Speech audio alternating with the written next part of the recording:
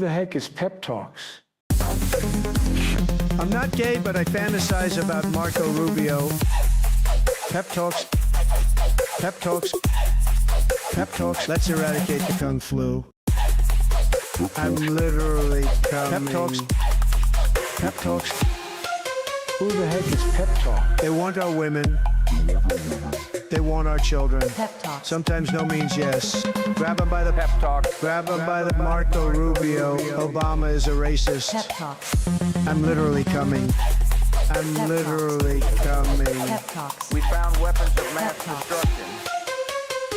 My fellow Americans, it has been confirmed today from pep talks that we are indeed all high on politics.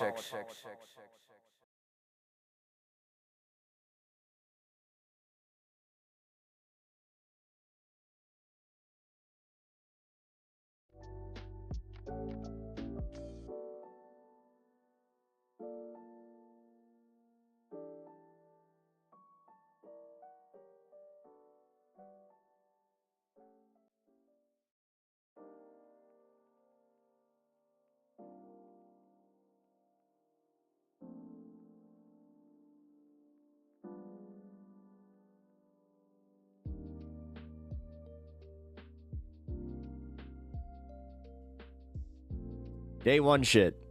Ah, man. And you know what sucks? I had a good intro there. Hey, all right, well, welcome, Mitesh. Welcome, Miss Alice. Yeah, all right, muted. Damn it. Damn it. All right, get it out of your system now. Well, you're lucky that the first 10 seconds of that was me trying to hit this damn pen, because this thing doesn't want to set right. Green. Green means good. Only hear music now? Wait, still? Rookie, shut up. Yeah, I know, day one shit. Totally day one shit. What up, Kirk? How you doing, brother? As I said, these late starts. And that's where, that's what gets me. I kind of was thinking, I'm like, oh, you know what?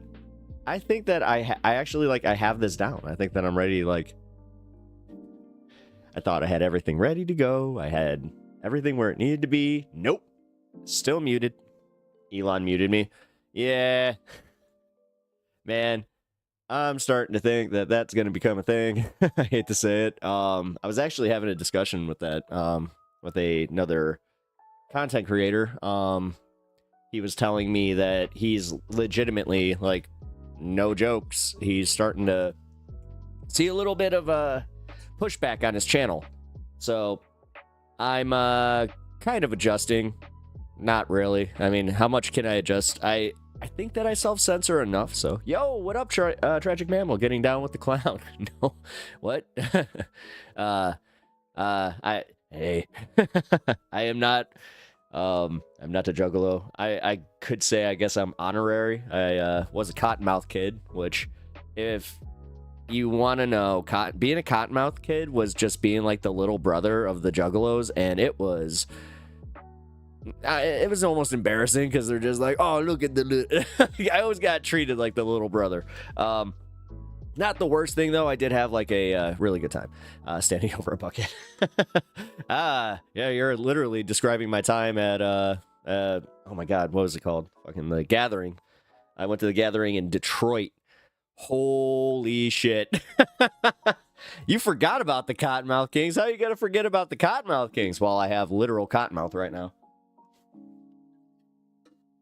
Ain't that a bitch? Oh, what's up, Distracting? How you doing, dude?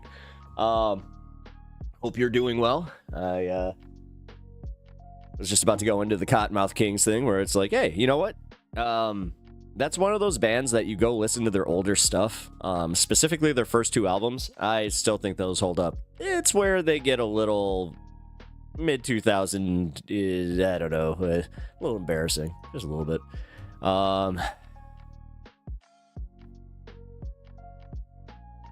Okay. All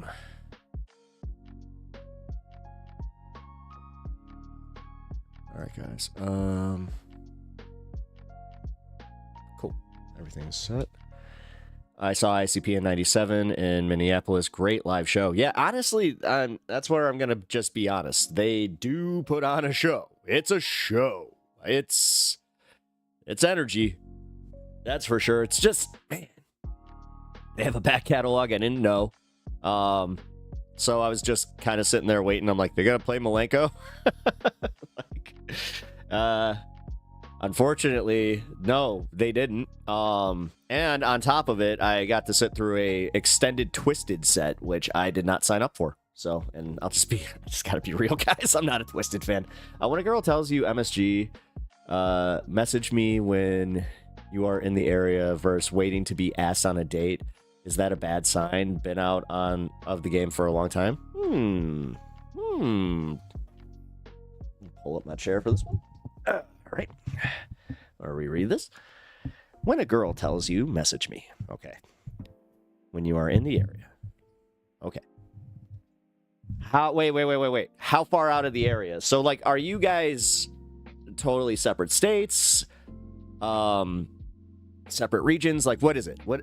What's the distance? Like, give an idea of distance, because distance here matters. Because it's like, if you're talking to a girl and you guys are from a different state and she's saying, message me when you're in the area, like, okay. If you're in the same state and you're like, it's literally, or like Chicago, for instance, we have, different areas of the city. So that could actually be better. So I don't know. Here. I'm actually kind of interested. And yeah, Miss Alice, obviously, guys, please chime in. Maybe about a 40-minute drive. 40-minute drive. Yeah, the tunes are ridiculous, but the stage show is great. Yeah, dude, I wasn't planning to leave doused in Faygo. They warned me about it. I just didn't realize how sticky like, literally, you're just like, like, dude, it was everywhere. That was not cool. Thank God I didn't have long hair at that point. That was actually a saving grace. Although, I could tell the story. Fuck it. We lost this guy, Marco, who I met at the beginning of that trip, where we took a bus. Like, they had this little makeshift camper bus that was made out of a old short bus. That's still called a short bus, right? I mean, yeah, it's a short bus. I was trying to be like, is that technically derogatory? I don't know. Oh, I stuttered. But no, it was really funny when we had like a meetup plan, and one of the things that was really funny about this was they told me, like, hey, go off on your own, do this. But they kept saying, they're like, don't lose Marco. They're like, don't lose Marco. If we lose Marco, he's gone forever. And I was like, I thought that they were kind of just, being hyperbolic with it, but they were not. Yeah, Marco somehow got, somehow. I'm pretty sure it was in the giant mosh pit, and all of us just kind of went like, well, that was it. Yeah, so at some point, we're just like, we're kind of like gathered outside the arena, which, if you guys know, this was at the old Red Wings arena. And it was kind of funny because we were just like, we're missing just the one person. Oh, God. And then the first thing that somebody thought to do was go, there was a cop right by, and they were just like, hey, we have all his information. Do you guys have him? I was like, wow, you guys had a contingency plan. Holy shit. Then it was really funny because as we're just walking around, because I was just waiting for them to finish with the cops. I'm smoking a cigarette. I just see this guy talking to a tree, but he had like the back of his head. Marco was wearing a flat brim backwards hat with like poofy hair behind it. And I'm just like, hey guys, hey. So we collectively, we go up. While, funny enough, the other person is still talking to the cops. We didn't even bother telling them. We just kept letting them go. So we go and we're just like, hey, Marco. He's like, shh. I'm not done. We're like, what?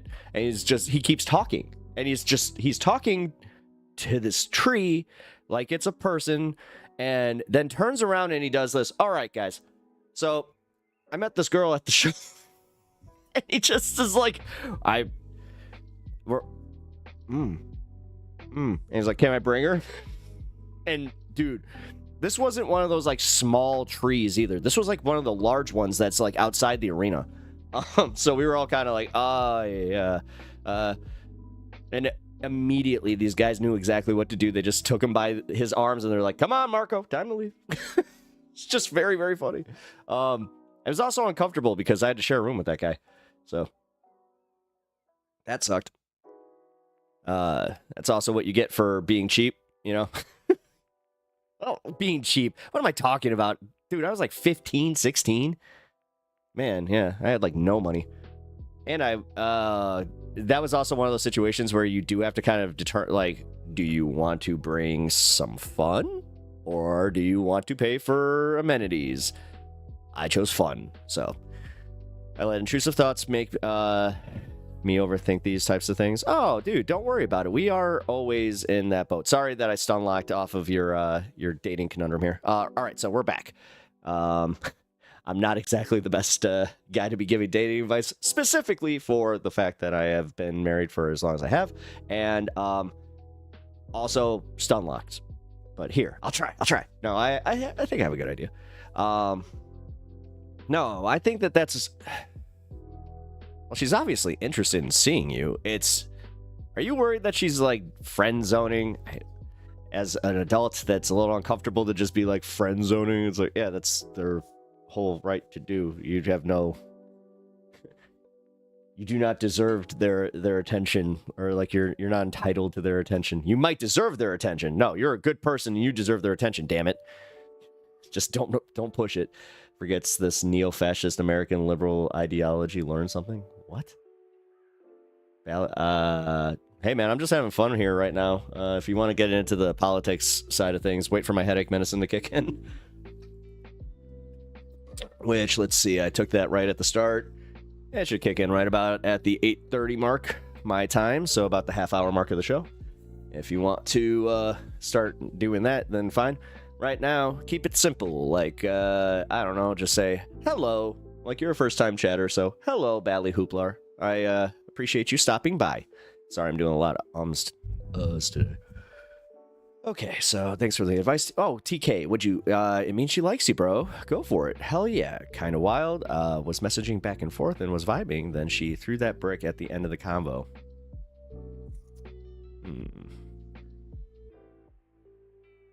So it's like the conversation was going really, really well. Well, what were you expecting? Like, good night? Or like, I don't know. See, I'm bad with this one specifically because I'm bad at ending conversations. I either talk too much and then just go, I gotta go. And then I just kind of leave. Or I Irish goodbye a lot. If I can get away with it, I Irish goodbye as much. Is that offensive? I don't know. Either way, that's what I do. I just, yeah. Oh yeah, I'll see you next week. No, that's offensive. Okay, hold on. I let the wait. Oh, one's on top chat, one's on live chat. That's weird. Huh. Usually it synchronizes. All right, I'm not owning that one. Oh, by the way, guys, hit that like button if you didn't happen to hit that like button. I'll forgive you. I'm in a goofy mood today. Sorry. Oh,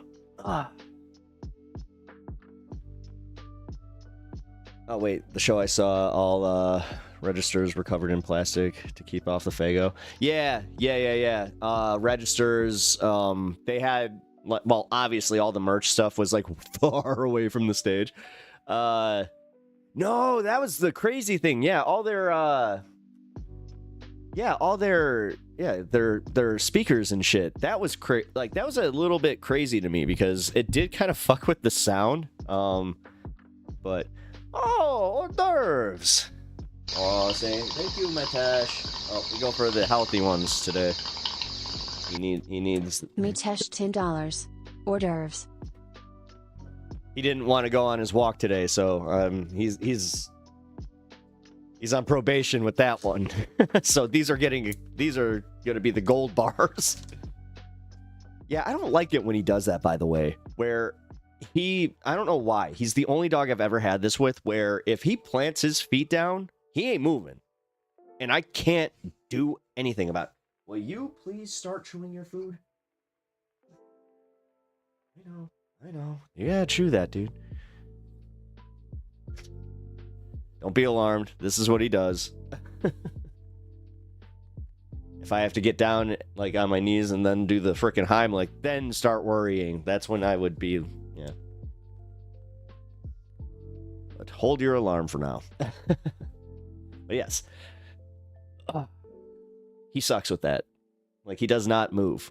He's the only dog that I've ever had do that, and he also has long enough paws where if he stretches them out, he will literally go stiff right into the door, and you're not moving him.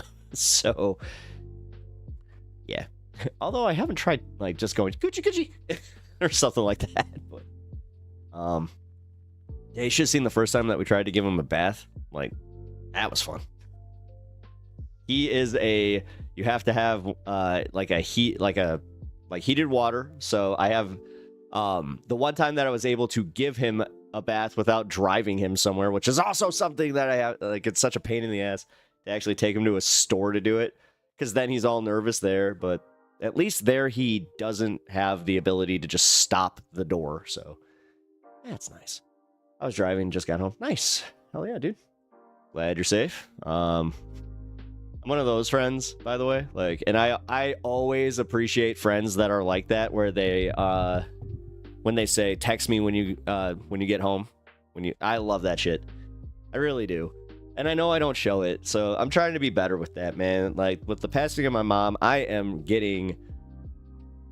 have to be better about just showing how much I appreciate, like, the little things from my friends, and not just let them assume that they either know or just go, it's felt. No, I'm just gonna go for it now.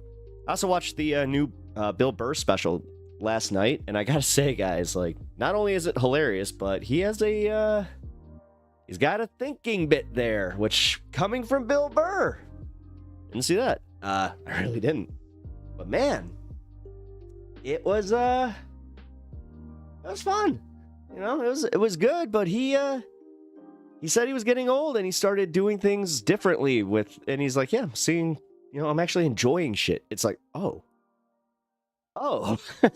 you know, kind of a little existential crisis-y for me. I'm just glad to see it from somebody that's, you know, I think he's like, what, he says he's 52 or even older. He might be 56. And when I heard his age, I was like, oh my God, that's wild, dude. I remember when he was talking that he was in his 30s on Opie and Anthony, so that's kind of like, holy shit. It's on Hulu. Actually, it's on Hulu and Disney Plus. So if you have Disney Plus, you can catch it there. Sorry, guys. I don't know why I'm stuttering so hard today. I gotta slow down. No, I know exactly what's going on. I need to slow down. Oh my... I left my tea upstairs. That's also what's going on. Yo, everybody over on Twitch. Welcome. Sound off in chat if you haven't already. And yeah, Bally Hoopler. I hope I wasn't, like, attacking you, but yeah, as I said, just a hello would be nice, and then we can go into conversations.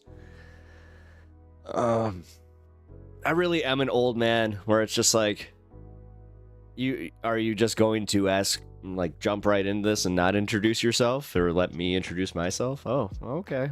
I think I told the story where my friend met Bill Murray and got shunned by him for that, where he was just like, oh, well, hi, my name's Bill. What's your name? Do you always just walk up to people like that? Because he's just like, Mr. Murray, can I get a picture? It was just like, that was, I'm not sure to this day if he was trying to be funny, or if he is actually just like, no, you gotta be better about that, kiddo. But yeah, that was also a pretty cool story. I mean, it's a cool story, but then you realize that pretty much everybody from Chicago has one of those stories where you're just like, I ran into Bill Murray. You're like, yeah, he kind of lives here, and he kind of goes to the local like stores and stuff. It's the same as CM Punk, where they're just like, I saw CM Punk at Mr. Beef. It's like, yeah, that's how that works. Never that lucky. Although I have met multiple hockey players that way, where I'm just like, is that? Oh shit. So, Got a few autographs that way. All right, let's do that. Yeah, I'm 1 minute behind.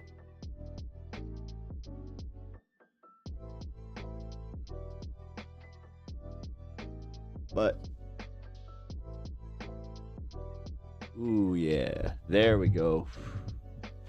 Ooh, we hit that perfect. Like,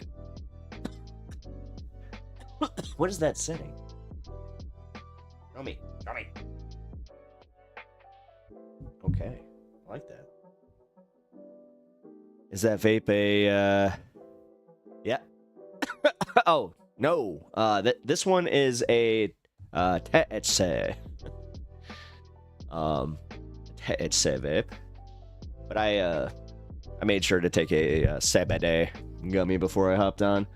I'll tell you what, man, I'm getting a lot better about doing that. I take them like vitamins now, where it's kind of fun.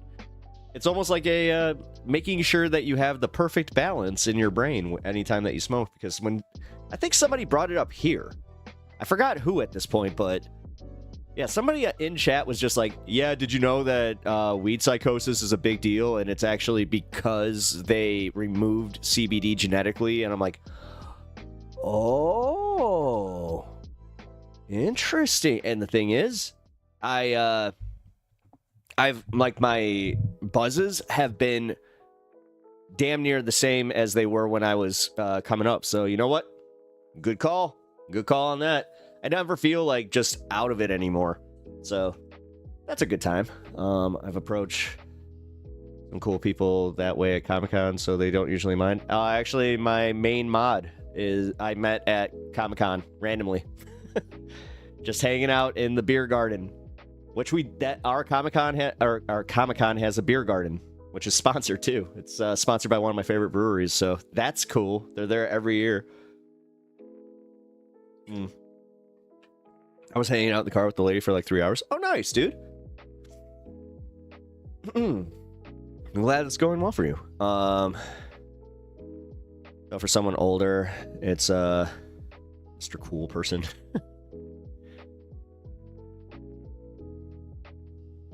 Well, let's see. Okay, but in a controlled environment like that, that's a little different. Because Comic-Con, when you're... Oh, yeah, no, sorry. I just realized what you were saying. But I actually met my mod at Comic-Con, just an aside. But no, I see what you're saying there. When I'm at Comic-Con or, like, I meet a celebrity, like, in a controlled environment like that, I try just to be like, hey, man, appreciate it. Like, never try to make it weird. I try not to make it too personal either. I'm just kind of there for whatever, like my memory of things. But there was one specific one that was really cool for me. It was Mick Foley, and that's because I grew up in a town that had a Santa's Village, and it was cool specifically because he is super into Santa Claus. But not only is he into Santa Claus, he knew the fucking Santa from my Santa's Village, and he was just like, that was the one that was your Santa. I was just like, somehow that was the coolest thing I ever learned. I was like, and I just learned that from Do Love or Cactus Jack or Mick Foley. I don't care who you go for, but well, Mankind. How am I forgetting Mankind? Okay,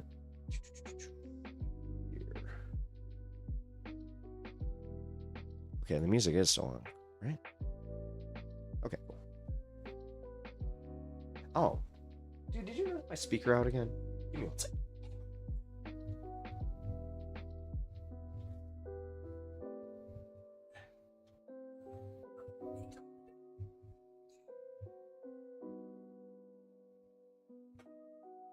Okay. Can I hear now? There we go. All right. Sorry about that. But by the way, Mitesh, I think that you should take TK's advice, go for it, and just... I don't know, wait, Mitesh, I forgot to ask, are you, like, around my age? Like, if you're in your 30s, I think the general rule should just be go for it. Like, the one thing that I don't understand is, I've heard this actually from some of, like, my lady friends, where they were, who are dating, and they say one of the things that kind of pisses them off about, like, millennials their age is that they don't they still act like they're in high school. Like they have these weird, you know, social boundaries that they had in high school where it's like they don't just exude like, hey, this is who I am, this is what I'm about, we doing this or not. Like, that's all they're about, man. I'm telling you. Like, I got one friend specifically that said those exact words where she was just like, if I got approached by that, I would marry him tomorrow. Although that's not healthy, but yeah, man. I hope that helps a little bit, because I do have that experience where I'm able to just say, no, I hang out with enough 30 somethings that are just kind of sick of dealing with that shit. Although one of them, she was just talking about dating a younger guy, and she's like, yeah, I can't do that anymore. Which I thought that was kind of funny coming from, you know, I think she just turned 30. So it was kind of like, interesting. Anyway, yeah. Sound off on that if you actually have an opinion on like the changing of dating. Because if you're in the dating scene, is it mostly like dating apps, or are you guys like trying to get more social? Like, how's that working now? Because the advent of the dating app was one of the biggest things where I was like, whoa, I'm kind of glad I missed that whole era of things, but you know.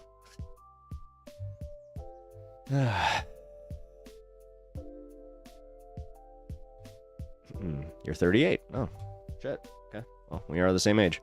About to be 39. Too worried to be... stop. Rejected. Mitesh, come on. You haven't taken enough lumps for that to just be another, like, little bump in the road where you're just like, meh. It's like, all right, cool, whatever. I'm gonna go on to, like, the thing is, I could see that... Hold on. I'm being a little bit too jokey with it, because for real, that could be really hurtful. And, like, if you're not...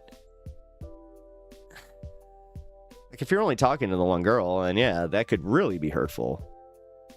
Okay. Like, I'm gonna try and be really fair about this and put myself in your shoes.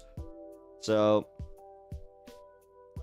I don't even have to put myself in your age shoes. That one's kind of funny. 86, baby! What's up?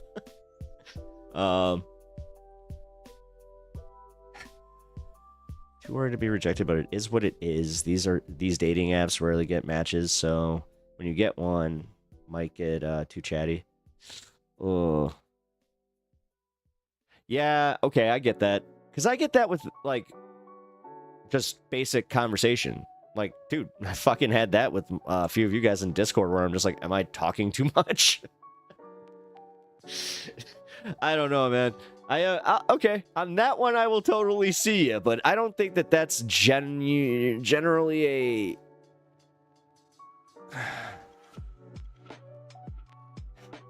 Like, that's not a dating problem. That's just a...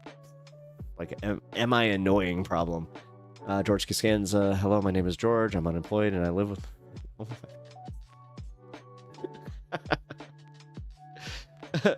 Yep. Hi. I have a trauma from early childhood around 7 or 8 where some older girl didn't want to dance with me at some festival and shooed me away. Aww. I'm sorry. I get that.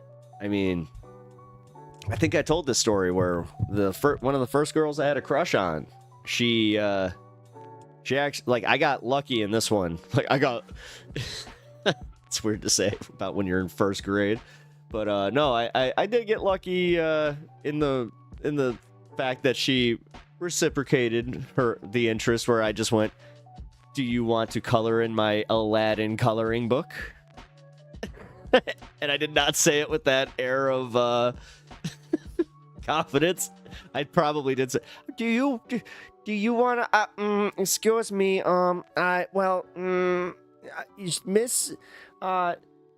Miss Teacher said that we can sit together and color, and I thought that maybe we could color this picture of Aladdin and Jasmine together. That's exactly how that went. And she said yes. And I was just like, I mean, dude, I might as well have gotten engaged that day. For real. I wish I could say, I mean, I don't think it matters. No, it's such a. It's honestly such a like who gives a shit name too. Like because if you were to look it up, you'd find thousands of them. Little Nicky Jones, Nicky Jones. I got lucky in first grade. Again.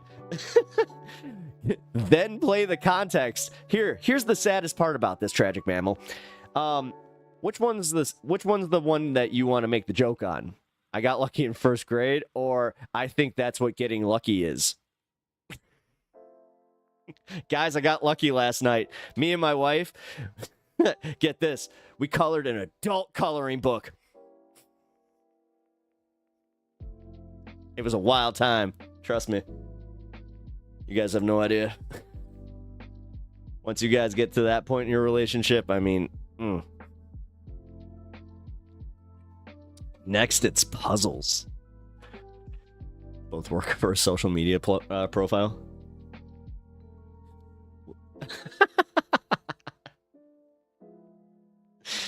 Okay. Oh, could you imagine? I put that on my dating profile. I think getting lucky is... I like long walks on the beach, and when we get lucky, I go and I bring the good Crayolas. I might even bring some colored pencils. Get fancy. Sorry for the tangent discussion. Just can't run with these questions. Can't run these questions by others, you know? Oh, buddy. Well, I'm here for you. And honestly, you're not ruining nothing. I got segments, but here, like, I love this shit. Like, I hope that I'm providing some entertainment and also hopefully providing some dating advice, but I'm not sure. I should probably preface. I am not a dating expert. I would not take my own advice, so maybe, just maybe, just take it with a grain of salt. You could have a dating show. Getting lucky with Pep. Okay, that would actually be hilarious. And like at the end, it's just like, all right, and our contestants do we have a match? Let's hold up those pencils. They hold up the pencils, and it's just like, we've got a color. And it's like, let's see what they colored. If it's only half the coloring book, then it's just like, it's just like, uh-oh, no match. Then they make this beautiful, like, Van Gogh, and you're just like, oh, Lord, I might as well just take you all to the chapel. Sorry. Why am I apologizing? I need to stop doing that. God, the Midwest in me is strong today. I'll add that to my Hinge profile, ideas for first date. Do you like coloring books? Now I think you might... Wait, if that's just what you're... It's like, hello, my name is Mitesh. Do you like coloring books? I have a feeling you might not get matches, and if you do... that could be interesting, though, because, like, who would... What type of person would just be like, I am interested by this Mitesh fellow who loves some coloring books. I'm sure the I Like Turtles boy got some, play, especially. Do you think that he like pulled that at the bar? Like when he was a little bit older, when he like turned 21, he's just like, yeah, I'm 21. Woo! Guys, I know you might not believe me, but I'm I like turtles. Yeah, you know what that means? Yeah. You know that he's at least pulled one girl with that. Just one. At least. Now the main one is Chocolate Rain guy. Chocolate Rain. That guy definitely. All right, sorry. I'm definitely going down a rabbit hole. Alva, hey, yo, I don't know how I just missed that. Oh, Alva, that sucks. Lost your membership. Oh. Damn it, I hate when that happens. That actually just happened to me today. I lost my membership to somebody's page. I was like, oh, balls. So, I think I'm going to have to re-sign up. Because somebody actually re-gifted me on Angry Gingers. I was about to resubscribe, so whoever did that, I think that might have been you, Mitesh. It was either you or that fan guy. But that was cool. Appreciate that. I also got a subscription to the Letter Hack, which, you know what? Shout out Letter Hack. I gotta try and do something with that guy here, because we're very, very like close in content as far as drawing and just being interested in the majority of... Oh, thank you for the 10 gifted memberships, Matesh. Awesome. All right, well, we got one... Oh, uh-oh. Alva, make sure that your permissions are turned on, because you should be getting one if you have your membership turned on, or your ability to take memberships. So go, just make sure you hit that little super thanks button at the bottom of Oh, I know why it's not working. You gotta turn on monetization for this. I'm sorry, give me 1 second. Because you can do that for the channel. I just realized that. Cartoon Network cartoons are fun. Cartoon Network cartoons are the best. I'm still waiting for them to have a 24-hour cartoon. Turn membership on for the bubbles. Yes, turn membership on. So make sure that your ability to accept gifted memberships is on. So Alva, all you have to do is go to the super thanks button and just go to the settings, and it'll take you right there. You would probably get along with... I spelled this wrong, streamer. Oh. Just call me streamer. 24/7 Simpsons channels coming. Oh, really? On YouTube? Oh, shit. Wow. No shit. Because that's actually like a big deal if that's happening. Marxism causes butt herpes? What? Wait a minute. What? What's going on there, buddy? That's inaccurate. I have nothing else. I literally have nothing else. I was like, I was gonna try and be witty about it, but I'm like, I can just go with inaccurate and go from there. I think it's a Disney Plus thing, unfortunately. Oh, it is. Okay. Oh, it's one of their live channels that they've been doing. Yeah, I saw that. I kind of like that they're doing that stuff, but are they really trying to go toe-to-toe with YouTube with live content now? Like, that seems... I wonder how that would work. At least it did for me. No wonder... Man, no... You're literally chafed. Like, oh, okay, so that explains a lot. What up, Govin? How you doing? Yeah, I should just say this, guys. Make sure your membership, your ability to take memberships is on, because we just got 10 gifted memberships, and I really appreciate that. Oh, excuse me. Also, I should probably do this. This is the thing that's so weird about being, like, kind of in a good mood. And then having to do this, but this is actually helping. Knowing that I have support and I'm not just floundering in this, because I hate to say, that goal might have to change a little, because I got another bill. I don't want to go into that right now, because that might bring me down completely. That was kind of why I had a really rough day today. I think I'll talk about that tomorrow, because I have a lot of rage about it. Like, a lot. Fuck bureaucracy. Bureaucracy? Uh-oh. I can't talk. Damn it. The headache medicine is still not kicked in. Right on, no worries. Hey, thank you. I appreciate you guys bearing with me on that. I really do. Still not the easiest thing, and I don't think it is going to be for a while, so... I really do appreciate that, because as I said, man, it makes it a little bit easier for me, where I kind of feel like you guys, number one, I feel like this is even weird to do as a streamer, but I feel like it's toxic if I were to have an audience that I would have to worry about, you know, them leaving or stuff like that, over me getting emotional. It's like, oh...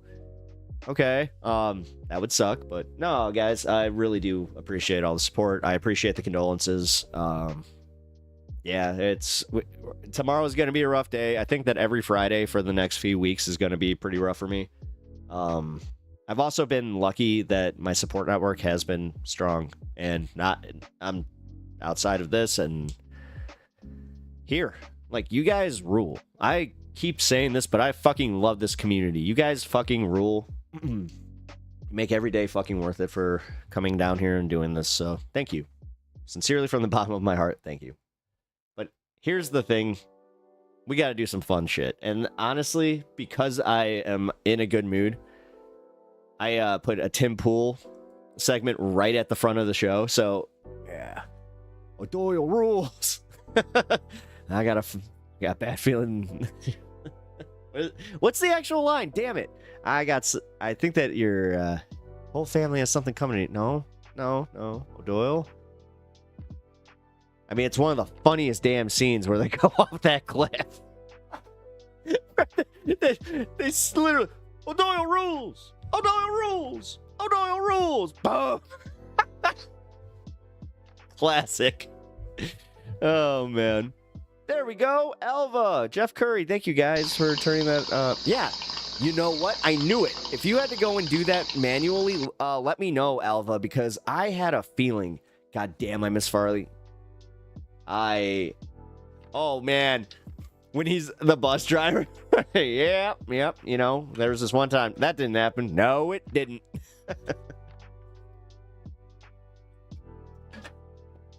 Okay, I'm back. Cool. Alva, did you have to turn that on manually? And because I thought you were a member already. He was a Midwest dude. Yeah, he was from Iowa. And then, or no, he's from Madison, not Iowa. Madison, Wisconsin. And then he, moved to Chicago. He actually lived in the John Hancock building. Hancock.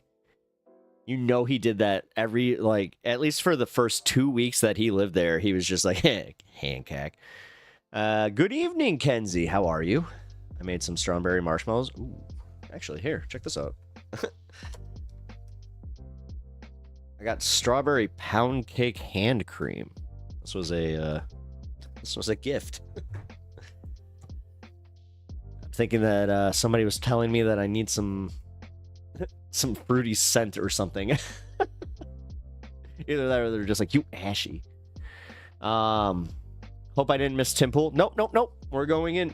This is the reason, honestly, that I kind of wait to the second hour to start doing these things now, because I enjoy chatting away and just having a good time with you guys. But yeah, doing the segments is it's easier to get you guys involved when most of you are here, and most of you show up right around the hour mark. So very, very cool. Glad to see you. Robin, you rule. I'm not sure. I think it was a Twitch sub, but oh, that's what it was. No. That's why I'm confused. It was your Twitch sub, which also went up. Damn it. I just noticed that. Well, whatever. I hate these month by month things because it does kind of, like, as a streamer, you want to talk about like all right, so if you're looking into being a streamer, I'm going to be honest about one thing. Even if you are the strongest person that can beat neurosis, this one will do it. You start seeing stuff like that where you're like, oh, I lost a sub. And if it's a noticeable number, then you're like, it's still going down. It does kind of bother you. It's like, I just tell people that I'm skipping the first 3 divorces. Oh, come on, man. Don't be like our parents. No. I'd like to think that millennials, like, maybe 2, but then again, I don't want to say too much because I happen to, I'd say about 50% of my friends, 60. Oh boy. No, if I include my sis, no. Okay, never mind. Millennials and divorce ain't looking great as far as the numbers. I think it's because we don't take shit, though. Look at the way that our boomer parents, like, responded and changed, like, with the 70s and women getting credit cards, no-fault divorce, like, these things, like, those helped. And then I think that the millennials took that baton and ran with it. And Gen X too. I always forget Gen X. That's not fair.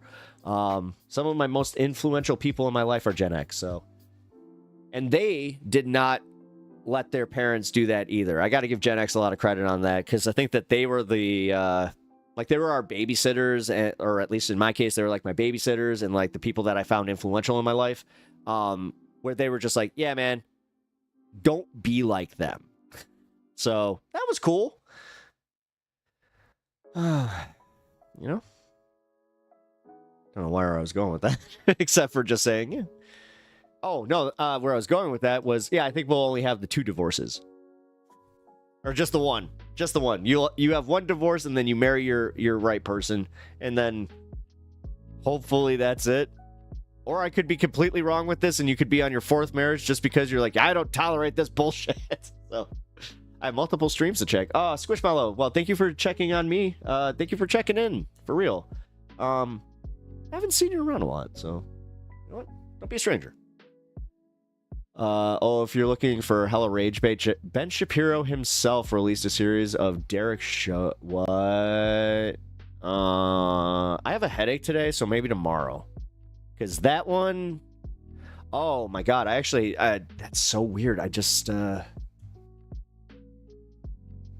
another video about, and Derek Chauvin, maybe, I think that might have actually been either it, or it might have been another person covering it. But yeah, I thought the boomers led number of divorces if normalized. Yeah, no, that's what I meant. Like that, like the boomers, they definitely got hardcore divorced at that point. But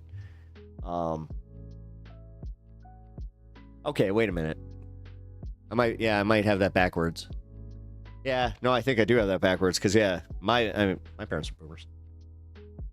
So yeah, so the boomers are the ones that started like the divorce trend, and then that's where I think I might have that backwards. And yeah, millennial, that's what I was also kind of speaking to it. Millennials try to have longer marriages, try to have healthier communication skills, because that's the biggest key in a marriage, at least for me, where once communication breaks down, that's when you start having issues. So open communication is one of the most important things, and that's also where something I can be honest about. No matter how good your relationship is, at some point something is going to happen, or just like you're going to have a communications breakdown. I cannot stand, with my heart of hearts, with every fiber of my being, couples that pretend to be fucking perfect, and then all of a sudden they're getting divorced. Like, whoa, Shark Pikachu face. And every time I see those couples, I'm literally looking at my watch with that shit, especially if it's at the wedding.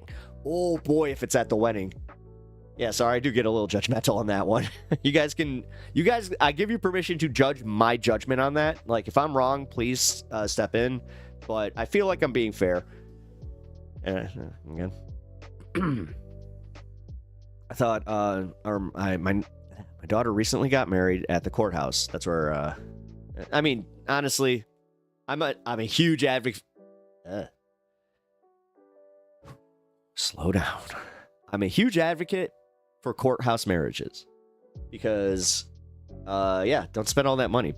Invest in a house, or invest in your future. Like the amount of people that can barely afford getting a house that spend, you know, was it 5 figures on a wedding is ridiculous. Yes, I just had to do that. Oh, crap. Wait. Squishmallow, do you have the ability to make that and send it to me? Wait a minute. And if you do, then I might be able to, like, kick you back something. I haven't even thought to ask this, because I don't know how to, like, I honestly, I tried to make it, but I didn't realize that you had to have 3 different size files, and I'm an idiot. I don't know how to compress it. So now that's just a happy Pikachu. That's actually a headbanging Pikachu. Now that's fucking badass. Oh, there's so many. Oh yeah, Pikachu rules. I don't, but I know someone who can. Yeah, if you can get them to help us out, yeah. Cost them Hey. That seems a little expensive. Oh, at the courthouse. I thought you meant for the emotes. For marriage? $50? No, wait a minute. Their marriage license. Wait. Wait, Missouri? Because I know that you said you're from Missouri. That's all it costs? No shit. I think it cost me something like $400. Yeah, I'm pretty sure that's how much it costs. Here, let me look.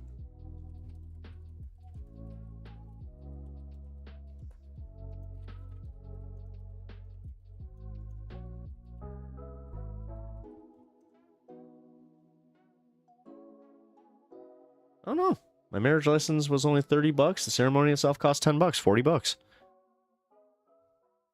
I swear it cost more.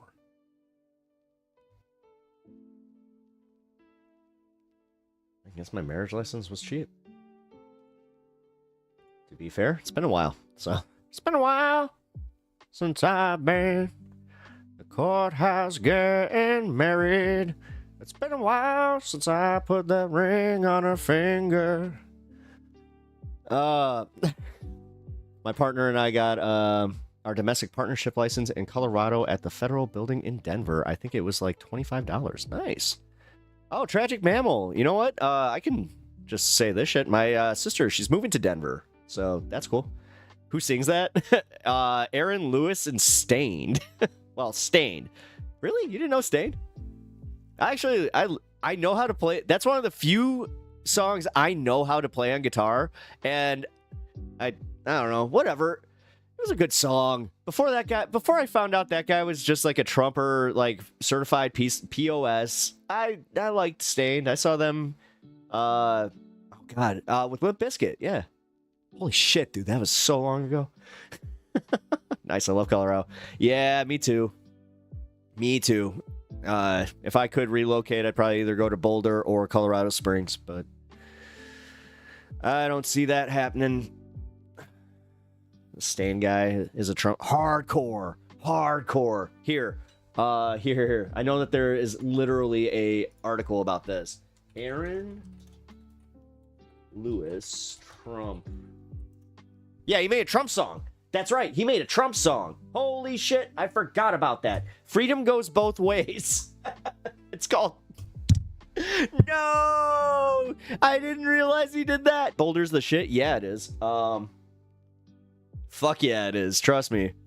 My dream is to just get enough money to live comfortably enough to where I could have a place in Colorado, in Boulder, where I could have a VW bus to pretty much just live out of. I really am just a hippie. I'm coming to terms with it. How are those electric VW buses? Although, every time they say swastikars, I'm like, those were the OG swastikas. You know it. Undercover. Colorado Springs is too conservative. Is it really that conservative? I didn't realize that. No way. Pikes Peak got taken over? No. No, not the Garden of the Gods. They can't have the Garden of the Gods. No. I fucking love that place. I almost fell off a waterfall there. Like, legit, if my brother was not there to catch me by my hood, literally like a cat, just...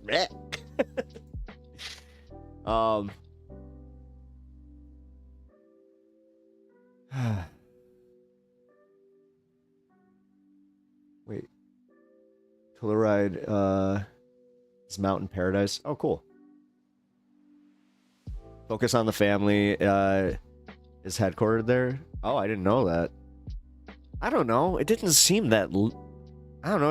It seemed more liberal to me. Maybe they have, like, a conservative lean there, but it definitely doesn't have, like, Bible Belt fucking feel, man. Gotta say. When people say conservative towns... I'm thinking, like, southern conservative towns. I keep forgetting, like conservative town, like, red districts in blue states are still blue as fuck.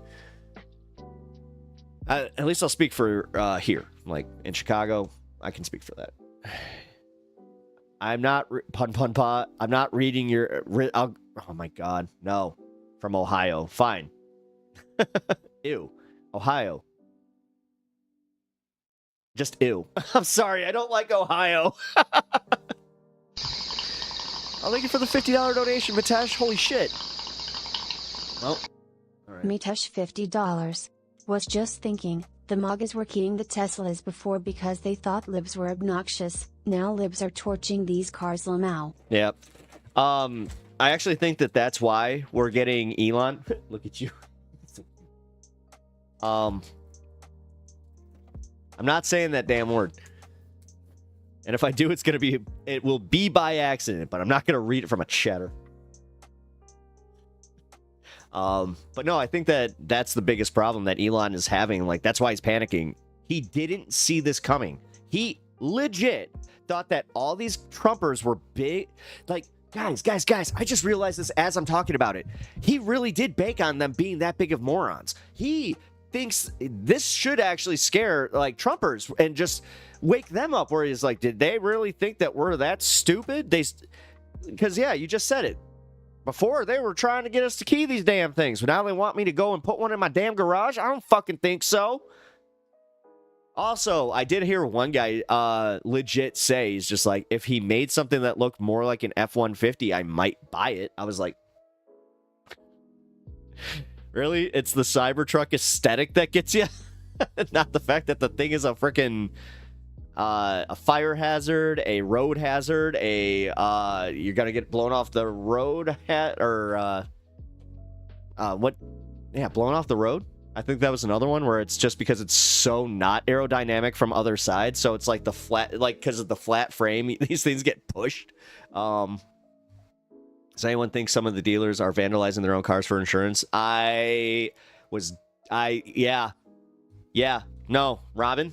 Great take, and honestly, everybody start putting that out there. If you're on the social media platform and you're starting to see these discussions happen, don't be afraid to just put that in the comments. Like, honestly, I've been more active in Facebook. I really have. I'm just going to be open with this shit. I have been going to these right-wing spaces, especially like my local right-wing spaces, and I've been challenging on this shit, and guess what? It's fun. It actually became fun again. Like, explain this one to me, and I mean this. Why is it more fun when you're the victim?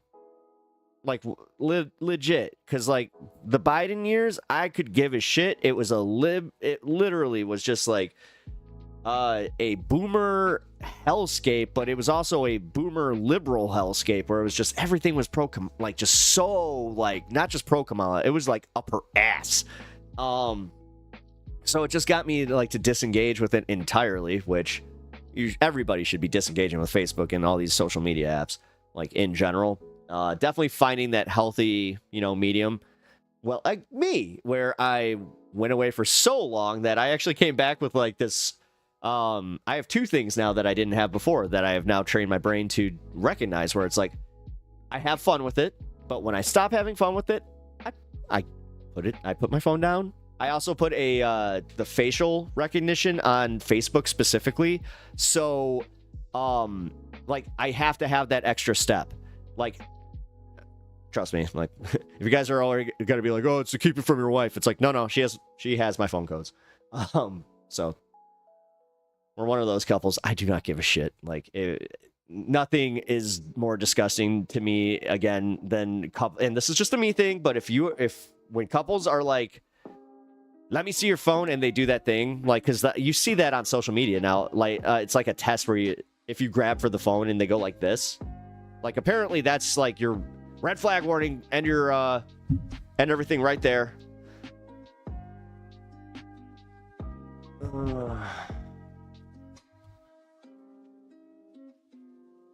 I just put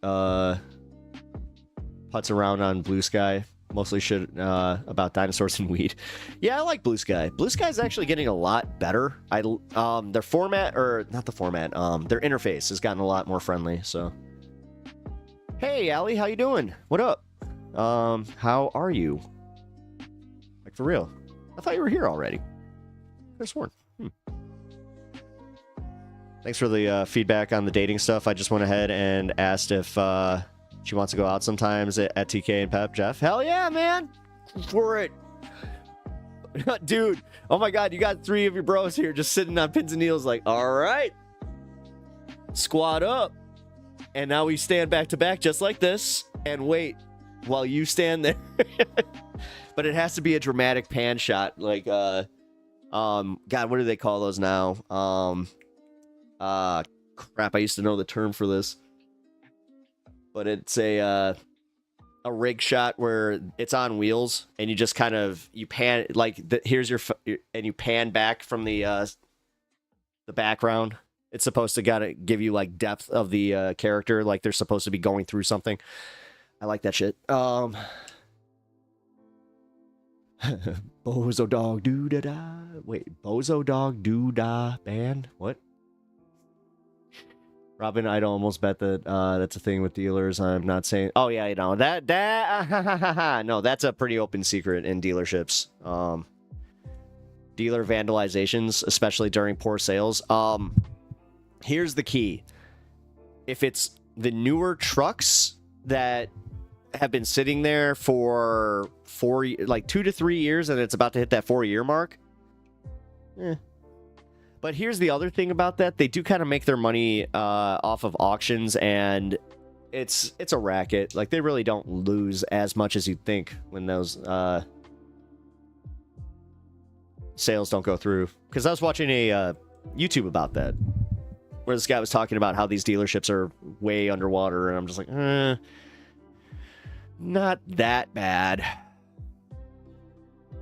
I'm such a dork. Hey, man, if you're a dork, then you are in the right place. Although I'd say we're more nerds. I mean, I can't wait. No, I'm a dork. What am I talking? I'm not. No. We're nerds. We're nerds. No, I've always held to this, and I'm gonna hold to the '90s way of going with this. Is dorks are the ones who are just like, I don't like gay couples because they go kissy and it makes me feel weird. I don't like the trans. Those people are fucking dorks. You know? Dorks United? Oh, shit. Now you're taking it back. Don't do that. Don't do that. Nerds unite. No, we be nerds. Nerding out, you know, nerds. Nerds. Plus, one of the better candies, gonna say. I do like me a box of nerds occasionally when I feel like getting, you know, sugared up the waz. Homophobia is gay. I've always, yeah, I remember saying that. God, I was like in high school. We thought that was so funny. Homophobia is gay. One of the funniest jokes ever was when we found out, like, what gay meant. Like, just gay as a word is like, gay means happy and happy means gay. We used to walk around just saying that to people. I don't know. We were weird kids. Revenge of the Nerds, great movie. Does not. Okay, it's a great movie, but there's one specific scene. It's kind of like when you watch Animal House. You're just like, I'm uncomfortable. Cool. What are the... All right. You know what? Let's do this. Nerd. Dork. And what was the third one?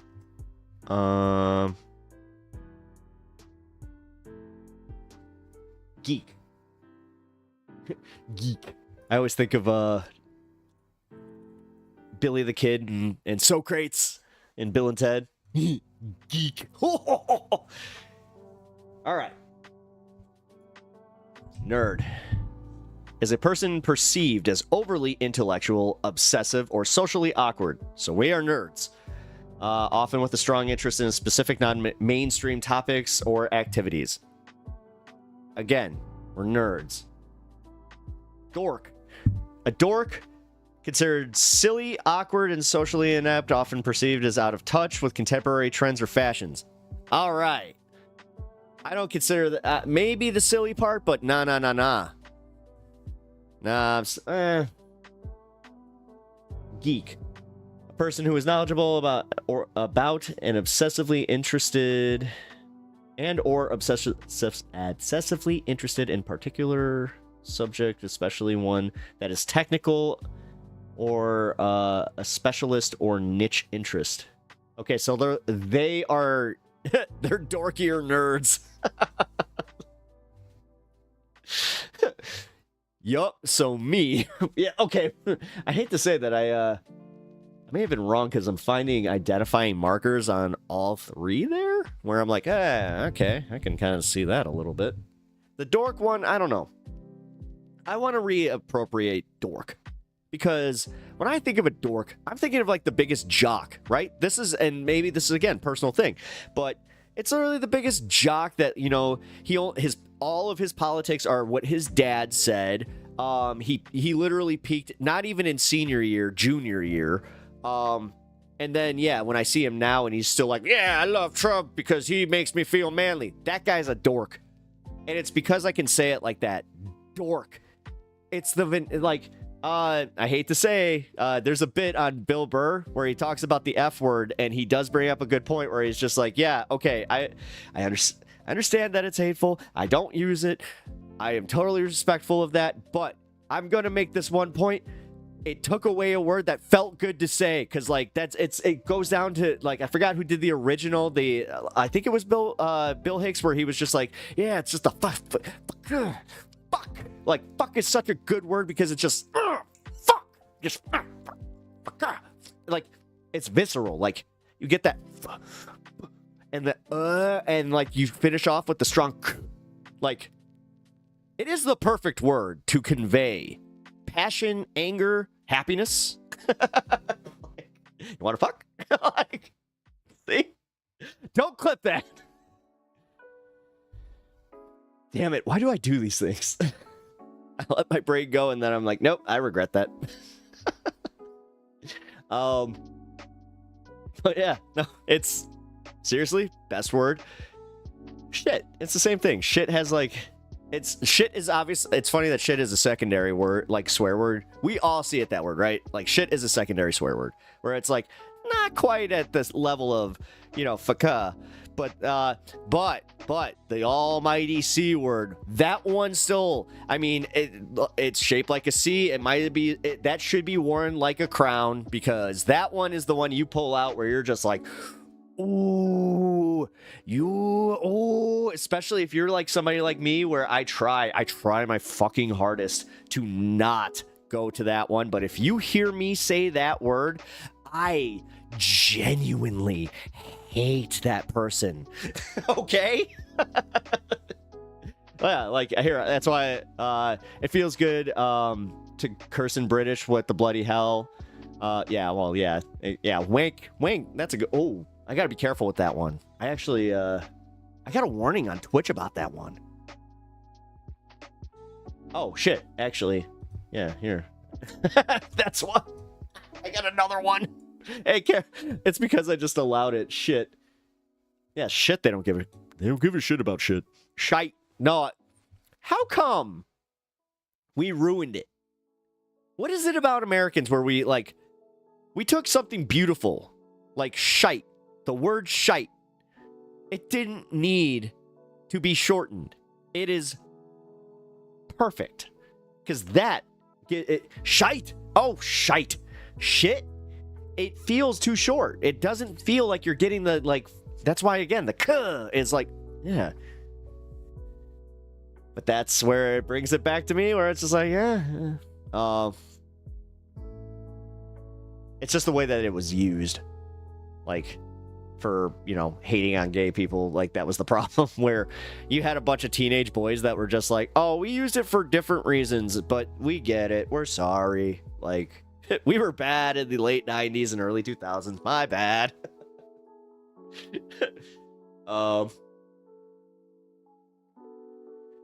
It's that hard K. Oh, bullocks. Ooh, bullocks. Bullocks. Ooh. Now am I saying it? Bullocks. I like it. Yeah, bullocks. Bullocks is a good one. All right. I'm in. Yeah, oh, wait a minute. No, balls. As an American, especially with my accent, balls. It's like, hey, I'm gonna hit him in the balls. Like, oh, God. See, as somebody who appreciates language, and also, like, you know, a good accent, like, I'm gonna hit you in the balls. Like, that, again, Chicago has, like, the definitive Midwest, like, fuck you, and I'm gonna hit you in the balls. But I'm trying to think, like, Boston. Like, they might have a fun way of saying it. Philly. Water. Balls. Balls. Yeah, no, it's gonna be balls. Yeah, I'm gonna hit you in the balls. And then Boston's gonna be like, I'm gonna hit you in the balls. Hey, I'm gonna hit you in the balls. The balls? The bars. Wait a minute. Oh, Smickies? What? Now you're just making up words now. Yes. Very American. Boston accent needed the boss. The boss. Naked. Wicked. Yeah, my accent, your cousin from Boston. There we go. Hey, I got hit wicked hard in the balls yesterday. In the bars. You gotta say it like Bill Burr. Yeah, but he adopted the vernacular of a fucking a Midwestern with it. Balls.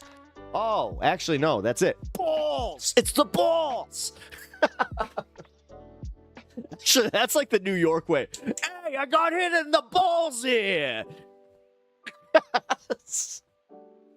Somebody, at least one person in this chat just got very mad at me. And I know it's not you, Bloodstone, because you're from New Jersey. You're like, they do that.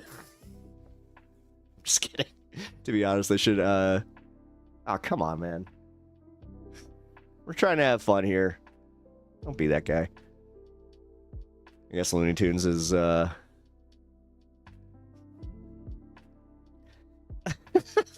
going in the balls. No. We're talking politics.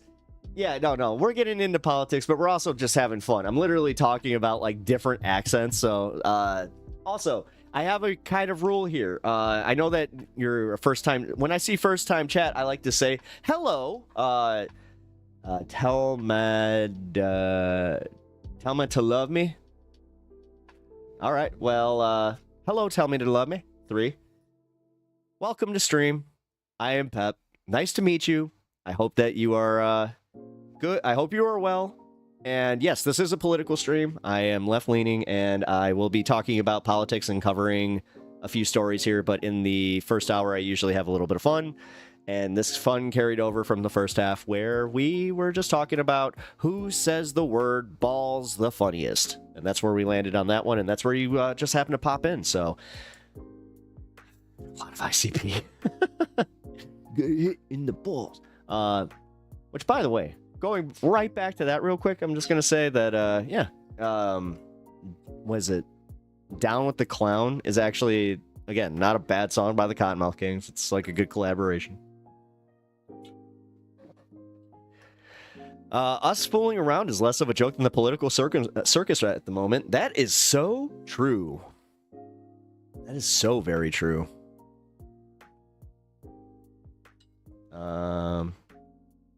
Tell me to love me and really just like bail, because I was like, hey, I'm trying to have fun here.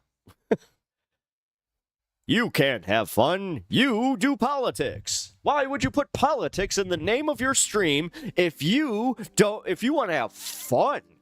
What? Like, ugh. Didn't I put comedy too? News, politics, comedy. Hey. All right. Now I covered my ass on that one.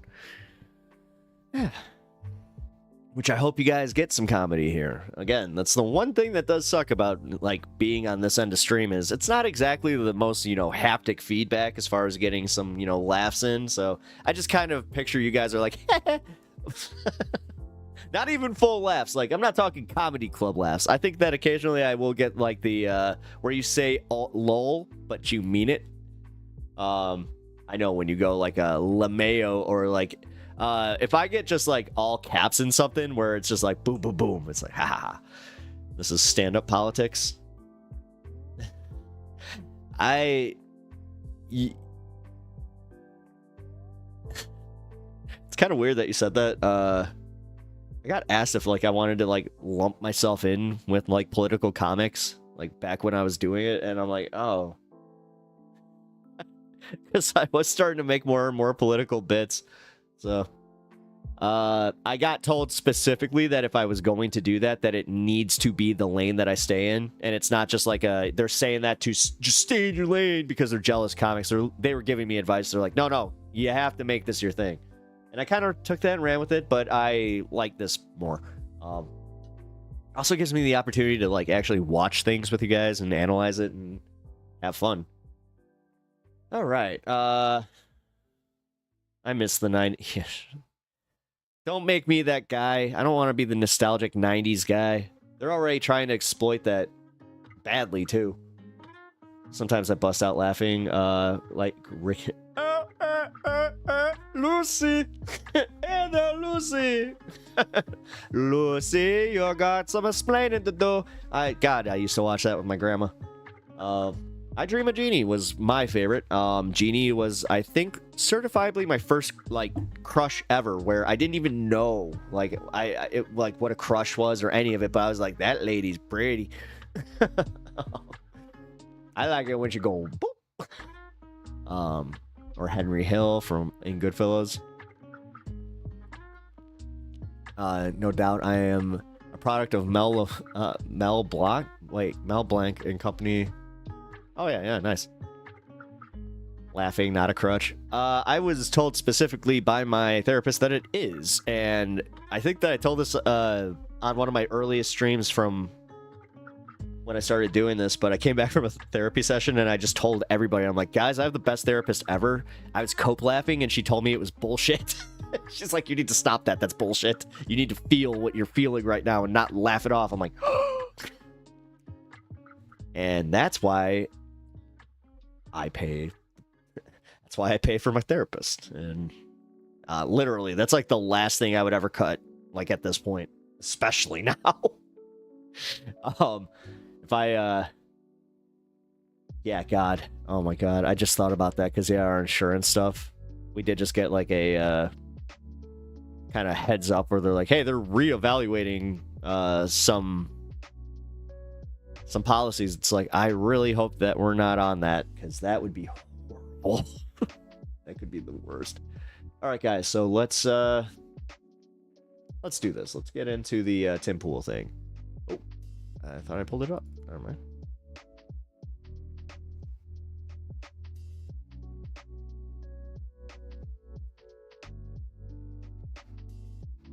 There we go. Oh, look at him. He's so cute. All right. Music's off. Segment's on. Let's go. Folks, if you're not aware of my history with Tim Pool, I interviewed him once, almost 15 years ago, when he was a camera guy at Occupy Wall Street. Then his partner... We need to find that interview. Who he was working with decided not to work with him because it sounded like... Then stool. I don't know the details. From what you can tell from the reporting, it sounded like this guy felt like Tim's route was going to be a little more commercial in some ways. And then Tim went on to work for a couple of companies. And then I met a guy who actually worked with Tim at one of those. I think it was Fusion or Vice. I can't remember. And I remember that guy telling me he went to Tim's house in New Jersey or wherever it was. I think it was New Jersey. Where Tim was like, yeah, my new job as a YouTuber is great because I don't have to do anything. I don't even have to read. I just go on. And that seems to be the basis of Tim's career. We had a debate. He invited me on when he was launching his show. Yeah, Mel Blanc, Looney Tunes, greatest voice actor. I guess it was about 8 years ago. He was great, but Chuck Jones was also very good. Or wait, no, Chuck Jones was the animator. 7 or 8 years ago. No, wait a minute. No, I'm thinking Mel Blanc is the guy I'm thinking of. Never mind, you're right. I was trying to be contrarian. I don't remember the details of the debate. I do remember him telling me that I was like Thanos, and I had yet to Casey Kasem have seen that movie yet because is that a Greek philosopher? My son was not 10 at that time, so I hadn't seen the movie he was referencing. But my son grew into it, and then we watched that kid's movie, and I don't like when he does this. But Tim was a little bit embarrassed by that, And then he said that I was blacklisted because I was mean to Steven Crowder. And then right before the election, he invited me to his studio and we had a debate there.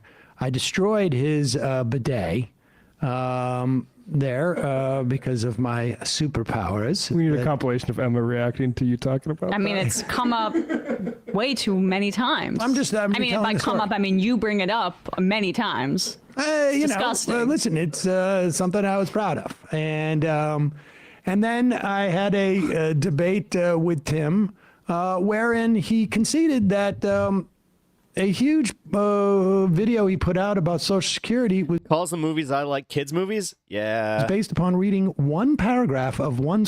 I don't know. I have a feeling that if Sam were to ever, I don't know, for any reason, if I were ever to get on the Majority Report, he would see my setup here and he would probably go, "Oh, this man, he is a man-child." Okay. Story. He's been doing this for almost Yeah, sorry I'm not into torts. 10 years. Social Security being a huge thing. And he didn't bother to look any deeper than that. And then he also went on to say that it is the responsibility of a person who is raped to basically to report their rapist. And if they don't, they deserve to have the baby of the rapist. You're prop clipping. And I was prop clipping. And this has really bothered him for a long time. Well, because if you read the comments are from his viewers, right? Like, it was pretty universal that Oh, you were yeah. doing very well against When I got him. up from that table, he looked at me and goes, "They're mad at me." And I'm like, "Who's mad at you? Your staff?" Because I did get the sense that the staff was a little Sorry, bit. I had to reset my YouTube. I had remembered I had asked him, like, Tim's got this huge skateboard park. And so I figured, like, you know, Oh, Tim's you got to always, see it. Oh, I get to see it because you Right. walk through the skateboard park to get to the studio. It's Yeah. really a skateboard, like, You were at gymnasium. a different studio than Yep. I was at. Yeah. It's a skateboard gymnasium with a small part of it is the office. But there is a Fun. glass wall where you can look down on it. And, you know, if you've ever been to like a gym like that where you can see the basketball court Yep, or something yep. like that. And there was like, I don't know, 5 or 6 guys working there. And I assumed, because Tim had always talked about, like, he skateboards and then he goes and he's, you know, after the show, he goes and skateboards. I figure, like, oh, these guys all must be skateboarders. And no, none of them skateboard. Banana vape. They're just They just watched supposed to him. watch skateboard. Did they cheer while I skated? I don't know. I don't know. And, but look, Michael Jackson type stuff. there was a lot of discontent at the office. And, you know, part of this was probably because Tim had taken all this money from the Russians. I'm sorry. Tim was Oh my god, they probably think Disney adults are legit like Michael Jackson's. Like, what the fuck? Honestly, this is where they need to drop that shit. Otherwise, they're gonna lose a whole bunch of people just based on the fact that, like, the normies who would listen to their politics would be like, but I like Goofy, and like, what? You know? And I'm also just going to say, like, maybe, just maybe, this is why sometimes they do kind of come off as a little bit more miserable than me. victimized into taking millions of dollars Because by they the don't Russians. have anything to fucking channel their happiness into. They're always on this shit. And he, I think, misspent some of it. So there was a lot of cuts happening at that I time. got pissed. Oh, but it wasn't his staff. It was the audience that he told you that we got a little off track. Oh, But, right. Yes. Yeah. So I'm getting up and he goes, they're mad at me. And I'm like, your staff? And he goes, no, my audience. I'm like, why? And he goes, because I agreed with you too much. And I thought, that's weird. And I did try and hold Tim to actually nail him down on stuff. Tim posted this exchange, I think, or the exchange I had with the theocrat at Jubilee and said, I don't agree with this guy's religion stuff, but Not to address the broader religious argument here. not to address the whole point of the exchange, which I will remind people, the exchange I had with this guy, Tim invited him in there because he was so excited. The claim I made during that Jubilee video was, if you are not a theocrat, not a white nationalist, and not a billionaire, you made a mistake in voting for Trump. And then a theocrat got up and said, I'm a theocrat. And then wanted to justify his theocracy to me, or his theology, or his, I guess, where his ethics are derived from, or morality. And here is Tim explaining why I don't care about that. Because their reactions are entirely emotional and social orthodoxy based. So if you want to win a debate with Sam Cedar, you have to insult him. No matter what he says, you have to act like it's the stupidest thing anyone's ever said. That's how they debate. That's crazy. So if Sam says something like universal health care, I don't even understand. Now, it's true. Like Tim's talking about such complicated things that I don't even understand what he's saying. Is he saying that opponents of mine have to say that what I'm saying is stupid? And because that's the way I debate? Yes, I can translate this for you. Because remember back during your debate with him, when he started to say you're having an emotional breakdown when you weren't? He's copy pasting from the previous interactions to update his software. So like when he got emotional with me and got all red faced and screamed, he remembered that and the humiliation of that and wanted to use that against you. That I get. And then now he's remembering the more recent debate with you, which is when basically you mocked him and made him look silly. And he's trying to claim that that's the extent of your debate style. And he wants to, like he tried to by calling you emotional, use your mockery again. And his advice to others is to use mockery against you. Obviously, the mockery is kind of the cherry on top of the whole logical I'm trying to argument. apply it in this situation. Haha, you don't want a Christian theocracy. Oh, that's what it is. Okay. I mean, I'm confused too, because he seemed to get very upset when Milo Yiannopoulos on his show started talking about how the people who took that Russian money certainly knew what they were doing. And then Tim was like, no, that's not right. I'm one of those people. All right, go ahead. like universal health care is a right, you'd be like, all right? You don't even know what rights are, dude. Oh, I can't believe it should be so stupid. Do you have any idea how stupid you look? That is what Ben Shapiro basically says. What's going to happen is all the clips are going to go around and they're going to be like, oh, that was so dumb. I can't. But you make them look dumb and trigger their emotions. People on the right are going to be like, whatever. But that's the game.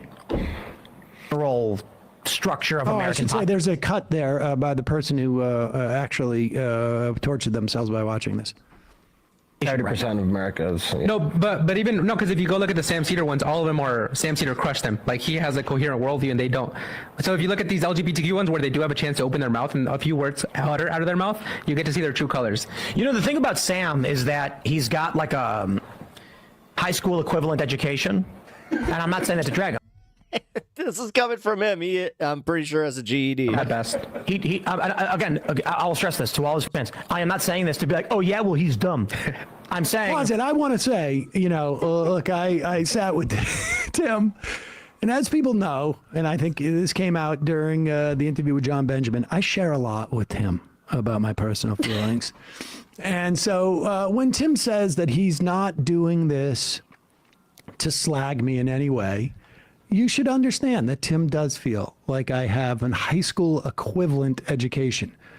Now, I did go to high school, so one could also say he has a high school education, but Tim seems to feel like I had an education that was equivalent to going to high school that I also happen to have gotten in high school. Well, I'm a little confused as to, because the rumors that he dropped out of high school, Tim, I don't care about that at all. Wonder why Tim wears sock hat and jacket in studio, does not have heat. Oh, I don't think that that's even relevant. Hey, I have heat, but you know what? Full disclosure, my studio is in a basement that stays like damn near 20 degrees cooler than the rest of my house. Or constructive point to bring up somebody's education. Like, I'm not an elitist in that way. Tim and me are about the same age. I think he might even be the same age. I think he's 38. I think you can gain education. He might be younger. And life experience in a variety of different ways. But I'm not necessarily, his Wikipedia says it, left school at the age of 14. But it's odd Got him beat. to say that you have a high school level of education. Well, he didn't say I have a high school. He said a high school equivalent level, which is odder to say because I did go to high school. But when we're kind of just like unpacking his lag and like his projection and his bluff. Yeah. Jacket, no idea. I think because he thinks it looks cool. It colors it a little bit differently when you find out that he doesn't Bro, how you doing? Turkey is burning, my man. Anyway, how's it going? Yeah, I heard about your fucking political situation. Holy shit. Yeah, Orban just fucking essentially went like full dictator mode. That so this you're may be saying an that insecurity he's of super his. sensitive about it. Maybe there's a bit of projection going on. I get it. Yes. Here, yeah. I mean, in high school, you would say, if you had gone to high school, LOL announcement. you probably would have said, People know this. I'm pretty he open has a about high my school level high school- education, not yeah. I'm pretty open about my, get her done. a high school equivalent education, because I literally do have a high school education. Yes. I went to high school. Right. Yeah, as opposed to when you go to college and you watch the Marvel movies. Let's not get pedantic. I was about to about say, it. I wear hoodies almost every stream, guys, if you haven't noticed. Let's hear the point. Saying this to be like, oh yeah, well he's dumb.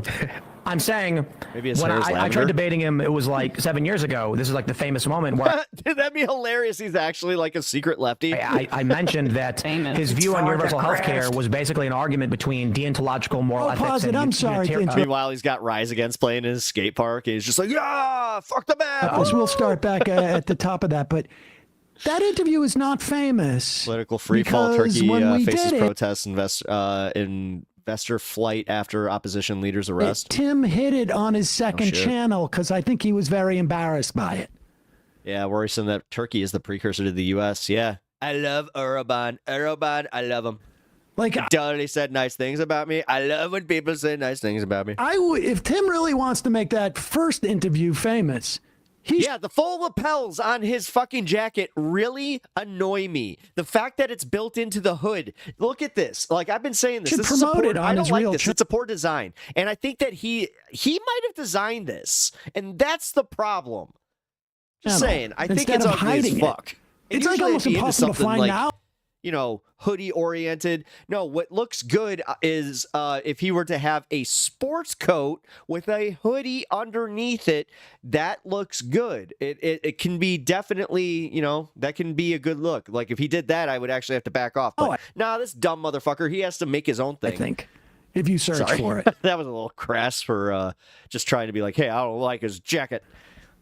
It's funny that he thinks it's famous. That's the one that he prefaced with like a separate introduction before you uploaded it, saying like, we had this talk and I don't know if you want to see it. Or exactly. I was trying not to go off too hard, but oh my god, it's horrible. Yeah, the more you I look at it, forgot it about really pisses you off. that. You're He just had like, to do like a why? whole separate special intro for it. And it makes me curious. I want to see it like literally zippered. Like, cosplaying wealth. go ahead. Yeah. when I tried debating him, it was like 7 years ago. This is like the famous moment where I mentioned that his view on universal health care was basically an argument between It's a deontological. Sooty. Babe, can you bring my Sooty from the closet? The one with the hood that makes the weird little lapels? Moral ethics and utilitarianism, and he says, "I don't know what that means," and I'm like, Sooty. "Oh." At that point, I should have said, "Okay, Sam, Did we coin that, or is that what it's called? read some philosophy books to Visit better much of a understand moral dresser? ethics and philosophy, and then maybe we can try." What? You telling me that the whole beanie with you telling me that doesn't work? What? Understand the world together, but I should probably just say, if you don't know what these things are, I don't know how we have a conversation. Instead, I made the mistake. I can explain to you how you have a conversation about healthcare for all without having it bootstrapped on some type of moral justification, even if you don't. I like wearing a hat, but the fact that he wears one for a show annoys me. Yeah, dude, in I wear. consequentialism. I mean, you can just say, I wear like a. I think everybody stylish deserves beanie. health care, and it would Wait, we're doing a Tim Pool segment. I'll make be right back. everybody's life better if everybody had free, I don't know, small copay, no paperwork healthcare in this country. That's how you have a conversation about healthcare. I don't have to justify it through labeling it, like how I derive this. It doesn't matter if I got it from my religion, if my religion I got from the back of a comic book, if I got the idea from a cartoon, or whether I got it from a deep intellectual talk. It doesn't matter. The question is, Tim Pool. should we have universal single-payer health care in this country? See, I got one of these. Regardless of what your philosophical underpinnings are, that question remains. That's how you have that debate. But apparently, Tim is trying to have I literally do look like you just walked into the head shop, and I'm just like, would you like to try the THCA? a philosophy show and not one about politics. Well, what am I doing? I got to get my sidekick. Wait. Again, Tim Pool. We got Tim Pepper. What are we doing here? Come on now. Got the pepper hat. I got the hat.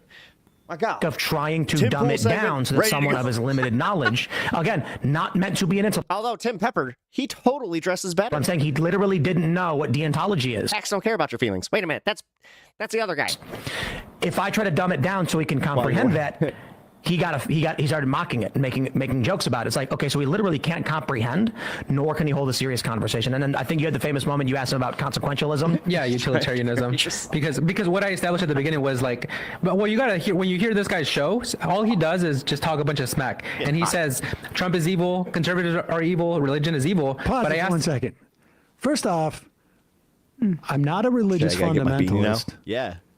and I'm also not a baby Mini Pet brain. needs a hoodie too. So the idea that's that the one I thing have he's said missing. Trump is evil, that religion is evil. What's the other one that he said I'm evil? Republicans, conservatives. Republicans are evil.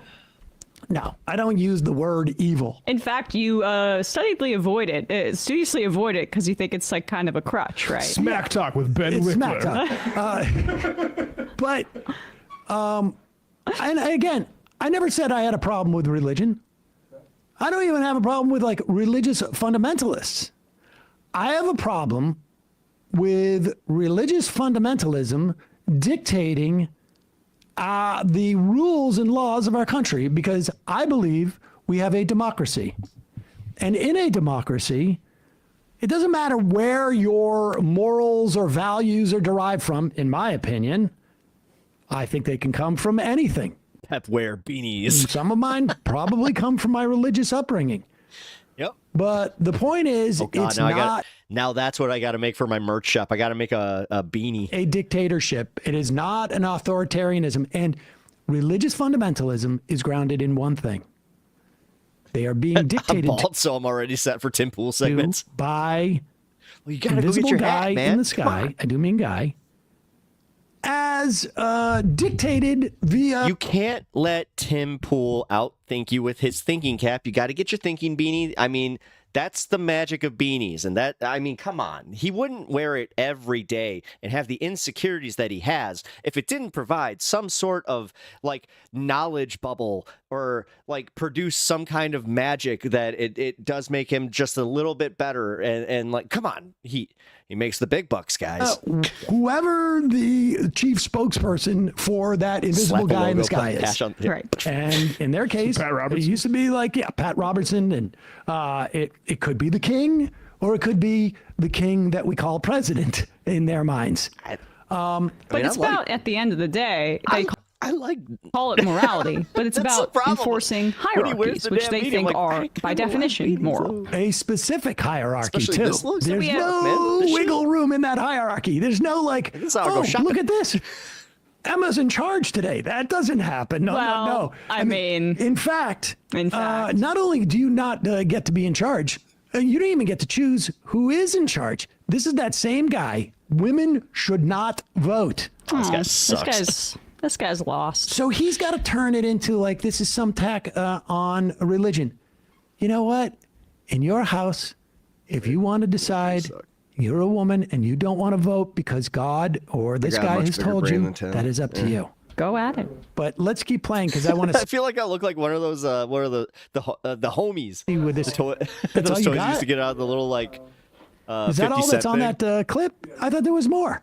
Now that's all we have, but shout out to Axiom Drifter 777 who tagged us in this. Maybe we'll find some more There we go. of this later. Hits from the bong. We'll talk more about this because there has been a concerted effort to run away from what the fundamental question is.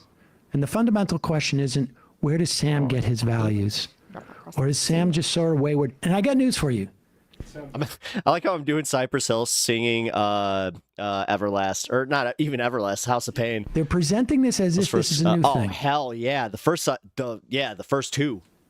I saw that were one of my first like secular concerts. I went to Twisted 11 with my cousin and my brother. They snuck me out of the house to go see Cypress Hill, Limp Bizkit. I think Linkin Park was there too.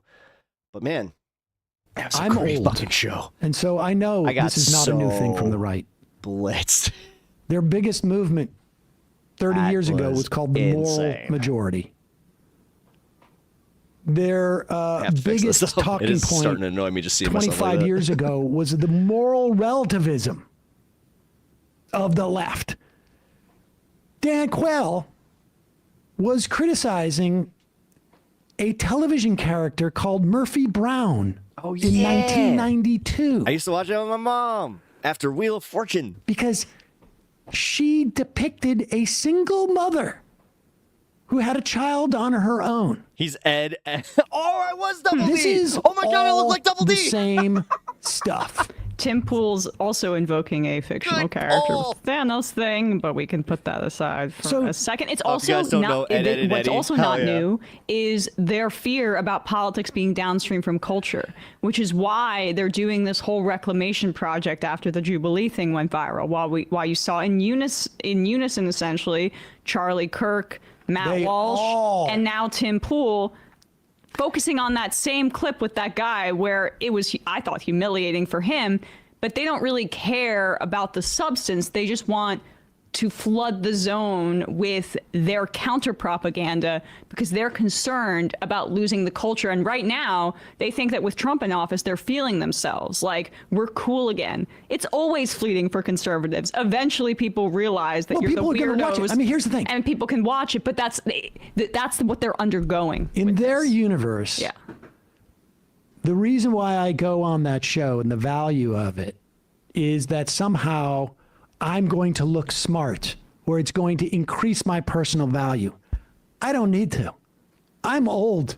I love you, Sam, so much just for your attitude with that.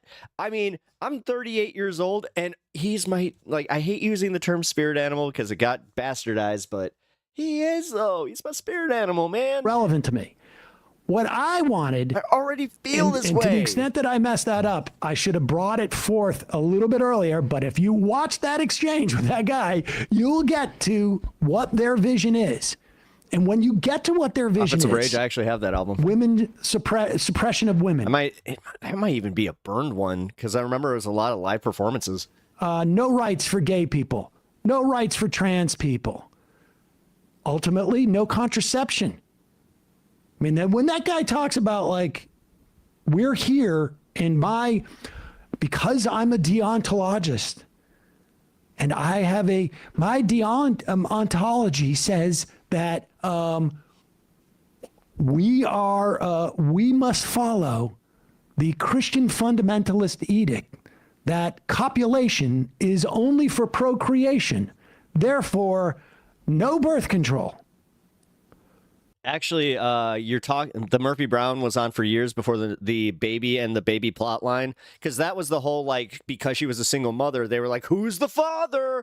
And yeah, you're right. That did kind of kill the show, but that's also what he's talking about. That's what got Dan Quayle to just be like, look, this lady's out there having sex without a husband and having a baby.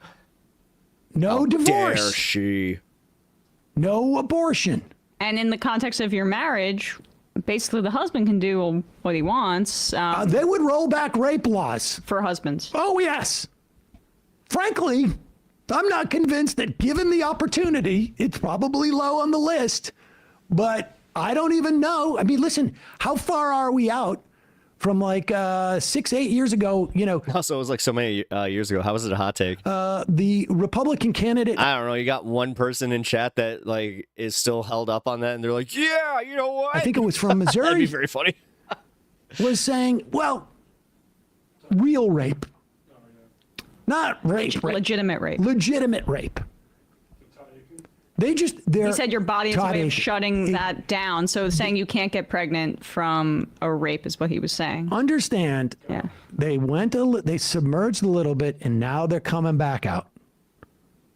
And the fact of the matter is, no matter how much they talk about Thanos, no matter how much they talk about philosophy or the underpinnings of someone's morality, or try and make some type of logical argument that you can't be a moral or good person unless you are following the edict of their particular God and their particular religion expressed by their particular, and I got news for you, you know, this Christian fundamentalism, it's different in different countries. It's not always the same. And unless you do that, you can't be a good person. And that somehow that justifies that being the law of the land. Sam needs to debate Queen Andrew. He is. I believe he is setting it up. I heard on Majority Report not too long ago that he was talking about debating Andrew. A democracy. And people not wanting that, that is like, that's the thing they're running into. So they've got to distract you with all this other garbage, which frankly, I have no problem with people if they want to have a philosophy conversation, but I don't give a shit. They're bluffing too. I mean, the idea that they have deontological grounds to prefer God decreeing that women can't vote. I mean, please. Yeah. Are we serious? I like Does that. anybody think this is real? Right. And it's so funny because they talk about how they're the having a high school dropout pulling that, he doesn't even know what deontology is. It's like people, but they can have a conversation based in reality because it's threatening to them. So we have to do it all up in the Someone clouds. read a wiki. And honestly, I get very impatient with those kinds of conversations. I like practical politics and stuff that can be applied to our daily lives and that empowers people. That's the other thing about this. When you make politics about these high-minded, I mean, I wouldn't even argue that it is, but let's, for the sake of argument, just basically say that these are such incredible concepts that people can't understand them. You're disempowering people from feeling connected to what politics does in their everyday lives. Oh, that's what elitism is, and that's why they've shifted from, you know, mentioning Marvel Universe stuff to stuff that none of their viewers actually do, which is like read Socrates and Aristotle and Foucault or whatever. That's such a lie. Hey, folks, don't forget to hit the subscribe button. Yeah, there, Sammy. Holy shit. He recorded multiple takes of that. You can definitely button and check out. That's all my music. All right. Well, now that we're done with the segment and I feel like I can, you know, now not look like I'm trying to sell you, you know, some ditch weed outside of a 7-Eleven. We can come back to reality. Ooh, I can also, you know, not overheat my damn head. All right. Well, hope you had fun. That was actually a really fun segment. You gotta love when Tim pools. The dim pool.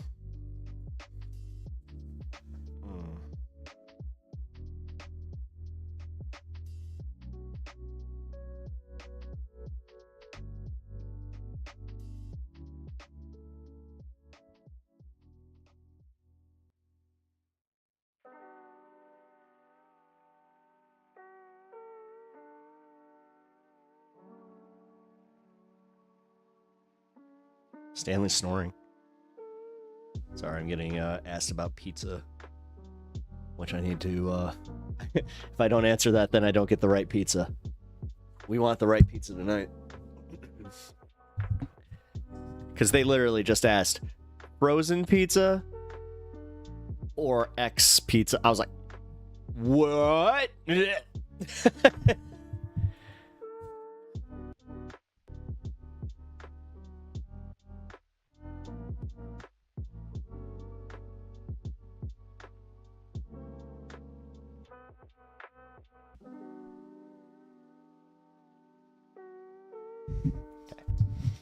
All right, let's yeah, jump scare Sam.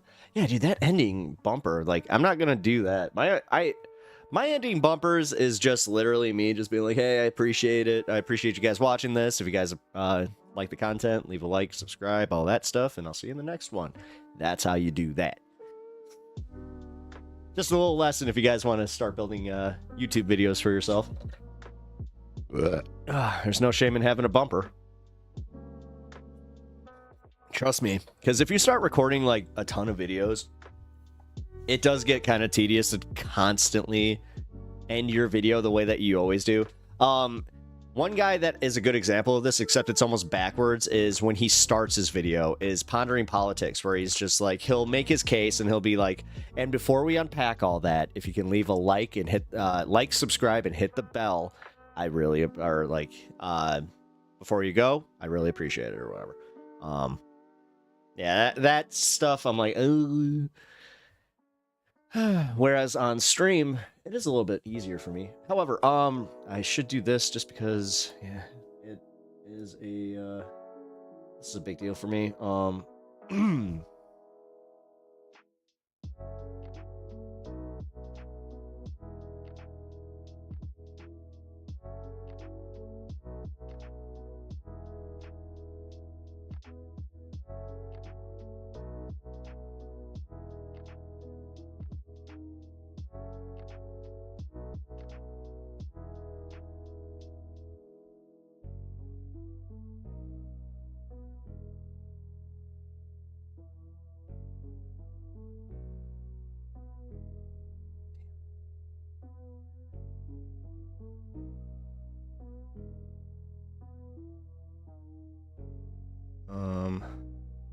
Damn it. Apparently the, pizza place closed early. What fucking time is it? Oh, are you kidding me? They closed 10 minutes early? It's a buy the slice place. Fucking Christ.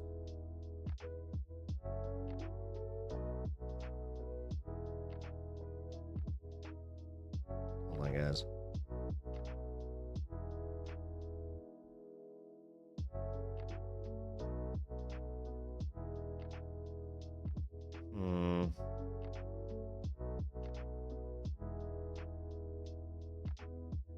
Damn it. That sucks. Alright, so our really good pizza place is fucking... Ah, it ruined my excitement for my meal. Damn. Hold on. I also got, here, if you guys can help out, with my mom's, memorial fund, you guys can do so by donating at the link below. It really helps me out because, yeah, we are finding out pretty much day by day how, I said it was expensive to die in America. Well, you also get compounding bills. So if you guys, any bit helps, and I really appreciate it. So thank you. I'm trying to do this as quickly as possible. Sorry if it does feel like I'm just kind of dropping that and then trying to, like, drop the grenade and run. Where it's just like, because I'm kind of doing that right now. I'm trying not to go into a full sadness. Hopes were raised and dashed most expertly. Oh, yeah, no, they really were. Damn it, I can't believe they fucking closed early. Oh, that makes me mad.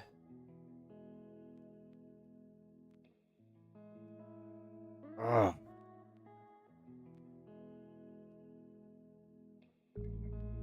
These tacos are... The taco place also just closed early, too. Wait, what day is it?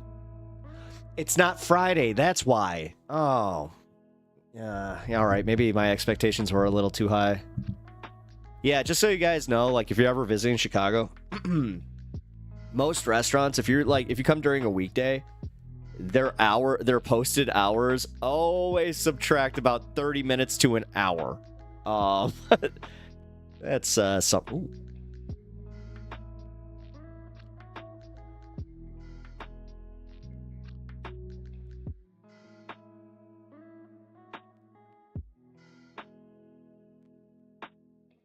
Wingstop. Ooh. Wingstop's open.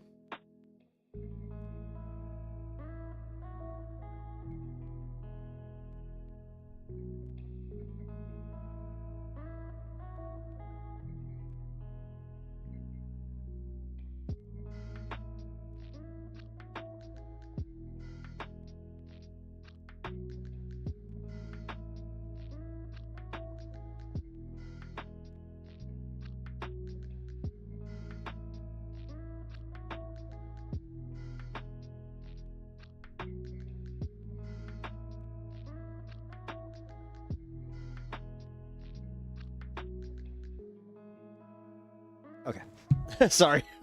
We got caught up in a trying to plan dinner phase, and actually, Mitesh, you may have just saved my dinner plans. So thank you for the Wingstop suggestion, where I'm like, wait a minute, are they open? Because we happen to have one by us. So,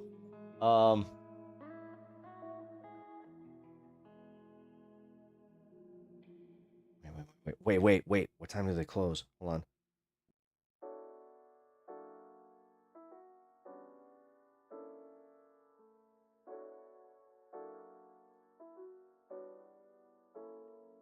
They're open. What time is it? Ooh.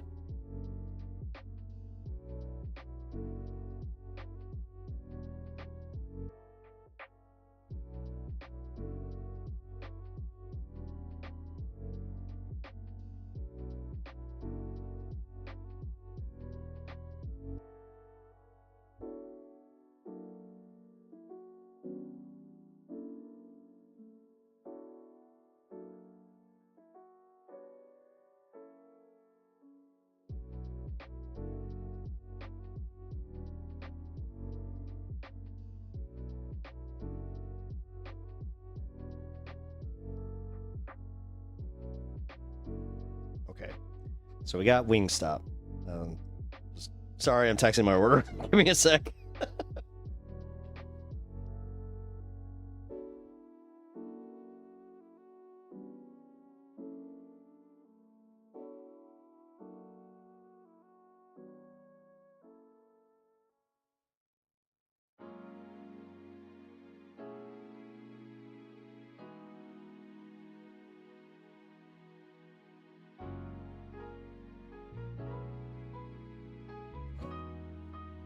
I quit going years ago. It was a waste of everyone's time.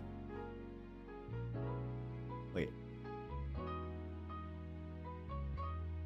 McDonald's ice cream? Oh, wait. What about McDonald's ice cream machine, Alice? I don't know about those. They're broken so often. Either the ice cream or shake machine is always out of order at Mickey D's. But, first time I saw a Wingstop, I laughed for 10 minutes. We had always wondered if the wings were what the cat food was made of, because there was no meat on them. Yeah.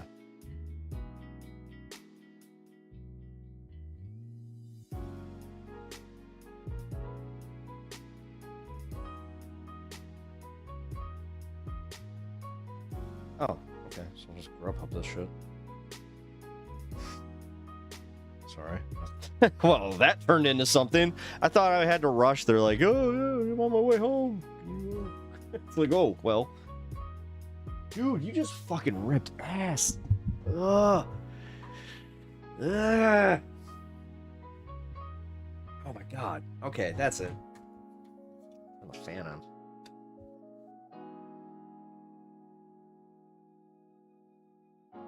Ugh. All right. Well, let's get into this next segment here.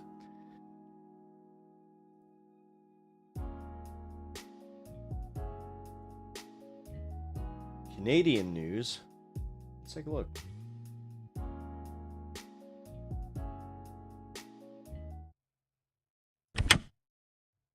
We're getting our first look at a Canadian woman arrested by ICE after entering the San Diego border. I am here today to say to Canadians to avoid travel to the United States if at all possible.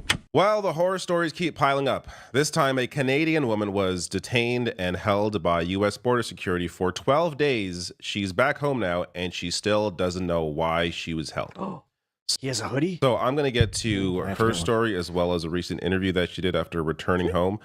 And this is how you get me with merch. Make a hoodie. A couple of other stories. Like, there are countless horror stories now about people who aren't look American. At that hair. He does have like superhero, like he literally has superhero hair. And those who even are. Oh my God, is it? He has Justin Trudeau hair, and I know he doesn't like Justin Trudeau. Is that like a Canadian thing? Like, oh my God, do you have to be Canadian to get hair like that? American, getting swept up by ICE for reasons that appeared to not exist. One thing is for certain: if you are not American, don't travel to the U.S. There is no reason to go right now.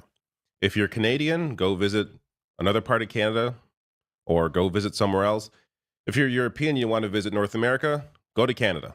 It's spring now. Things are getting warmer. It's nice. There's mountains. There's, places like Toronto where there's clubs and stuff. Like there's plenty of places you could go that are not in the U.S. So try and avoid it at all costs. And actually, a Canadian politician is now telling Canadians to avoid travel to the U.S. So we'll get to his comments as well.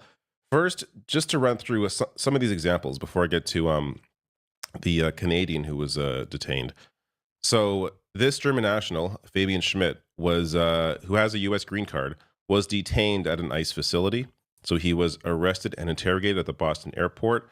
According to his mother and partner, they say they don't know why he's being held in an ICE facility. There's this story of this tourist, 28-year-old Becky Burke. These are her parents. She was chained, quote, like Hannibal Lecter. So she was in the middle of a backpacking trip, halfway through it, when American authorities snatched her up. Again, no one appears to know why. So she was held for 19 days before being allowed to go back home. And now we get to Jasmine Mooney. So this is a former actress. She now runs her own business. But she has a piece here breaking this all down. I'll link this below the video. This is in the Guardian. I'm the Canadian who was detained by ICE for 2 weeks. It felt like I had been kidnapped. I was stuck in a freezing cell without explanation, despite eventually having lawyers and media attention.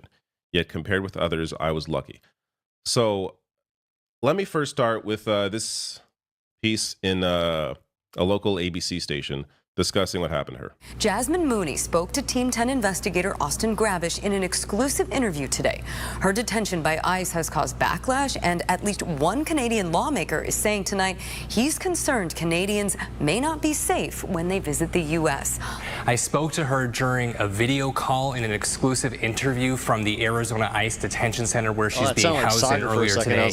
And she's actually been in custody now for 11 days and says no one has told her how she can get released. She says she went to the San Diego border last week from Mexico to get a work visa. CBP denied her request because she had a previous visa revoked.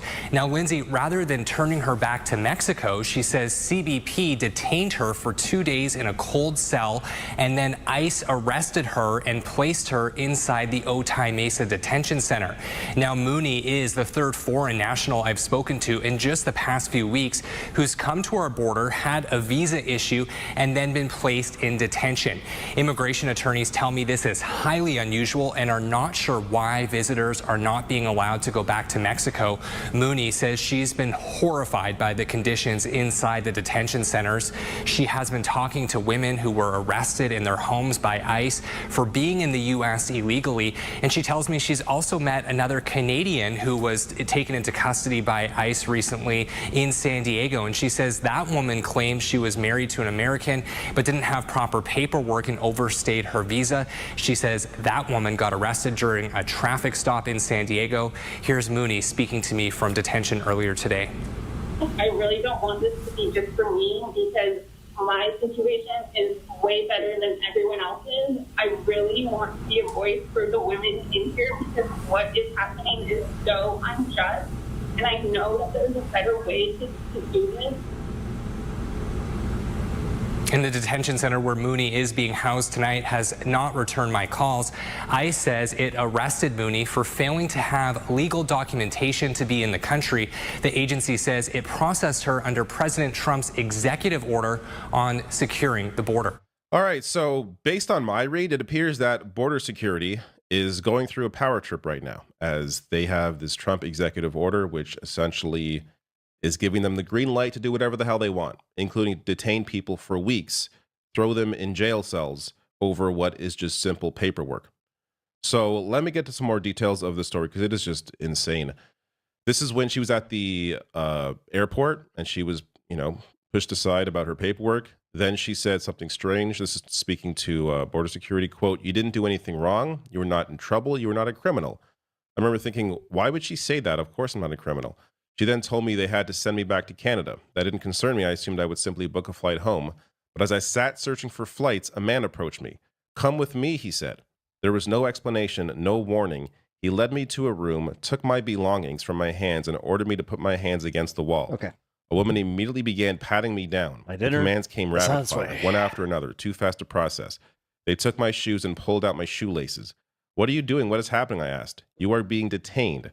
I don't understand. What does that mean? For how long? I don't know.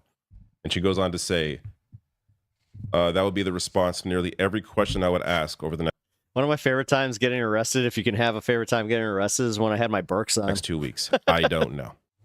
That So worked she out goes for on. me. I'll get to more details of the story afterward, but here is a part of her interview with Global News after she had arrived back home in Vancouver. I was reapplying for a work visa. I had a work visa, and then I was reapplying for another one. And because my lawyer was in San Diego, I was at that border. Regret going across the border? I mean, yeah, of course. Like, if I knew that was even a possibility, that could happen, I would have never in a million years gone there. Like, I'm telling you, from the second I got there to now, like, I can't even process what just happened because there was no heads up. Next thing you know, I'm taken, and for 2 weeks haven't. Hey, guys. Notice how she's white? Been told anything, moved in different cells, sleeping. Maybe, just maybe.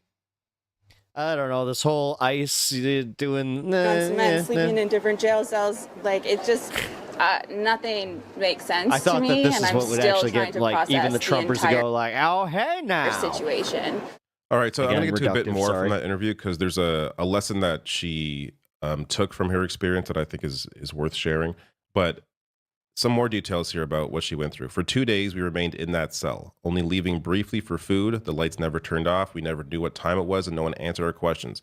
No one in the cell spoke English, so I either tried to sleep or meditate to keep me from Anytime I having find a gym, there's a Burger King or a McDonald's right next breakdown. door. I didn't trust the food, so I fasted, assuming I wouldn't be there long. That's true. Then they moved me to another cell, this time with no mat or blanket. I sat on the freezing cement floor for hours. That's when I realized they were processing me to a real jail, the Otay Mesa Detention Center. And this is after she thought she was going to get out. So, they were going through a process with paperwork. She thought she was going to leave. But no, they're sending her to an actual jail. I was told to shower, given a jail uniform, fingerprinted, and interviewed. I begged for information. How long will I be here? I don't know your case, the man said. Could be days, could be weeks. But I'm telling you right now, you need to mentally prepare yourself for months. Months. So this over a visa that she had, she's worked in the US, she runs a company. So I'm going to get to later some What'd she do wrong? She didn't update her visa right. more details of other stories. This is what they're doing, guys. At least bits and pieces. And they're doing this at ports of entry too. So it's like even if you go to like say help, like you admit it, where you're like, hey, my visa, and they'll lock you up. So- like this is what happens with the actual institution of these policies. That's why you're seeing more stories about not just singular stories. You're seeing a lot of stories of Trumpers who have Mexican wives or Venezuelan wives or, dare I say, Canadian wives that are going, shock Pikachu face. What do you mean? Oh my God, my xenophobia, my blatant xenophobia. Even though I have it, like I am married into this culture. Yeah, it kind of came back and bit me in the ass. Don't I feel like a schmoo? Of other stories from a great piece in the Nation, but they go on to say that there's some speculation here. I'm just a silly ghost. That these border security is trying to make papers. I need your papers. I mean, that's literally happening. Quotas. Show me your papers. Yeah, it's literally fucking happening. My mom would be like, honestly, my mom would laugh at that because that was one of her things she used to say to us. Like, if we came into the kitchen to get something, she would just be like, show me your papers. Like, it was funny. So they're essentially... I didn't know what it was until I grew up. Any excuse they can find to throw somebody in a detention center, they're going to use it because they're trying to meet a certain quota. Just following orders. So... Not going to tell my parents to come visit anytime soon. Let me get to the last piece I want to share from this interview. You know, it was really, really hard the first few days, but then when I got to know everyone else in there and heard all of their stories and how long they were in there, I was like, okay, I'm not allowed to feel sorry for myself at all because every single person in here is in a way worse situation. and still the nicest person in the entire, like, seriously, she just went through this and she's still like, no, I still felt bad for all the other people in there. So I just spent the rest of my time trying to console and help as many women as I could, because she has a little bit of it. Like, there was one girl that was in there for 10 months. So Jesus. 2 weeks compared to 10 months, how am I supposed to complain about anything, right? That goes back and to once Joe again, Biden. I want to plug her piece in The Guardian that goes into more detail around that, because she really, it appears through her experience, she wants to shed light on the other experiences of the people that she interacted with there, and it's good on her for doing that. Now, as she mentions, like, a lot of people are being rounded up for apparently little or no reason. The Nation, I'll link to this below the video under sources on YouTube as well, has a great piece on this. Essentially cages. ICE is using courthouse cells for lengthy detentions. So, you know, I'm not going to, there's a lot in here. I'm just going to grab bits and pieces, but they write, along with other news of aggressive arrests and deportations of Baltimore detentions, and add credence to the theory that ICE agents, quote, seem to be out there arresting anybody they can arrest and then figuring it out later. And the reason for that seems specifically targeted towards driving arrest numbers up because they're being told that they have to meet quotas. So this would help to explain some of these more insane stories, though it doesn't. Again, quotas. It's because they're filling quotas that they can't actually fill because there aren't that many criminals, but number needs to go up. You see, they're applying what they do with hedge funds to people. Cool. Corporate, like, when we thought we were in late stage capitalism, did you know that there was a post-credit scene? Because I didn't excuse any of it. So some examples. See that Essential coming at American all. grandmother who had lived in the U.S. for 20 years. She was not allowed to shower. So she was grabbed during a raid that was getting somebody else, but she was there. So I guess she was a family member. They grabbed her up as well.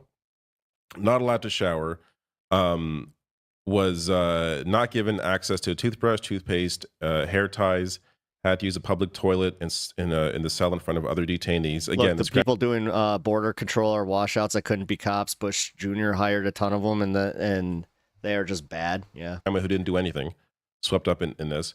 Another example: a man in his 50s who suffered tremendous medical neglect while held in the field office. The man had lived in the country since he was 6 years old. So this is a guy who requires diabetic or diabetes medication, requires constant glucose monitoring and treatment, was not given his insulin or other medication and became delirious. Somebody else, a detainee with HIV who wasn't given access to medication, and a transgender woman who spent 8 days alone in a Baltimore holding room before being transferred to an all-male detention facility. Just that's fucking horrific. Nightmare scenario after nightmare scenario fuel. for countless people being rounded up to meet quotas. This gets to the last thing I want to share here, and that is the warning from Canadian NDP MP Charlie Angus to Canadians. Donald Trump thought we were going to be an easy mark, that would be a pushover. Oh, how wrong he was. And now Canada standing up to him has made Canada the front line in the defense against the MAGA ideology. This guy looks like an anime character.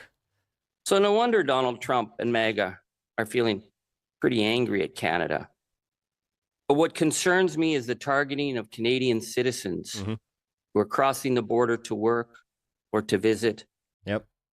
We have seen if they're actually going to shut down the border, like, honestly, guys, like, at what point do we start worrying? Because, like, you do know that the pushback is going to be fucking swift. They can just deny you entry into these countries based on you just being an American. They can do that. Too many.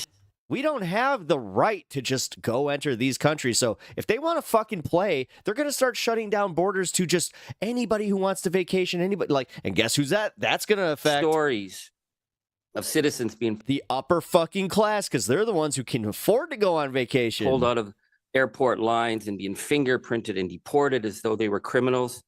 Citizens being kidnapped through illegal detention by ICE.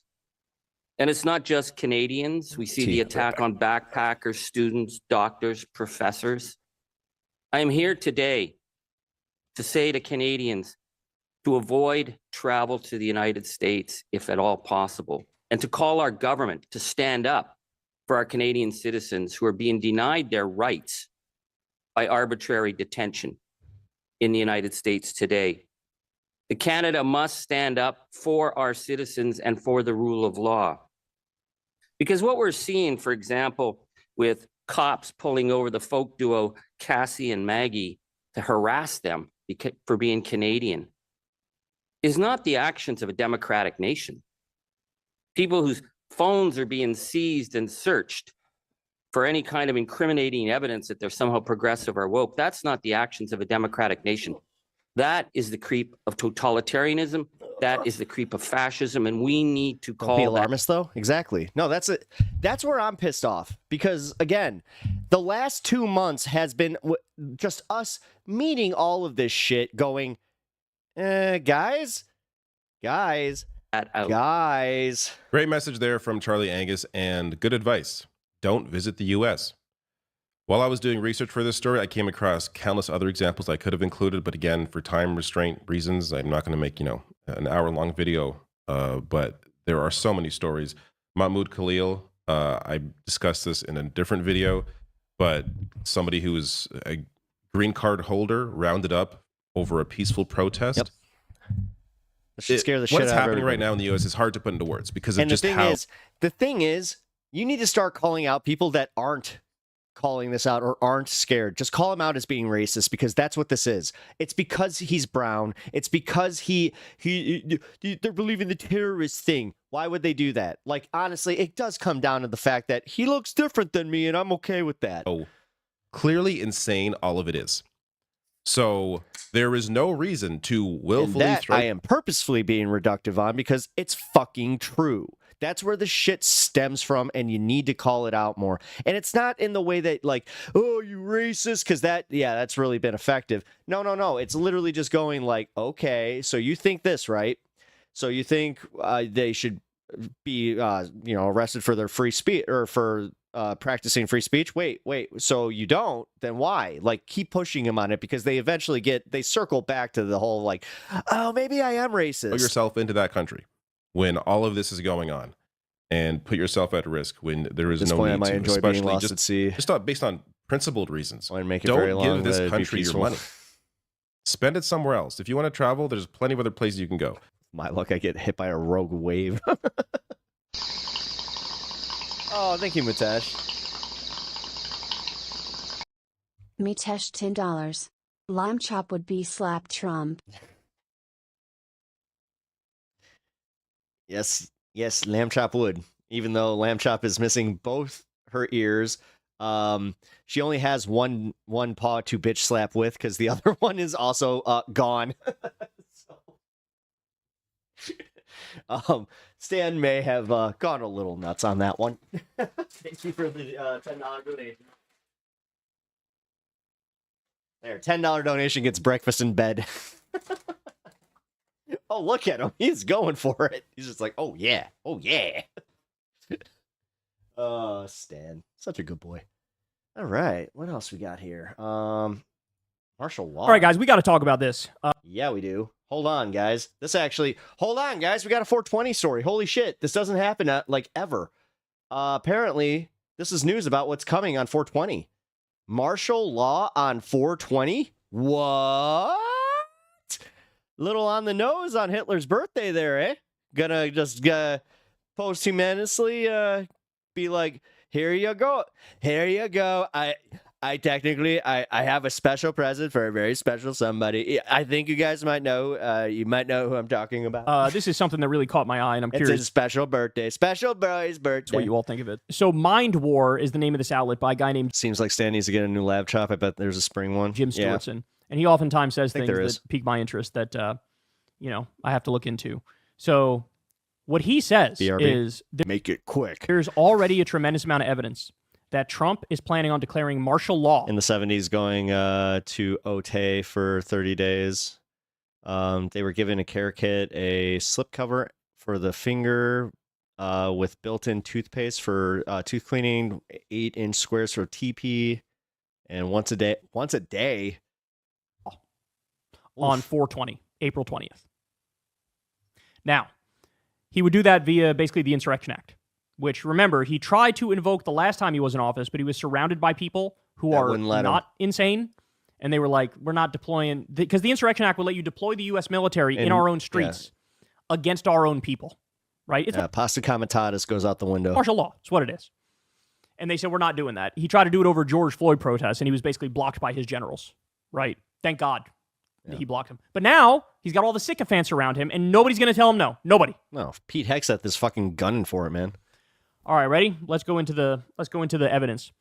In this deeply alarming opinion piece in the San Francisco Chronicle, Brett Wagner, who served as a professor of national security decision-making for the U.S. Naval War College, raises the specter of Trump invoking the Insurrection Act and martial law. So there's a San Francisco Chronicle article, and the title is Trump preparing to invoke the Insurrection Act? Signs are pointing that way. A joint Department of Defense and Homeland Security report will soon recommend whether or not to invoke the Insurrection Act over illegal migration. So this guy wrote an article on this topic. Yet we can't fill these quotas to get rid of the migrants. Is anybody seeing that this is it's just a red herring to just institute fucking martial law against the American people, and that the actual targets are the poor? Ready? In his day one... This is, again, them just not giving the game away for them is by arresting white people. That's why, the Canadian one, I do have a feeling there are a few Republican strategists that were just like, hey, you were only supposed to do the brown ones. What the fuck? A fusillade of executive orders Donald Trump signed declaring a national emergency at the southern border of the United States. This includes the following clause dictating that Trump's designated supplicants, Kristi Noem at DHS, and abusive crusader Pete Hegseth, submit a report Nailed it. with recommendations about whether to invoke the Insurrection Act of 1807. So a day one executive order he signed said the following. You ready? Within 90 days of the date of this proclamation, the Secretary of Defense and the Secretary of Homeland Security shall submit a joint report to the President about the conditions at the southern border of the United States and any recommendations regarding additional actions that may be necessary to obtain complete operational control of the southern border, including whether to invoke the Insurrection Act of 1807. So he signed an executive order on day one saying, within 90 days, I want this report, and you guys are going to recommend do the Insurrection Act or don't do the Insurrection Act. Now remember, Kristi Noem and Pete Hegseth are some of the biggest psychos in the administration and some of the biggest sycophants in the administration. And likely what they're doing with this report is, what do we think Trump wants to hear? What do we think he wants us to say? And that's what they're going to put in the report. On Wednesday, and I can't believe I'm saying this with a straight face, Vice President J.D. Vance, Secretary of Defense Pete Hegseth, and Director of National Intelligence Tulsi Gabbard made a big show of landing at the border of Mexico, which is a pretty remarkable thing all by itself. Why would people in charge of our national defense be meeting there? The plan, as I've reported now for months, is to create a North American empire from Greenland to Colombia. Trump's tariffs and horrific abuse of America's neighbors, the belittling of Trudeau, the saber-rattling at Mexico, Greenland, and Panama, are all pretext. And so God, he's it's talked a about this one-world before order. in detail.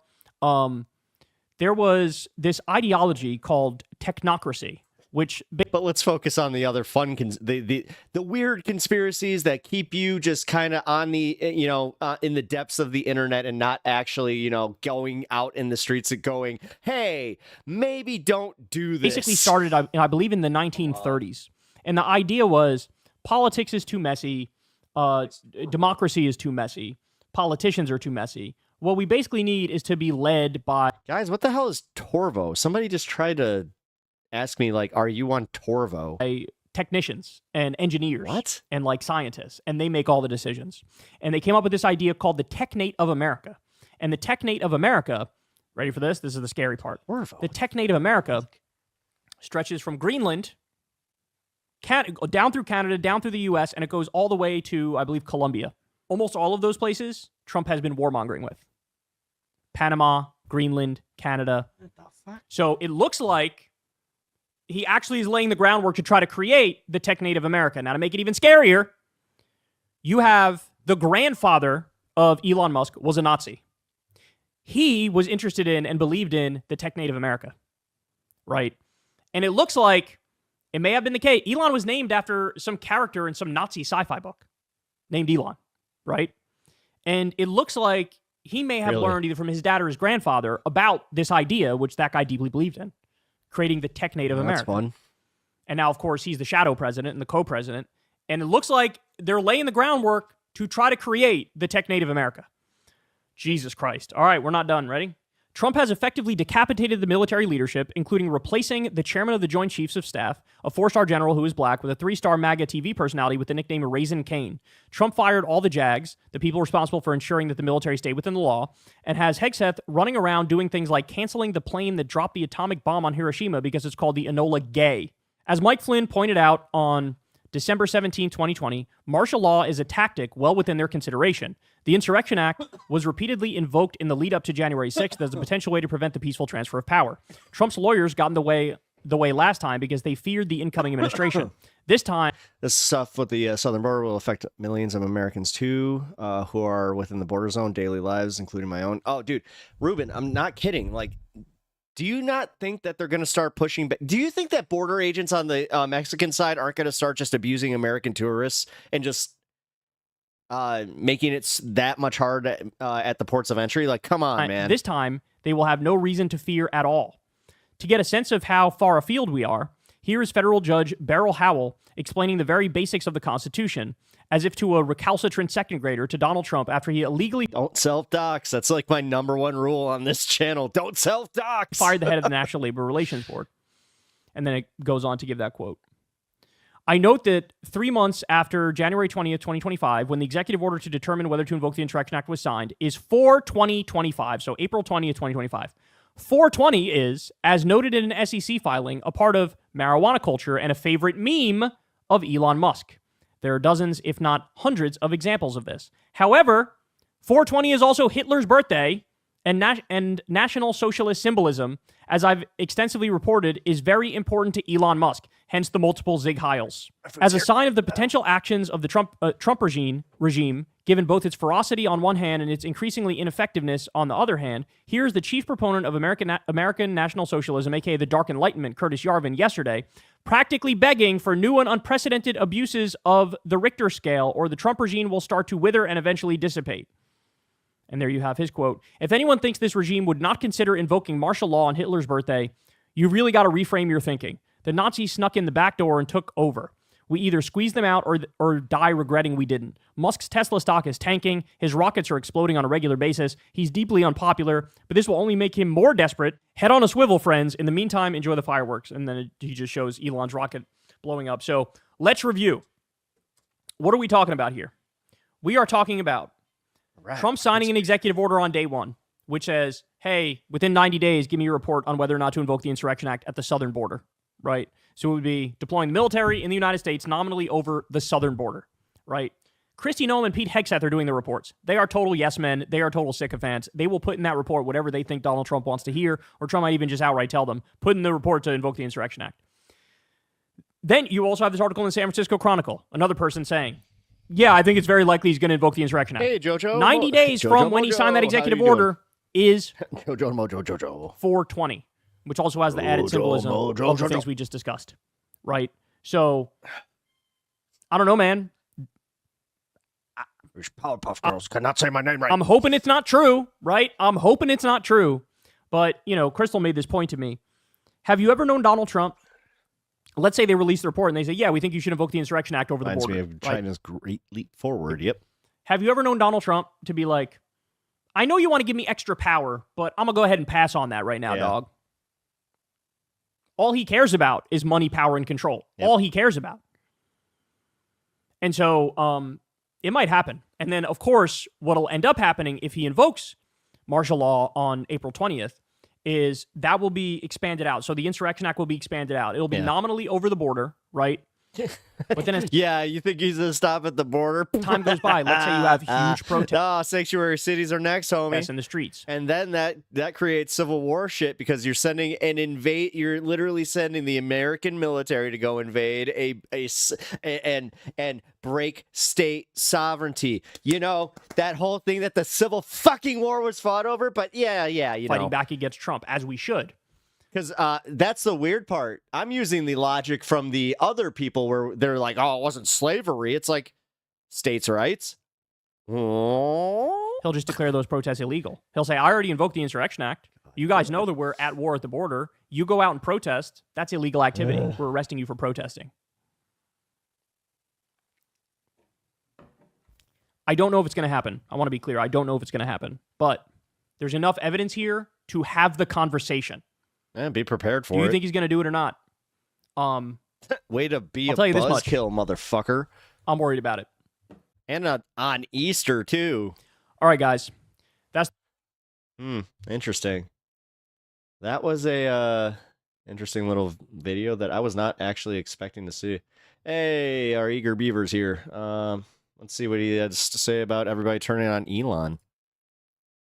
Even JP Morgan analysts wrote in a note to clients last week, quote, "We struggle to think of anything analogous in the history of the automotive industry in which a brand has lost so much value so quickly." That is brutal. It has been a brutal week for Elon Musk, and I want to paint a picture for you all. I don't want to get your hopes up, but I'm hoping this picture shows the dying throes of our favorite tech billionaire as the Tesla stock rapidly falls.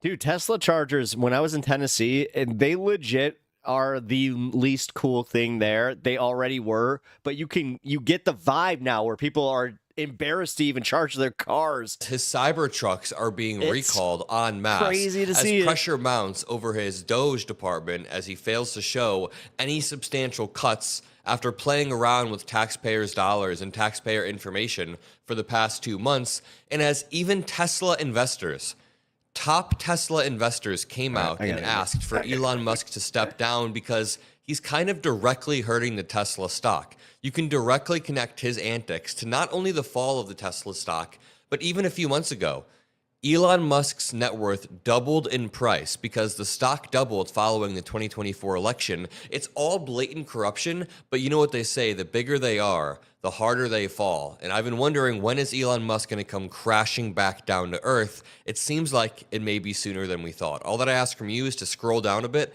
hit that like button, drop some blue hearts, and I guess we can start from this morning. Just a few hours ago, we got this article titled "Tesla to Recall More Than 46,000 Cybertrucks Due to Exterior Panel Issue." And, you know, I'm not a fan of the design of the car. When it first came out, I was willing to give it a shot. This was, by the way, pre-right-wing Elon Musk. A few years ago, I was willing to give the Cybertruck a shot. I've fully found it to be cheap, ugly, inefficient, and not what the future should look like. That's just my opinion. Let me know what you guys think. Tesla is recalling 46,096 Cybertruck vehicles in the US to fix an exterior panel that could detach while driving in the series of more callbacks for the pickup truck since last year. Keep in mind, this is the vast majority of pickup trucks or Tesla Cybertrucks in the USA. They are all being recalled. And let's check out what the Tesla stock looks like today. If I just Google it, the Tesla stock price seems like it's down a little bit. Over the past week, it's down 5%. It's down 34% over the past month. Brutal, and I'm guessing it's going to drop more because you'll see as we continue the video. A detached panel can become a road hazard, increasing the risk of a crash, according to the U.S. National Highway Traffic Safety Admin. And Tesla, led by billionaire Elon Musk, who is also leading efforts to shrink the government for Trump, accounts... Preemptively apologize. I don't usually eat on stream, but it's a late one, and I'm hungry. ...for a large portion of recalled vehicles in the U.S. In 2024, Tesla vehicles accounted for 21% of all U.S. recalls in the first 3 quarters of the year, according to recall management firm BusyCar. Holy shit, that's a lot of recalls. All right, and then the pressure continued to mount on Elon Musk because multiple of Tesla's top investors came out and in unison called for Elon Musk to step down as CEO as the stocks kept plunging. And, you know, really quickly, just to go back a second, it's kind of wild how much these Cybertruck recalls parallel Doge and what Doge is doing and how reckless they are. So Elon Musk made a shitty product, and we know it's shitty. They've recalled almost every Cybertruck in the USA. I mean, literally, they've recalled the vast majority of Cybertrucks because of the cheapness of them. And like, it's okay to make a mistake, but Tesla isn't just making mistakes. They very consistently screw up and have to recall items. Now, Elon Musk, the quote-unquote genius that he is, goes into the government and begins firing certain departments. And then after realizing those departments were necessary and uniquely qualified and highly specialized, he rehires them. It reminds me exactly of the recalls. We've seen this with Ebola Elon and Doge fired a whole Ebola sector and realized, wait a minute, these people actually study and make sure Ebola doesn't come into the US. So they rehired them after a little bit of a fight. And then they fired nuclear stockpile workers and then realized these people are very specialized, highly qualified. So they went to rehire the nuclear stockpile workers. And what do you know? They couldn't reach out to them because the nuclear stockpile workers were locked out of their federal email. How are you this sloppy with everything you do? I feel like we need I guess updates on Elon that story, Musk though, is from copying him. the slash and burn method that he's taken with the government from Tesla. And look at the result with Tesla. Literally, shit quality products. And you can look at X too. Look at what he did to Twitter.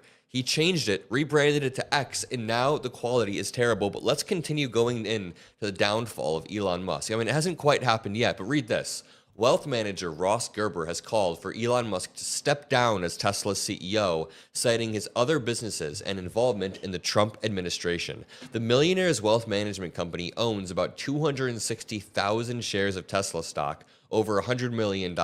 Now, to make matters even worse, another major Tesla investor, Christopher Tsai, a major investor in Tesla, has issued a warning to Elon Musk about how his involvement in politics is affecting the company's bottom line. His remarks came in an interview with the Guardian newspaper, in which he said he hoped Musk's involvement with the Trump admin would be short-lived so he can invest more hours in Tesla. I mean, do you even want Elon Musk to invest more hours? It seems like the more hours Elon Musk invests in anything, the worse quality the product is. We see that with the platform X. We see that with the government. We see that with Cybertrucks. We see that with many products. The only company right now Elon Musk has that's semi-successful seems to be SpaceX.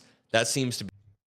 That's part of selling the myth, though, is so you think that he's in that room, big braining this shit, where he's just on Twitter. Be a solid company, but that's because he seems to be pretty hands-off when it comes to that. But what about this? The Tesla stock then continued to plummet after our own Commerce Secretary recommended buying the stock. And by the way, this is like a coordinated plug from everybody within our government to hawk Teslas, which I find very scary. Do you remember this from just a week ago? Trump came out, and on the White House front lawn, he starts hawking Teslas. Tesla. And then Ted Cruz posts the next day, hey, look, this is just about the coolest thing I've ever seen. That's literally what the caption is. This may be the coolest thing I've Because I'm a Republican, I was a little on brand. Ever seen. Ted Cruz, you may need to see more cool things. If this is the coolest thing you've ever seen, just as Tesla. I went to make it go vroom, vroom, and no noise came out of it. I wasn't very happy. But going back to this article, Elon Musk's Tesla shares fall early Thursday after Commerce Secretary Howard Lutnick used his TV appearance, leveraged his position within our government to urge Americans to buy stock in Elon Musk's car company. The corruption is just brazen at this point, and we need to be hammering it home. Sometimes in the comments, people say that I'm biting on the Elon Musk distraction, but I actually disagree. I think that Elon Musk and Trump try to distract from what I'm reading right now. The fact that people are urging Americans, the dumbest of the dumbest, sorry to the MAGA Americans, but if you're a MAGA American who's gullible enough to buy Tesla just because Howard Lutnick tells you, then yes. They're trying to manipulate these people into boosting Elon Musk's stock so that Elon Musk's net worth can then be leveraged to help Donald Trump consolidate power even further by primarying people in Congress who don't go along with his agenda, by funding certain campaigns of MAGA candidates. Elon Musk's wealth equals power to Donald Trump. So, I mean, they're trying to get his wealth back up by any means, no matter how desperate the means are. And I mean desperate. But going back to this article, cabinet secretaries don't typically recommend individual stocks, much less those linked to the president's closest Oh, this isn't about bitching. This is laughing at how Elon's just failing. Advisor. Okay, thank you, Axios. Usually I like Axios, but the way they're trying to sort of downplay this, they're like, you know, cabinet secretaries don't typically recommend individual stocks. Yeah, cabinet secretaries aren't typically corrupt pieces of shit who are in line with the billionaire oligarchs of the country. I mean, yeah, don't use the word typically when we're clearly in uncharted territory. His recommendation was potentially overshadowed, though, by one of Tesla's most fervent defenders on Wall Street, calling the company's situation a crisis. Hey, look, that goes back to the article that I was just reading. Quote, "It's a crisis," says the top Tesla investor. Let me continue this article, actually. This investor has recently sold off a large amount. It's dyslexic 420. of his shares, but it still makes up a significant part of his company's portfolio. Oh my God, that should be our thing.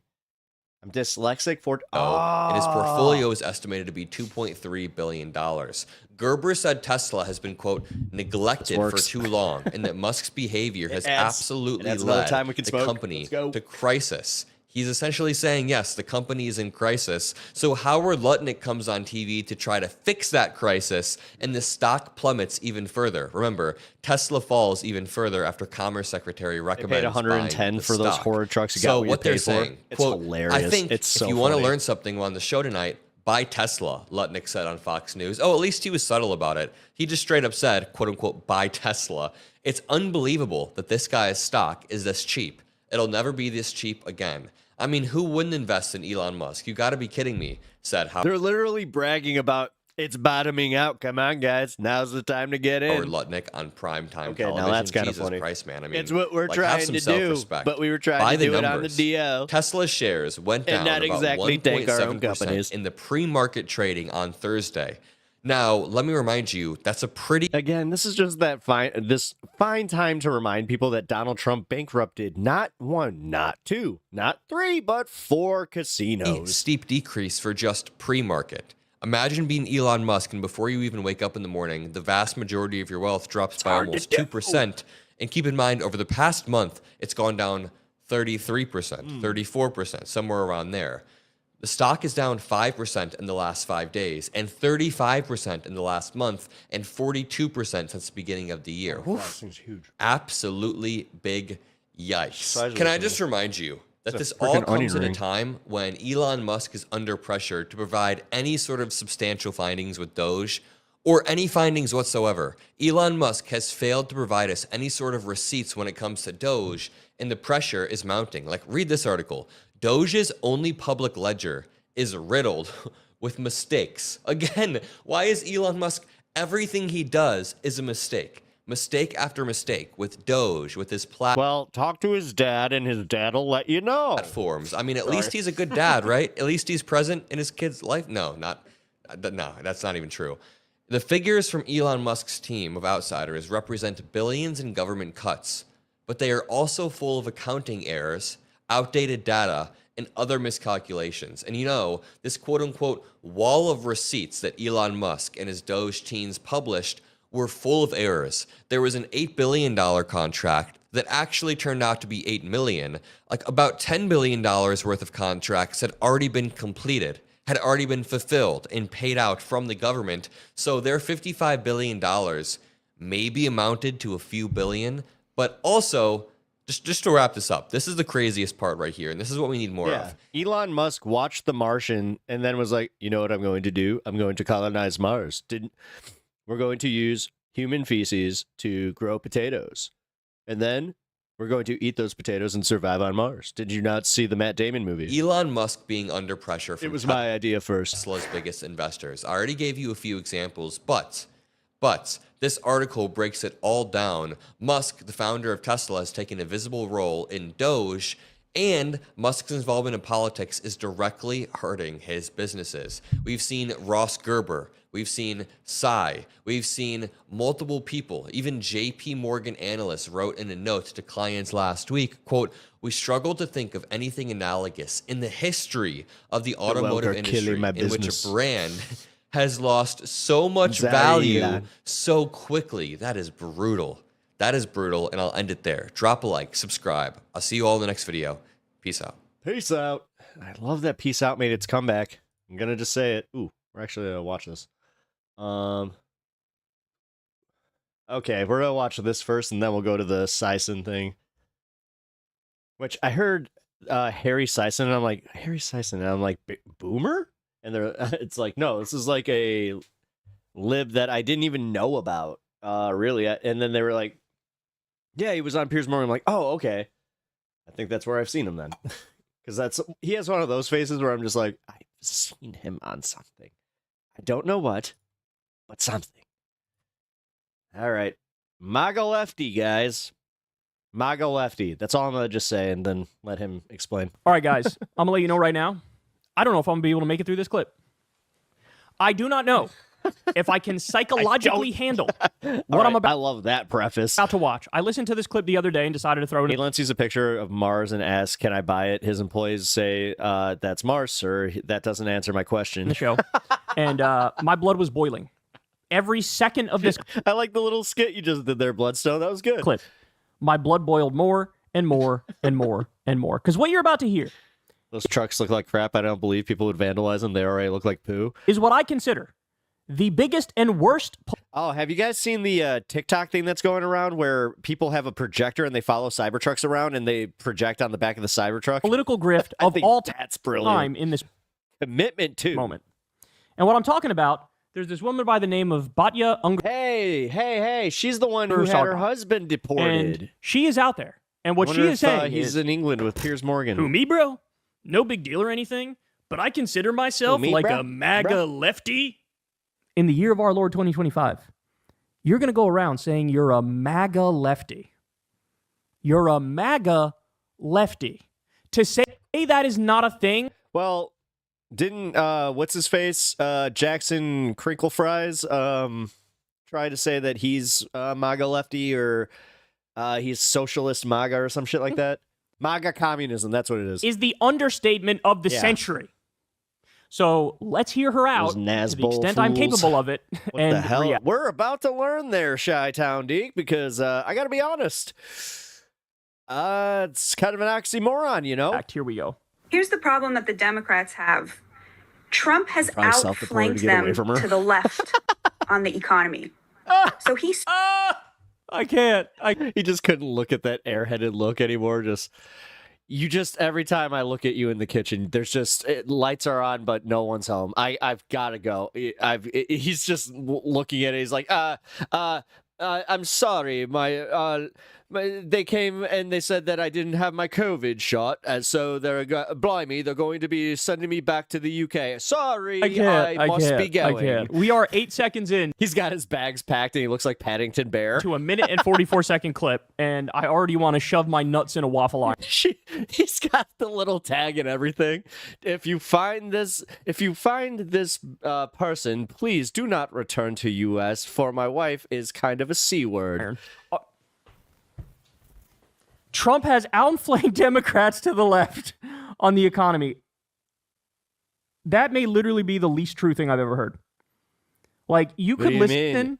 What do you mean? To my whole platform is called Truthing. I call it Truthing, so that's got to be the truth. Mentally ill flat Earth creationist ramble for hours, and they would make more sense. I saw a Cybertruck hit a Cybertruck the other day in Colorado Springs.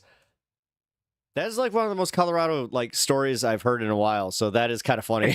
And what this woman just said. A Cybertruck and a Cybertruck. All right, I'm gonna let go. Maybe you were onto something with that whole conservative area thing. Let it go a little longer, then we'll react. Stole what was the Democrats' platform for 100 years, economic protectionism, creating an economy that...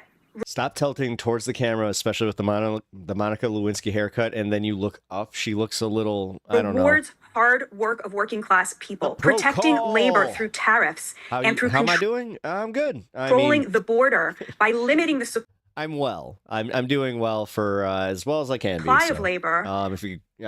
I'm very open with it. My mom passed recently. This is why I have my mom's memorial fund in the corner here, which I will remind you guys.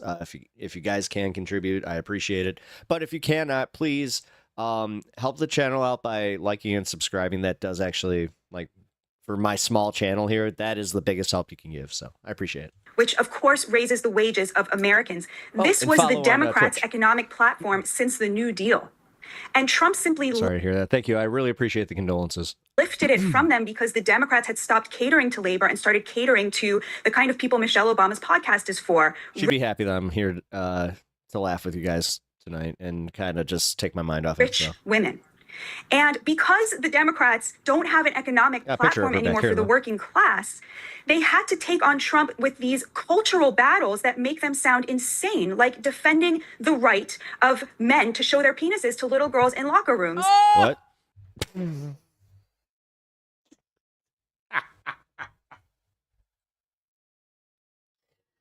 They're so disingenuous with their framing of trans issues. I can't even.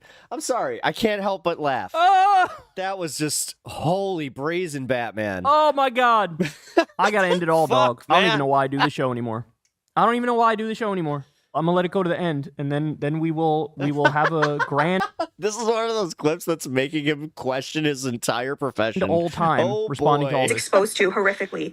And so Trump found it so... by the way, over on Twitch, if you haven't already, follow, subscribe over on YouTube, and you guys can also get free memberships if you turn on your ability to accept memberships. Easy then to simply say, well, I'm going to be the moderate on this, on all of these social issues. And so he won both on the economic policy, then on the social policy, and then on the foreign policy by stealing the Democrats' anti-war platform. Oh! You killed Kyle! You killed Kyle! Oh my! Oh no, Kyle! My God! Ooh, that looks comfortable. I can't do it. I can't fucking do it. I can't fucking do it. I can't do it. I don't know why I'm here. I don't know why I'm here. I don't know why I'm here. Guys, why I'm here. Why am I on this earth? You are watching the existential crisis of a 38-year-old streamer going, why did I choose politics? Why did I choose politics? I could have done Minecraft. I could have done something else. I could have been a gaming streamer. I could have been, in my case, it's like I could have been a comic streamer. I could have talked about Godzilla, but I chose politics. Why did I choose politics? Why am I on this earth?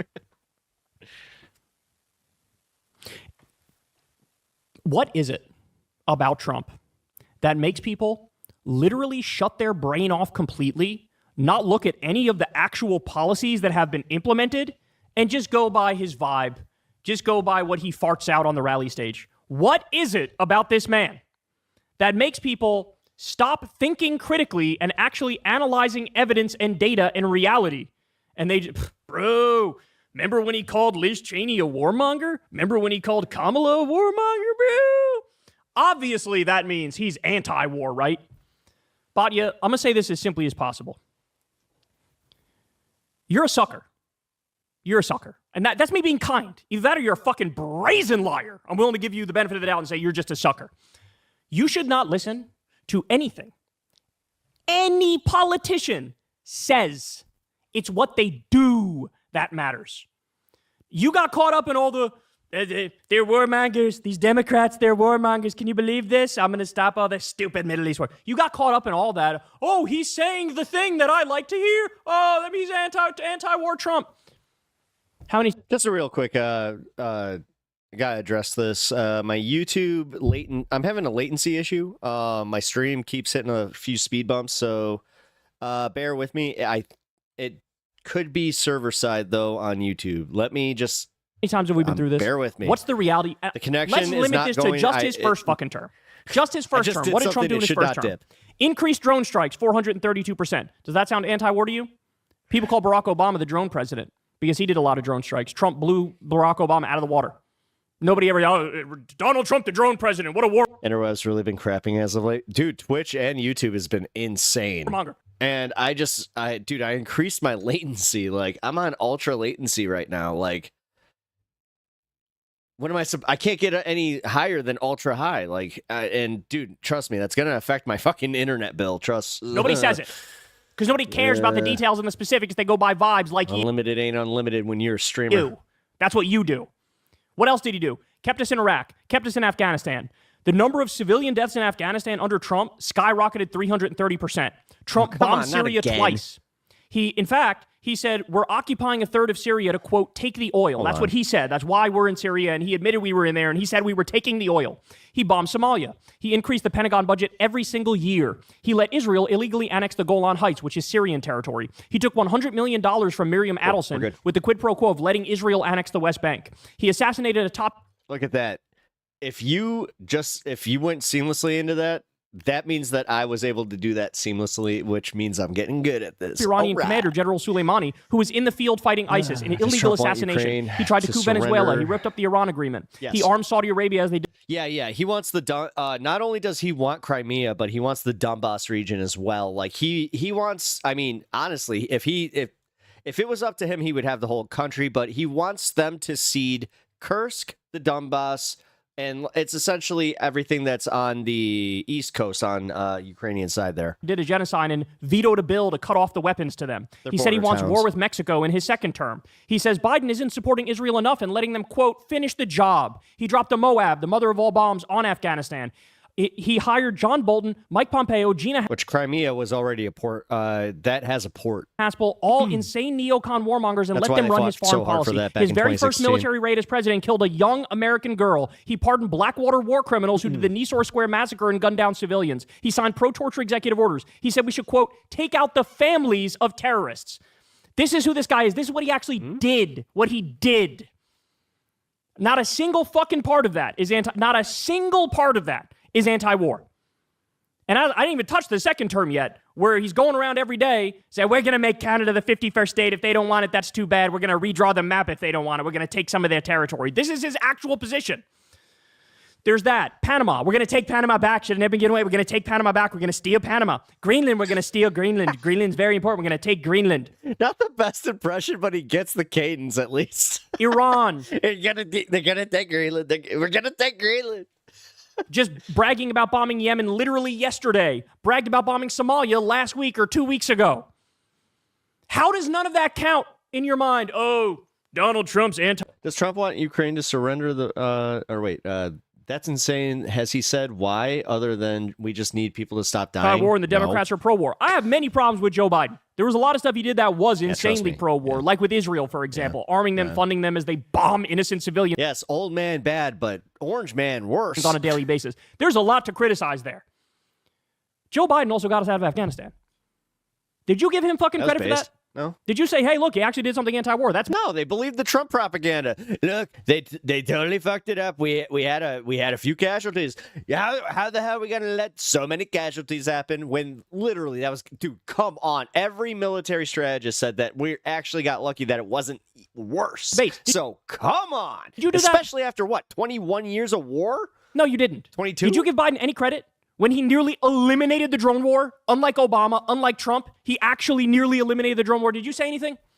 You didn't say dick. These people... Dude is about to blow a blood vessel. I have no idea what President Trump's plans on... What's going to be on his mind. It's kind of scary to see what's in there. Oh, God. No, the Afghan crap. Yeah. Don't know. Afghanistan crap. Well, no. And then Deke, we just watched a story before you popped on here about how... There's a possibility that Trump might declare martial law on 420. So we'll see. And if he does that, then again, the fact that that's the anniversary of when our country officially went into a full dictatorship, it's like, bummer. The fuck they're talking about. So basically, he's getting really bad. You have a New Deal Democrat in Trump.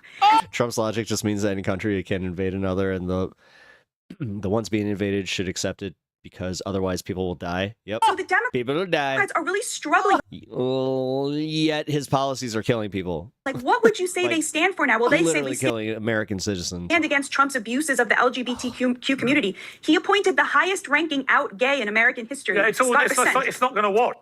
She said, you have a New Deal Democrat. Oh my God, I just realized who she is. She's the one who she debated Destiny and fucking got owned. Trump. Yes. I take back what I said. She's not a sucker. Okay. She's a disgusting, pathetic liar. Yeah, she is. If you are a professional... And I'm not by no means a Destiny fan, but yeah, Destiny made her fucking look really stupid. Political commentator, your only job is to actually know what's going on, right? There's a lot of talking heads. There's a lot of chatter. There's a lot of people having takes on other people's takes. Fuck that. Do you know what's actually happening at the legislative level, at the policy level, what they fight for and what gets implemented? So the New Deal Democrat, Donald Trump, what did he do? He killed an increase in overtime pay for millions of people. That was put through by Biden. He killed it. Just this week, he killed the $15 minimum wage for federal contractors. Again, Biden did that. He rolled it back. Giant middle finger to 400,000 federal contractors, lowering their wages. What else did he do? He opposed the PRO Act and a minimum wage increase. The absolute bare minimum to be able to say you're on the economic left or you're a New Deal type person. Opposed the PRO Act, which is the pro-union bill, and the $15 minimum wage. He destroyed the NLRB with anti-union picks. The NLRB, Biden had a resurgence of the NLRB, and it was very pro-union. Trump killed that already. He destroyed the CFPB, which is basically the anti-scam police, which makes sure that Americans don't get defrauded by big banks and Wall Street and big financial institutions. It returned $20 billion to Americans who were defrauded. Trump already killed it. Elon already killed it. Let's look at his jobs record. He outsourced, Trump did, 200,000 factory jobs in his first term alone. In this second term, Trump announced, we're killing the CHIPS Act, which means we were supposed to get an extra 115,000 factory jobs. He just killed those jobs. They're not coming here anymore. How about his tax bill? His bill raises taxes. His policies raise taxes on the bottom 95% of Americans and cuts them for the billionaires. Right now, they're already cutting Social Security. Elon's doing that. We already have horror stories of people who they say are dead who aren't dead, etc. So they're cutting Social Security. They're going to aim for it even more. Medicare's on the table. Medicaid. House Republicans just passed a bill, $880 billion to cut Medicaid. Trump supports that bill, which means he supports a big cut to healthcare, big cut to Medicaid. 2.3 million people lost health insurance in Trump's first term. And of course, he opposes universal health care. On what planet is that a New Deal Democrat's ideology? You know what a New Deal Democrat would support? It's Bernie. It's universal health care. It's free college. It's eliminate the medical debt, eliminate the student loan debt, support the PRO Act, support a higher minimum wage. Am I more left-leaning than Destiny? Yeah, I think That's so. Bernie. That's Bernie. And any Democrat, no matter how horrible, even the fucking Kirsten Cinemas and the Joe Mancins of the world, are to the left of Trump on economics. Did not steal, smile. No doubt about it. God damn it. So good. And also, again, there's this thing online, right, where it's fashionable to always got to hand it to Trump. Bro, he made a good point. Oh, look at the vibes. Oh, bro, he said this thing. I think he's actually a New Deal lefty. Thank you, Mitesh, for the $10. There's this weird thing online. Got to hand. And he is so happy right now. Actually, my wife is off camera here welcoming him. So if you see his tail going nuts, that's what's going on. And nobody ever does that with Biden. Ever. I've never heard anybody, hey, look, I got a lot of problems with him, but on this thing in particular, hey, it was pretty good. So, for example, Biden signed the $15 minimum wage for federal contractors, big raise for 400,000 workers. Not only that, it had an automatic pay increase in it, so it was actually $17.75 when Trump came in and killed it. Biden also increased Social Security payments. We covered that on the show a few months ago. He raised overtime pay. He did project labor agreements for construction workers, which raises their pay.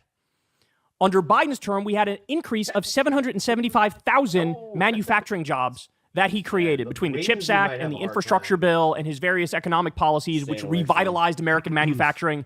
The thing that you pretend Trump did, which he didn't do at all. He did the opposite. Oh, yeah, dude. Then, of course, we have his pro-labor NLRB, his CFPB, which was phenomenal and returned a lot of money to a lot of Americans who were screwed. And, of course, Biden cracked down on wealthy tax cheats. You're not going to hear any of this from Batya. She's a narrative humper. She's got her narrative, and she's going to ride it into the fucking sunset, right? Her narrative is Trump actually outflanked Democrats on the left.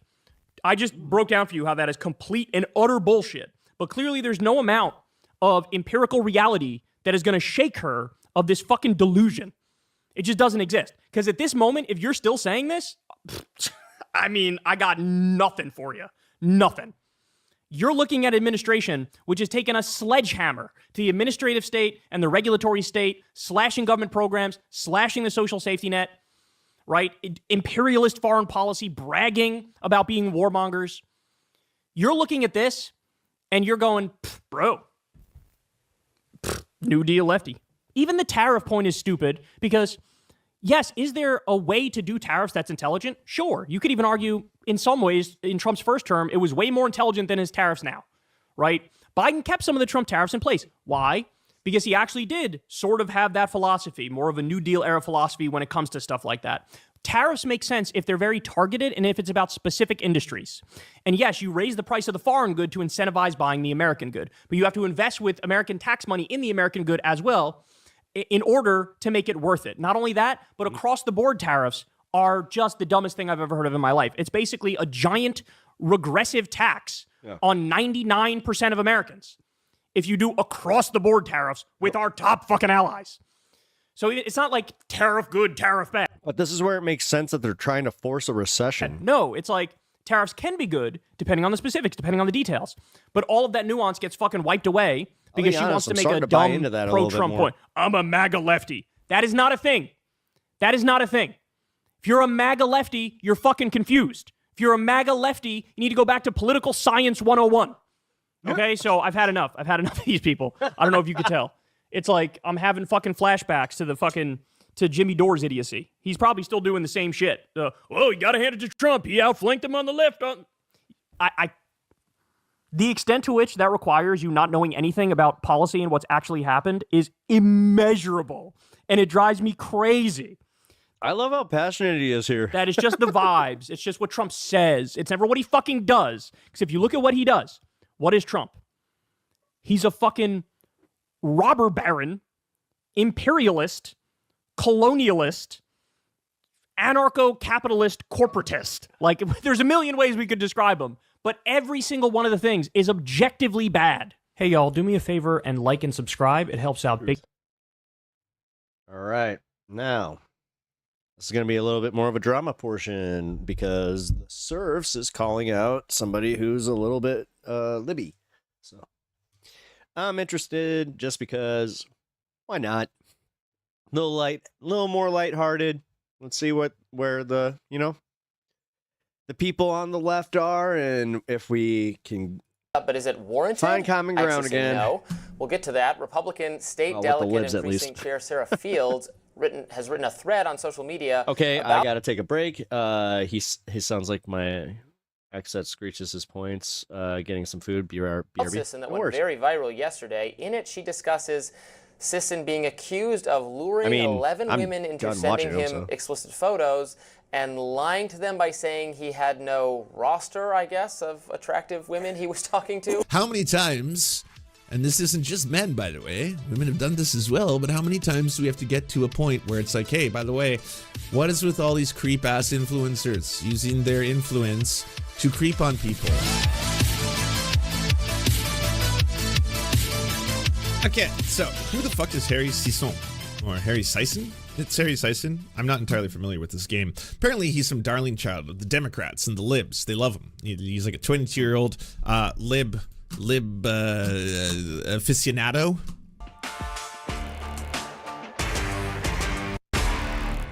Democratic influencer Harry Sisson is feeling the heat on social media, but is it warranted? I actually say no.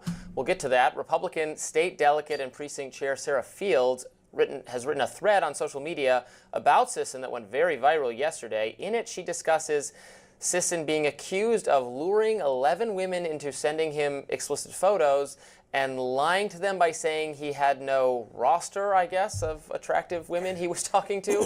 Fields alleges that one of these women was a domestic abuse survivor, although, again, what the relevance of that is anyone's guess. Fields Wait, was he trying to say, like, you'll be my girlfriend? writes a request to the reader. So here's what's going down, everybody. We have a scandal. One of the largest Democratic liberal influencers apparently is a big-ass creep. And the people calling out the creep are women. And they happen to be, in this case, conservative women. And conservative women are like, hey, by the way, this is some pretty shitty behavior. You'll be shocked to learn that when you click on the Sarah Fields, thread on this scandal, it's filled with conservative men getting really upset. And can I just say as an aside, like how weird it is that like people like in any way, shape, or form are just so brazen to just be like send nudes. Really mad. It's like, and being what? like, what the fuck?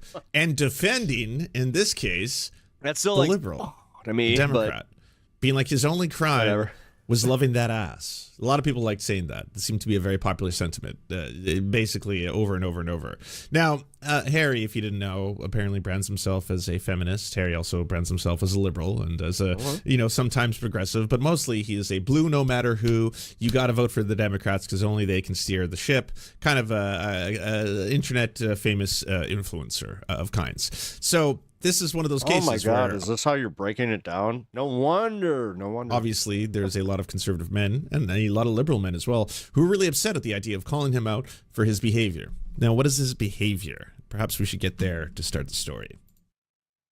Harry Sisson convinced 11 different women that he, quote, had no roster and respected them for more than their bodies, while persuading them to send explicit photos of themselves through Snapchat, including one from a domestic abuse survivor. When the women discovered each other one by one, he called them all insane and attempted to coerce one of them into telling the public that the photos were fake.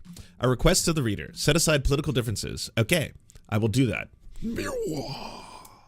Happened. I believe both sides of the aisle can agree that this is unacceptable behavior from a man-child with collectively over 2 million followers. I'd like to start by saying it is true that he's committed no crimes here. He has consensually coerced people into sending him pictures of themselves, and he's done it to numerous people, but he's done it through duplicitous means, through lying. This reminds me of the scumfucks that used to basically tell women in high school that they loved them only to sleep with them, and then they'd break up with them. That kind of behavior, creep show shit. Definitely stuff that I would label under creep. While not technically illegal, it's some pretty shitty ass stuff. Don't do this, boys. Don't do this, men. Don't do this in general. It's just, again, scumfuck behavior. If you want to get nudes from someone, don't lie to them in order to get those nudes. If you would like to hook up with someone, don't lie to them in order to hook up with them. There's nothing wrong with wanting to hook up with multiple people. There's nothing wrong with wanting to see naked people and seeing lots of them. There's nothing wrong with wanting to have multiple... No, it's a false pretense, which makes him... he's a creep. Relationships. There's nothing wrong with wanting to have relationships... Is this newsworthy? I don't know. ...with 11 different women. But there's a lot wrong with lying to 11 different women in order to be like, oh yeah, well, in this case, it's like, I am the player. Like, fuck. I'm sorry. This is a 22-year-old. Looks like a fuck. It's 22. That's what they... Okay. No. Shut. This is where I can't stand Lance sometimes. You're pretending that he was not like that. Fuck off. Fuck off. When you're like between a certain age as a dude, you like the horned up fucking... Like, come on. I don't like this standard shit. I really don't. Because, no. Like, this is where it's this is where it's like, oh, no. I'm better than you. Fuck you. Fetus. What is going on here? But either way, scummy behavior. I think we can label this under scum. Regardless. It is scummy behavior what he's doing. The fact that he's like telling these women, like, no, I only want you, babe. Like, yeah. Whether or not you're... But again, should this be on the fucking news? Political affiliations, love, and on top of it, should he also, again, not like... I'm admitting my faults, guys. Guess what? I was kind of shitty when I was like in my 20s. I really was. Dude, you know, at the end of the day. Breaking news. Several of the women involved have made the stances public, but the videos are not receiving much traction. While Harry Sisson continues to collect millions of views for his videos, claiming that he's a supporter of women and a champion for women's rights. I've been trying to figure out how I want to word a video regarding this, but here's a novel approach. Don't send nudes. That's weird. Unless you're like in a committed relationship with them or something, then maybe you wouldn't be in this position. Weird freeze, by the way. Hot take? Am I wrong? But I think what I'm going to just say I'm a little bit... I come from the little bit of a prudish standpoint, specifically with my background, so I'm honestly willing to take some pointers on this one. I've never changed my perspective a little bit. Has called out behavior like this. Maybe it'll get better. Maybe. Yeah, he's got to be called out. Like, this is good. This is good to call out the behavior, but this is also a learning experience. Can we just say that? One of these people. And if you have been, fucking props to you. Because I don't think anybody could comprehend how genuinely terrifying it is to do something like this. Yeah. Why are you putting... I really... Send me how you stop having fucking heart palpitations. I've been trying...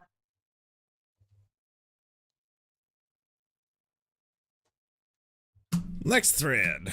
Carly, one of Harry's victims, has described... Guys, seriously, is this...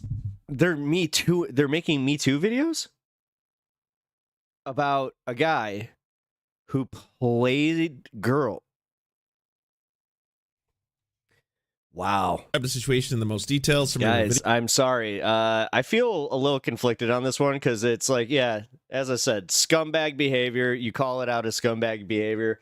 You kind of spread the rumor, like you either, not even rumor, you just spread that it's like, yeah, he does this shit. But this, guys, like that video that we just watched, seriously, was like, it was a Me Too video. Videos according to Carly, Harry wooed her from the very beginning and convinced her that he respected her for more than physical appearance. Are we winning? She said that even though she was so.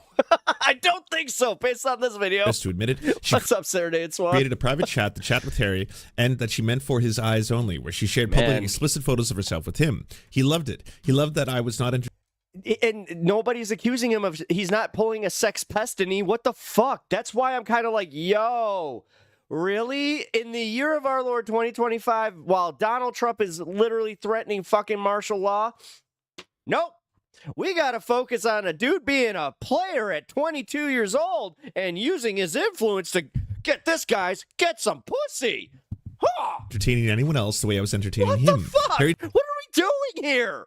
Told her that she was wifey material, and he was sold one on of her the wifey segments I applications. actually end a little early because I'm honestly not seeing this. For 6 months of this behavior, he told her he did. And now I'm kind of like, this is where I remember kind of why I had problems with Lance's coverage on certain things, because he does shit like this. And want a commitment. Where it's like, okay, so he's going out there, he's got a good message, and now, again, like, now you're gonna fucking make a, what is this, 30 minutes long? A 30-minute long video about how he's just a bit of a creep. He's not even, like, this isn't, I gotta be honest, guys, this isn't what I would call a problematic creep. I have plenty of friends that are in my circles that would be roasted by this fucking standard. Like, every fucking man would be roasted by this standard. Tim of leading her own. What the fuck? To which he Because I'm telling you, in high school, this is how guys, and like in guy circles, it was literally the thing. Like, go watch American Pie. Trust me, as a 38-year-old male, I'll admit it. Again, I'm admitting my faults, but if you want an idea of why, that was the fucking culture. Admitted to doing, but also said he should have made his intentions clear. God, now, we were talking about Porky's and, or not Porky's, Revenge of the Nerds, and again, problematic culture. I also want to stress that there's like a lot of replies, mostly by conservatives, but also some people in the kind of like, you know, the Epstein Destiny style of defense, where it's basically like, what is this crime? Harry stuff seems to be him being persecuted for being a straight male. Honestly, I'm a little like, yeah, like, guys, this is something, like, if you get mocked for this, you kind of deserve it. Sorry, is he a rapist? Why are we talking like this? What the fuck? Why is anyone the fuck upset are you talking about this? You just said, oh, I'm sorry. You decided to send him your pictures, okay? If you don't want someone else to have your naked pictures, don't send them on the internet. Again, where is the accountability? Where's the fuck? No. I'm kind of tired of this, guys. The fact that there's a lack of accountability for anybody that, like, I was just saying, no, you don't send naked photos of yourself. Maybe that's what you don't fucking do. What's wrong with you? And it's like, what the fuck? We can also, you need to know, especially with what the fuck? The guy, it's a known internet personality, and you're sending this. Condemn the behavior of, again, trying to manipulate a whole bunch of people for a variety of reasons. There is a lot of power if you are someone who has hundreds of thousands of followers in a massive Eurotrip would get everybody canceled. Of YouTube channels. That's also where I discovered that I had a huge crush on Michelle Trachtenberg. Social media account, huge TikTok. This guy's an influencer. Rest in peace. He appears on television shows. He appears in debates. He's a Democratic strategist, influencer, personality type. So, yeah, there's obviously going to be something that comes with that. How many times... Smoking the Bandit? Fuck no, because that's a horrible number 3. What are you talking about? And this isn't just men. No, Smoking the Bandit 3 sucks. By the way, women have done this as well. Back to the Future, I will agree with. But how many times do we have to get to a point where it's like... Smoking the Bandit only has 2 good movies. Hey, by the way...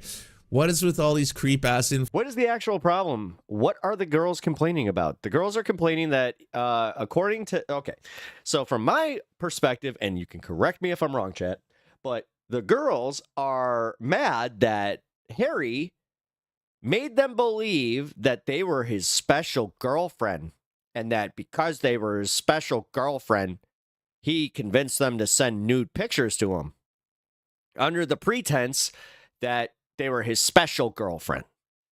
And then on Twitter, One girlfriend found another girlfriend, and they were like, oh, you're not the special girlfriend? I thought I was special girlfriend.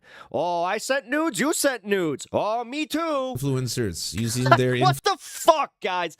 I hope you understand that this does delude the actual, like, I don't know, the Me Too movement where people actually had, sexual harassment and shit like that. This one should be kind of called out as like, hey, no. To creep on people. But whatever. I may be wrong. This may be a hot take, and this may be used against me in the future. Who knows? But I'm just putting myself out there from my fucking, old man 90s understanding of things. Doesn't matter what category. Which I have definitely evolved. Do you like video games? I do. Do you like... Rock stars would be jailed by this standard? Dude, the fact that Elvis is still held in high regard. Dude, Priscilla Presley was 15 when they got married. She was 13 when he started courting her. You want to fucking tell me again? Super Smash No, I'm tired of this. Graceland hasn't been shut down. Fuck. I do. Fun game. Did you know that a lot of people... I don't know. I'm not fighting for anything here. I'm literally just going like, no. The fact that there are so many fucking gross people out there and like all of a sudden you're just like, yeah, but Harry's a player. Smash Brothers. I mean, honestly, this sounds kind of like you're hating the player, not the game. This community are basically... Hate the game, dude. Just using their fame to abuse other people. What? Yep, it's true. Do you like Minecraft? This is my character. This is 90s bro pet. Minecraft. Not really. I don't understand it. Well, a lot of people do. Okay. It's not the height of honorable behavior for... Yep. No, as I said, he's a piece of shit. I'm not standing up for the guy. The guy's a certifiable piece of shit. You would definitely warn, like, if you knew a woman that you liked, like your sister, like if you had a sister or you had just a woman you like, that you respected enough to just be like, hey, he gets around, and if you got a problem with that, then okay, like you just might want to know. But that's kind of the thing also too, like, man, you're a shitty friend if you do that shit. Did you know lots of people in the Minecraft community are using their fame? I'm just saying, like, if your friend, number one, if your friend is truly like a rapist or some shit like that, and you're friends with him, maybe that's on you. Maybe you shouldn't be hanging out with that fucking person. To abuse other people. A lot of them, pedophiles. Wait, what? Harry who? I don't know who this guy is. All I know is that Lance from the Surfs is he doesn't do drama farming, guys. He's above drama farming. He has said this in a recent video where he doesn't want to do drama farming. Yet here we are. And he's doing it because he wants to save the women from Harry being dishonest and being a player, and he makes the left look bad because he gets the sex, because he gets the influence. Minecraft? In the Minecraft community. Oh, yeah. No, in his world, it's just like, oh, you're an influencer. How dare you ever have sex with anybody that likes you? One of the worst. Some would say one of the worst for any of them. Same with Super Smash Brothers. Just, woo, yeah. Harry and the girls are the same age, right? Yeah. Terrible, terrible people. Yes. Yes, these are all consenting females. They were all sending their nude photos to him under the pretense that they were his girlfriend. Okay. And then they got mad that they're not his girlfriend. Well, yeah, ick, but still, like, I don't know, not me too. This is not me too worthy. I'm just going to go out, again, going out on a limb. What about music? What about people who play songs? What about people who make music on YouTube? I don't know why I said that, a lot of them are good. Have you... Yeah, we get special hot take from Pep Talks. Little bit of spice, yeah. You heard of Colleen Ballinger? Oh, God. Yeah, that's right. Yeah, she was a children's entertainer, wasn't she? Okay, so there's... What the fuck? What the fuck? And now you're doing this conflation bullshit? Yo, dude, no. There's a problem here. It seems like people with lots of reach and lots of fame and then lots of power on the internet are using that power imbalance to basically take advantage of other people. People who may be fans of them because they are famous. People who might be fans of them because they think that they're attractive. Oh my God, surprise. Surprise! Welcome to celebrity culture, you dumb motherfucker. People who might be fans of them because fuck? How do you put me in a position to sound like I'm standing up for this instead of just being like, What? You're just learning about this? What? Like, Expose them. holy Or fuck, dude. all of these. Using influence to get puss? What? I don't know the context. They could have met Harry. Sorry, that's a little... I'm sorry. Through a completely different means. They were Get just girls. going on, Tinder or something like that. My mom would be very disappointed in me if she heard me saying that. I apologize. And they found him, and they were striking up a conversation. They didn't even know he was famous. So in that case, is the power Allie is a lady, and I don't like saying that in front of ladies. balance even put it into play there. But some of them definitely could have been doing it because they knew he was famous, and he advertises himself. I'll as stop a saying feminist. that if you don't like it. Nothing I'm sorry. fucking grosser than the faux feminist. I'm gonna stop apologizing. I said I'm gonna stop. To praise upon women, disgusting. Shame on you. Gross, right? And again, it doesn't matter if you're a man, a woman, or a non-binary person. If you were taking advantage of your own audience or fans to be able to sleep with them, to get their naked pictures, all that kind of stuff, you're a creep show, and you should be called out as such, as a creep. And basically, what the fuck is wrong with you? Like seriously. Wait, so you should be publicly flogged for every fucking bad thing you've ever done? Whoa. And in this case, that's wild. That's wild. That is a wild take from Lance. You don't need to... God, this is why I don't like, honestly, this is the stuff that always turned me off of his content, is because he really does come off as holier than thou. Like, this motherfucker's never made a mistake in his life. Victim blame. And then he's the first person to just be like, oh, this person claims to be on the left. Oh, he's embarrassed me. I'm gonna make a 30-minute video about how this guy's a player. Every time, I'd like... Public flogging what? Yeah, he's publicly flogging Harry Sison for so Harry is a certifiable piece of shit. We all know a guy like this that lies to women but fucks multiple women. But I don't necessarily equate that to like what I would consider the Me Too movement, but these women are out here essentially treating it like it's their Me Too, which I'm gonna go again, hot take, it dilutes the fucking movement when it's like, what? No, the guy's a piece of shit. This should be handled in like private circles. This isn't sex pestiny fucking worthy, but Lance is out here just being like, we need a purity test. This does not pass purity test. Fuck you.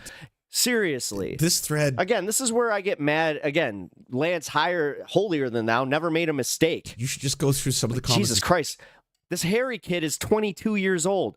If you held me to a standard that I was at fucking 22 forever, holy fucking shit. See the things that God, you guys would not watch me. Men are getting so mad about. And a lot of conservatives are backing up their homeboy, the liberal Democrat who shits on conservatives and Republicans. They're all in there being like, what the fuck? Why is he being treated like a rapist?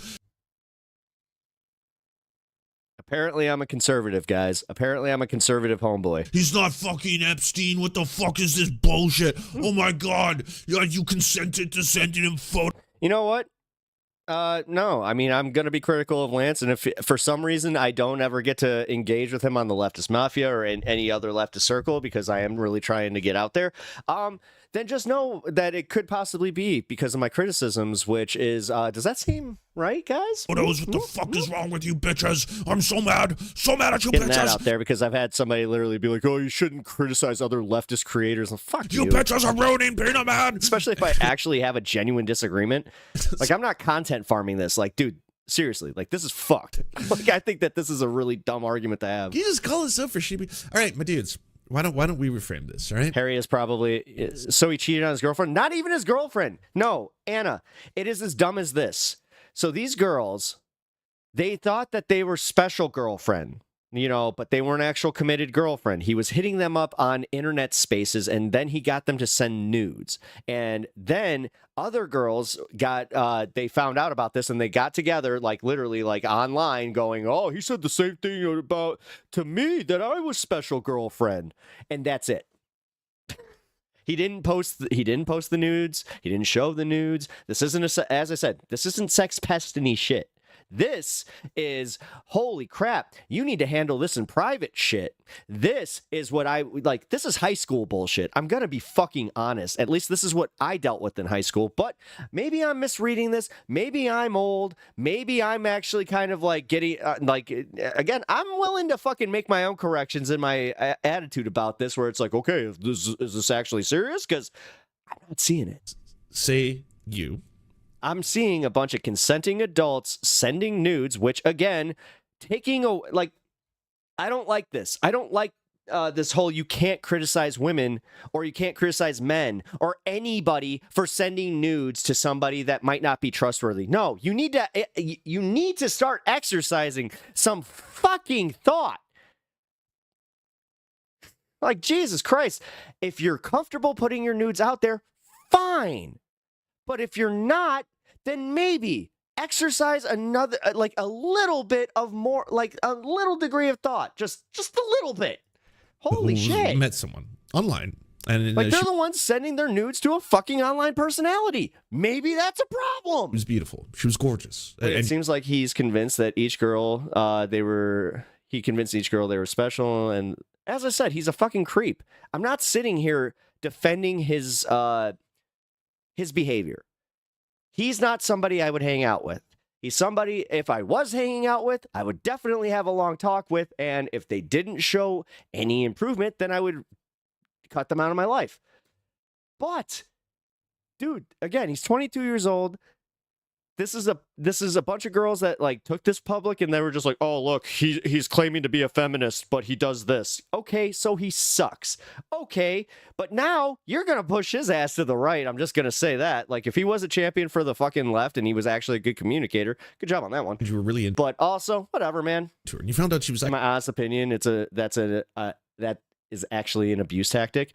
Yeah, but is it something that should be called out as widely on Twitter, or I don't know, famous too? Like, And yes, so he didn't go. this is- Again, is this worth burning somebody's reputation? Especially, I don't know. Like, honestly, if you're a piece of shit, you kind of honestly just like deserve to be called out on it. But Lance's holier than thou fucking takes on it, like he's never done anything bad. Like this is what always pisses me off, man. Like, I admit, again, I was a chauvinistic piece of shit for a while. I came out of a fucking church. I had right-wing leanings. I was like the product of toxic masculinity. And this is why I have this like thought process where I'm like, nah.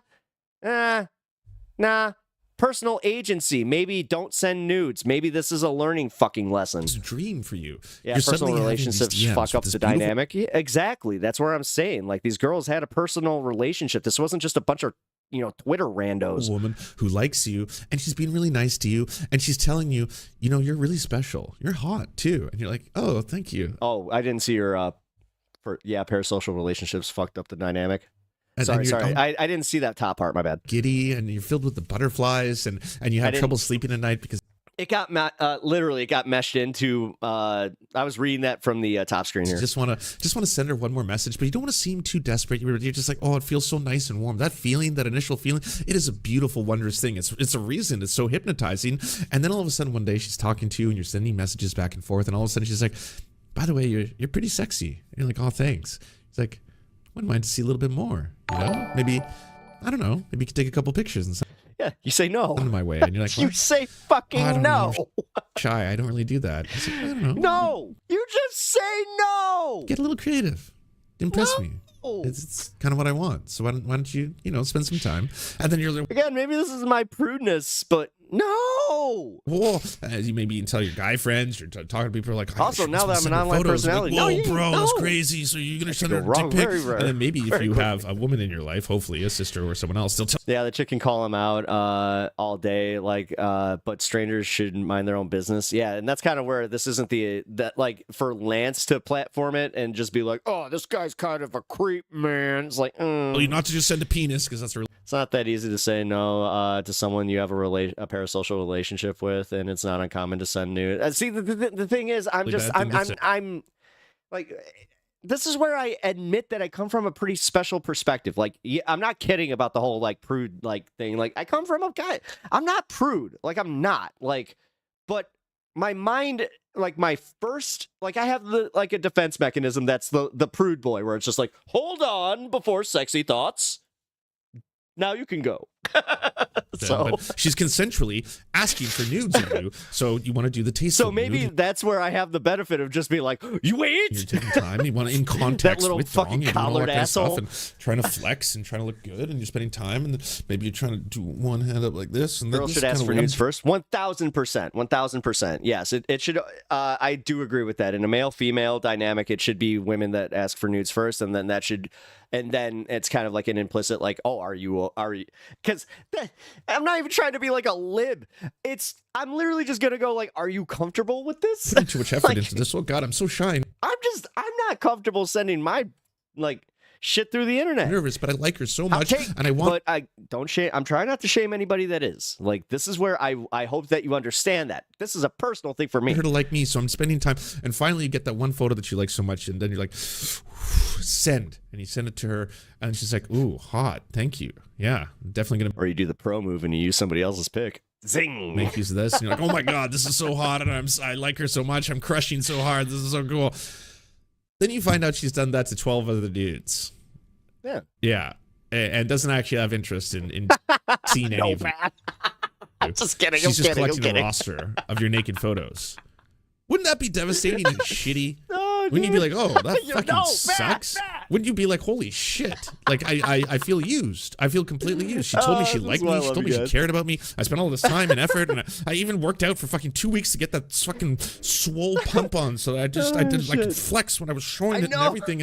And now she has that picture forever. Oh my God. Like, she could do anything she wanted with that. She hasn't yet, as far as we know. She hasn't sent it to This is my problem. I always I push it to the edge, and then I'm just like, oh, wait. Oh! Anyone, but she literally could do anything she wants with a naked picture of me. She has me at my most vulnerable. Falling off vulnerable a building is like, you're just, no! In her fucking phone right now.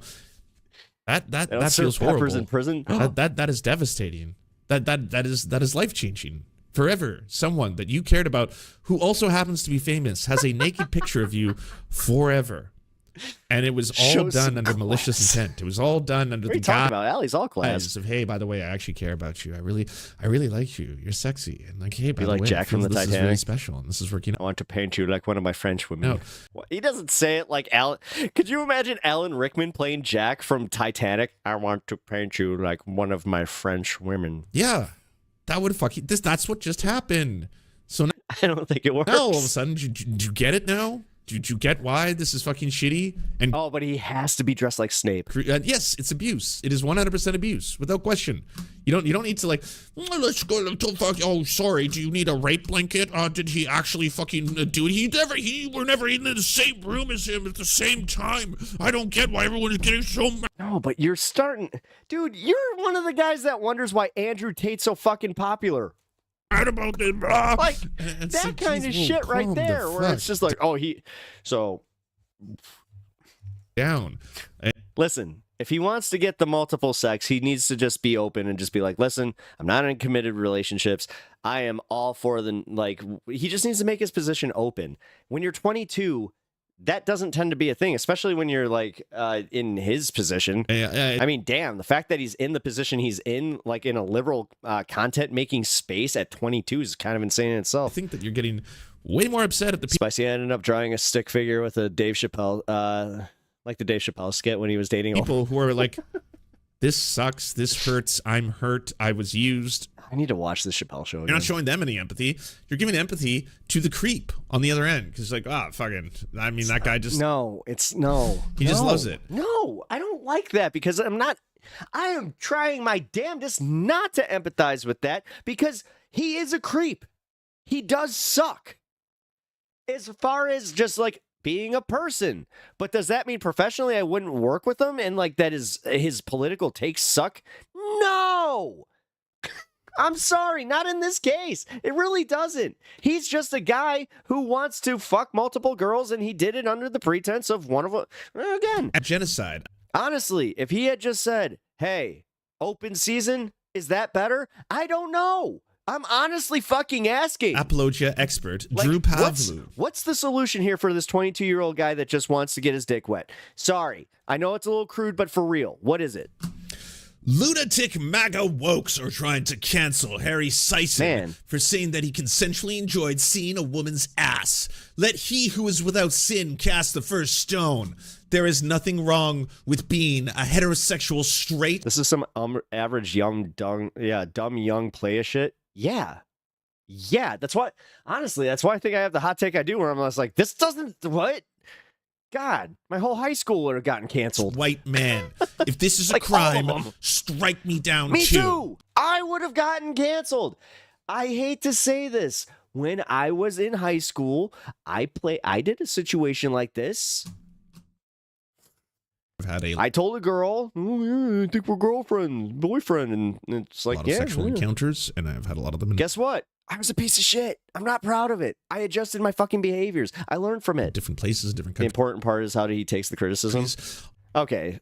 All of them consensual, and I've also... Well, this isn't his defense, though, necessarily. I haven't seen any of his defenses. So, I've only seen people on the internet and what their reactions are, and also mine. Oh, I guess the exception being when I have personally been abused. But I'm also just trying to be honest, guys. Like, dude, this whole fucking idea is like that everybody is perfect is insane. Abused by women, so I know how. Is he going to learn from this or keep doing it? Well, the thing is, like, now that he has been called out, I guess he's probably not going to keep doing it, but he could double down. The thing is, all he would have to do is he'd just be like, you know what, fuck this, turn into MAGA, and then just go into being a complete creep, and you're not saving any women with that. If anything, he could quadruple down and become even more of a sex pest than he. When you could have just been like, you just got to make it more apparent, like, make your intentions known. See, this is the hindsight thing. You don't know to do that necessarily until you're like, what, 25? Like, fuck, I'm speaking for myself. Like, that's when I started speaking plainly about sex. So it's kind of like, how shitty that. Now I'm in my 30s. I could only imagine if I was single. I think we talked about this earlier, where it was just like, no, if I was dating in this scene, I would just be like, I'm old. I'm old now. I just don't want to fuck. Do you want to do this or not? In the opposite direction. And let me tell you, all of this is scumfuck behavior. All of it. This is not the way. I'm going on the dating scene. If you think this is somehow epic and based and like, wow, what a stud. I can't believe he got so many different women to send him. He's lying to them. This is like, again, there is nothing wrong. I don't know, Anna. We're close. You're not that far off in age from me, but like you knew dudes like this. All right, with having multiple relationships with multiple people. There's nothing wrong with wanting to see lots of people naked. Things are wild these days. I love seeing people naked. Naked people are fucking sexy and awesome to look. When I was 21, I dated a girl that was a bit older. Don't want to say what we were doing when I asked her age, and she was like, well, 37. Okay. There's nothing wrong with trying to have 21 consenting adult, 37 consulting adult, a consensual relationship with. That's also something I'm just gonna say. Like the age gap thing, like it's been a little weird to me. Where it's like if you guys like.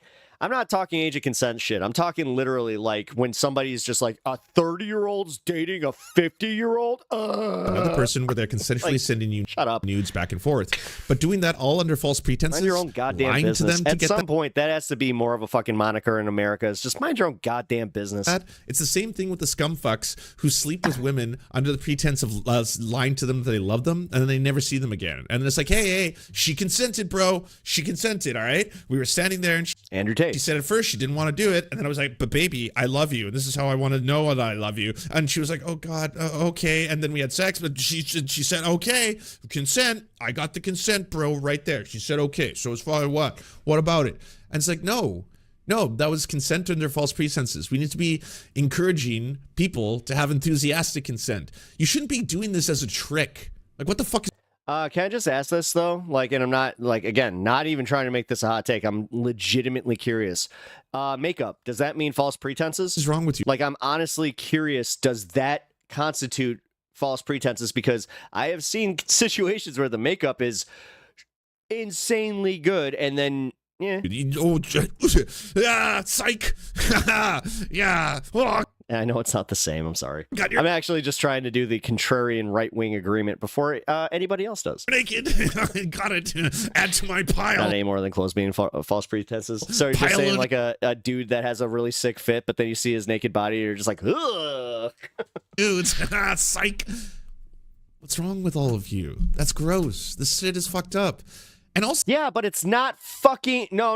And this is where people are trying to say, like, no, dude, like, okay, this is where the Me Too movement had a lot of pushback, is when they started going into this territory where it's like, no, we should focus on people that had SA cases, like provable SA. Like, this is it. This is the, like, okay, man, now you're trying to micromanage toxic aggression on the internet. Have fun. Like, just see how this gets you so much more pushback than you were expecting, and it's not going to move any of these fucking MAGA heads off, like, to the left. No siree. This is just giving them ammunition. It's also, I'm sorry, just saying, profoundly you're literally, this is more of the, oh, so I'm supposed to feel ashamed for wanting fucking to hook up with multiple girls? Ugh. Bunch of fucking gay libs. You find that to be sexy? What about this is sexy? Lying to someone, breaking their hearts, and then afterwards being like, it's their business. Honestly, Lance, this shouldn't even be your fucking business. The fact is, they should have handled this between them. Like, holy crap. Guess he's got the nudes, baby. But they thought this was a way for somehow to attack his career? I do, so. Like, how about that? God. It's gross. It's gross. Even if it's not illegal. Even if you have... Honestly, this is why, guys, I'm not even gonna be fucking, like, I'm not kidding about this. This is why you're gonna see a lot of, like, guys that were interested in politics doing MAGA shit, because they're not gonna have to worry about that kind of garbage. This is fucked up. You haven't committed a crime. This shit is terrible. Like, what the fuck? This isn't a crime. Directly after this, Harry posted a video of a thirst trap of him and his new girlfriend on TikTok. Oh, so after 6 months of this behavior, he told her he didn't want a commitment. She accused him of leading her own, to which he admitted to doing, but also said he should have made his intentions clear. I should have been more clear. I was using you. I should have said I was using you. I'm a feminist, by the way. Directly after this, Harry posted a photo of the thirst trap of him and his new girlfriend on TikTok. Wait, withdrawing? What's actually, like, what's the line with withdrawing consent? Like, I'm actually wondering. I just don't know. The video shows him lying in a bed while she provides. Is that, well, I mean, there's the obvious one if you're in the act. It's like, so post-coitus, like, what's too long? Like, what's the, oh my God. Provocatively swipes her hand across his face. It's the Prior to the thirst trap, term. Carly watched Harry go Or the live legal and term. observed hickeys on his neck from different girls. She confronted Harry and told her that she was overreacting. Carly had recently been through a traumatic car accident and was dealing with... But I am honestly asking if anybody wants to explain. Depression at the time. You can withdraw consent up to or in the act. Okay. Carly stated... But after, so, like, okay. Harry, I mean, because I've heard pounced after, and took though, advantage but, of her like, sadness. Carly decided to go live on TikTok to share her story. I hate being curious about this, but it is also just like, I don't know, guys, and I don't know how else to ask, and so that's why I'm prefacing, like, hey. And this is when she discovered that during the 9 months that she was talking to Harry, Harry was leading multiple other women on the same time. He had told them the exact same things and convinced them to send explicit messages through Snapchat platform. Harry had told the other women that he had... Yeah, in the 90s, this would literally be the he got hoes in different area codes. No roster. Like, AKA, I'm not doing this to other people. This is just you. That was the culture. Love you and only you. You're the one for me. I think that's just called regret. Yeah, that's what I thought too. Please. Yeah, like I think this goes back to the Aziz Ansari thing. Keep sending me naked pictures. Receipts of Harry Snapchats to Carly, part 1. Receipts of Harry Snapchats, part 2. One particular states, I'd fuck you raw after the wine tasting. Here were receipts of Snapchat provided by other accounts. It is unclear who the Snapchats were sent to. Quote from Carly, I'm fighting for accountability, not only for myself, but on behalf of everyone who believed this guy was someone he's not. To this day, he is yet to acknowledge he did anything wrong, and that's really sad. However, I have to say I'm beyond blessed, and etc. So, you know what also really sucks about this is that I understand why maybe there's going to be an urge not to talk about this in liberal circles, because this happens to be one of the biggest influencers in the current democratic liberal sphere. No, and, it's because he it's can do no fucking wrong. stupid. If And someone it's is holding advertising somebody to a the world standard that I don't he think you'd want is to a be held feminist, to. that he cares about gender Honestly. issues, and that he wants to be a role model, obviously, as an influencer and or celebrity for other young men. We're going to go through this.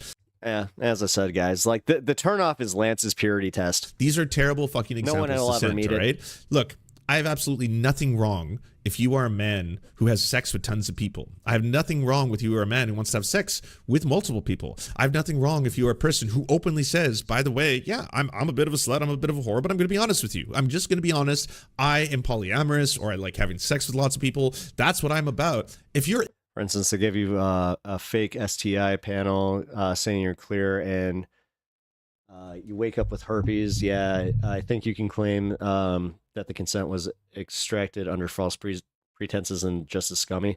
Yeah, but can you actually sue under those pretenses? Interested in that, or if that disgusts you, Is Harry Sison someone who claims to be above all this, though, and tried to come off as a super good guy? Going to be not necessarily from my understanding. I think that he was starting to just be like, yeah, I was like, the way that he's handling it on Twitter, at least, is that, but I think that a lot of the actual purity test, or like the actual, I'm sorry to use that, the actual purity standard is coming from guys like, because he's on Piers Morgan, so they're just like, oh, well, he's the left representative on Piers Morgan. We got to hold him to a higher standard. Be upfront about that. I'm not going to lie. I'm not going to pretend to be something completely different. And they can face criminal charges, other conditions, maybe liability. Well, I thought HIV/AIDS was kind of something that you could, like, that was... Like, there's criminality there because it's obviously something that can fucking kill you. To deceive you, and in that deception... And if it was under false pretenses, then yeah. Try to get your naked photos for my own perversion. That's fucked. Is that as much proving the false pretense as it is proving that you got the disease from them? Right? It's one thing if he's like, I'm actually... Well, the flu can kill you? Polyamorous. Yeah, or, if you don't want to use that term... Well, HIV... Yeah, I was about to say HIV/AIDS is not... because it's a little too front-loaded. Lethal. I like dating multiple people. I like seeing multiple people. I like caring and being in love with and having sex with multiple people. That's what I'm about. That's really different than, no. I only care about you. You're special. You're special to me. You're really special. And because you're so special to me, I feel like I have a strong connection with you. It's you and me. Just come on. Just the two of us. And I think that what I'm mad about here is just the fact that, like, he's not calling it out as he's just being a creep. He's trying to make it like out like he's like he literally is a sex pest. And I think that that's kind of where he's disingenuous here. I don't think I've ever met anyone like you. And I know you've been through some traumatic events, and that's really sad. And I want to help you. Syphilis, like HIV, if untreated, will kill you. Comfort you through this. Can you send me titty? Can I see some titty? Just a little bit. Yeah. Oh, nice. Can you send me more titties? And you're doing... Anna, I feel like you're doing more making me anti-sex than my whole school did. right there, you just made me go. Different people. Just I'm just kidding. All the amount of time and deception and lies. That's all they needed to do in my Christian school to just make me not want to go have sex, was just be like, if you go do this, you'll get brainworms. It's like, no. And obviously, you have to be a bit of a sociopath to not on some level realize what you're doing is profoundly fucked up, right? Because, like, I don't know how you lie to so many people at the same time. Well, at the same time, Harry Sison is Boomer Sison. This is Harry. I don't know. Get off to that entire thing. Like, this a lot. Go get your fucked up shit going on here. Okay.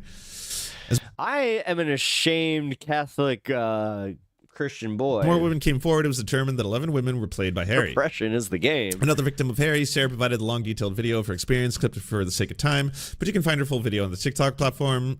She is a domestic abuse survivor. She is posted on the TV I didn't say that. Experience in October for Awareness Month. More of Harry lies. Here it is. One of the women who's terrified of Harry's retaliation had stated that Harry assured none plus rope equals. Her screenshots were all fake, but also told her he doesn't want to feel bad about lying about personal things. He told her he didn't lie to her, though. He asked if she was, etc. Harry's video of the thirst trap. It isn't clear if his new girlfriend is aware of the other women, but after today, I'm pretty sure she will be made aware.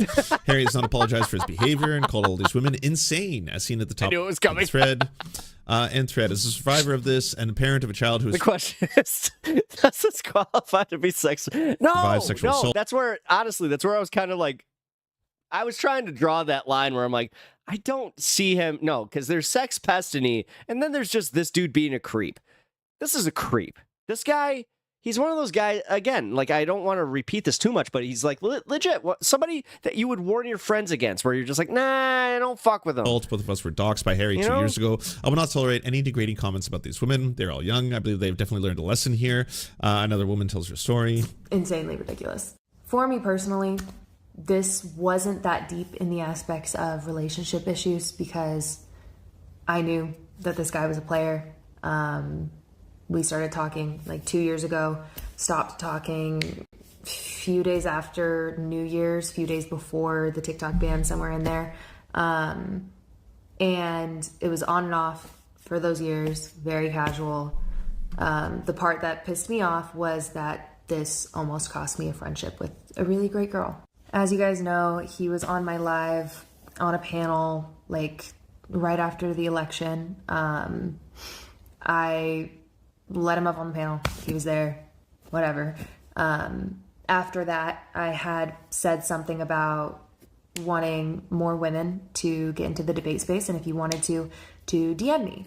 And so Reese, my good friend, did. She DM'd me. This was also to find out if him and I were talking because of the way that he acted towards me in the live and the way that I reciprocated that. She DM'd me and asked me if him and I were talking, and I said no because I didn't know her and didn't want people in my business, and I had spent 2 years keeping that violently under wraps from you guys. Yeah. And then I found out that she was talking to him.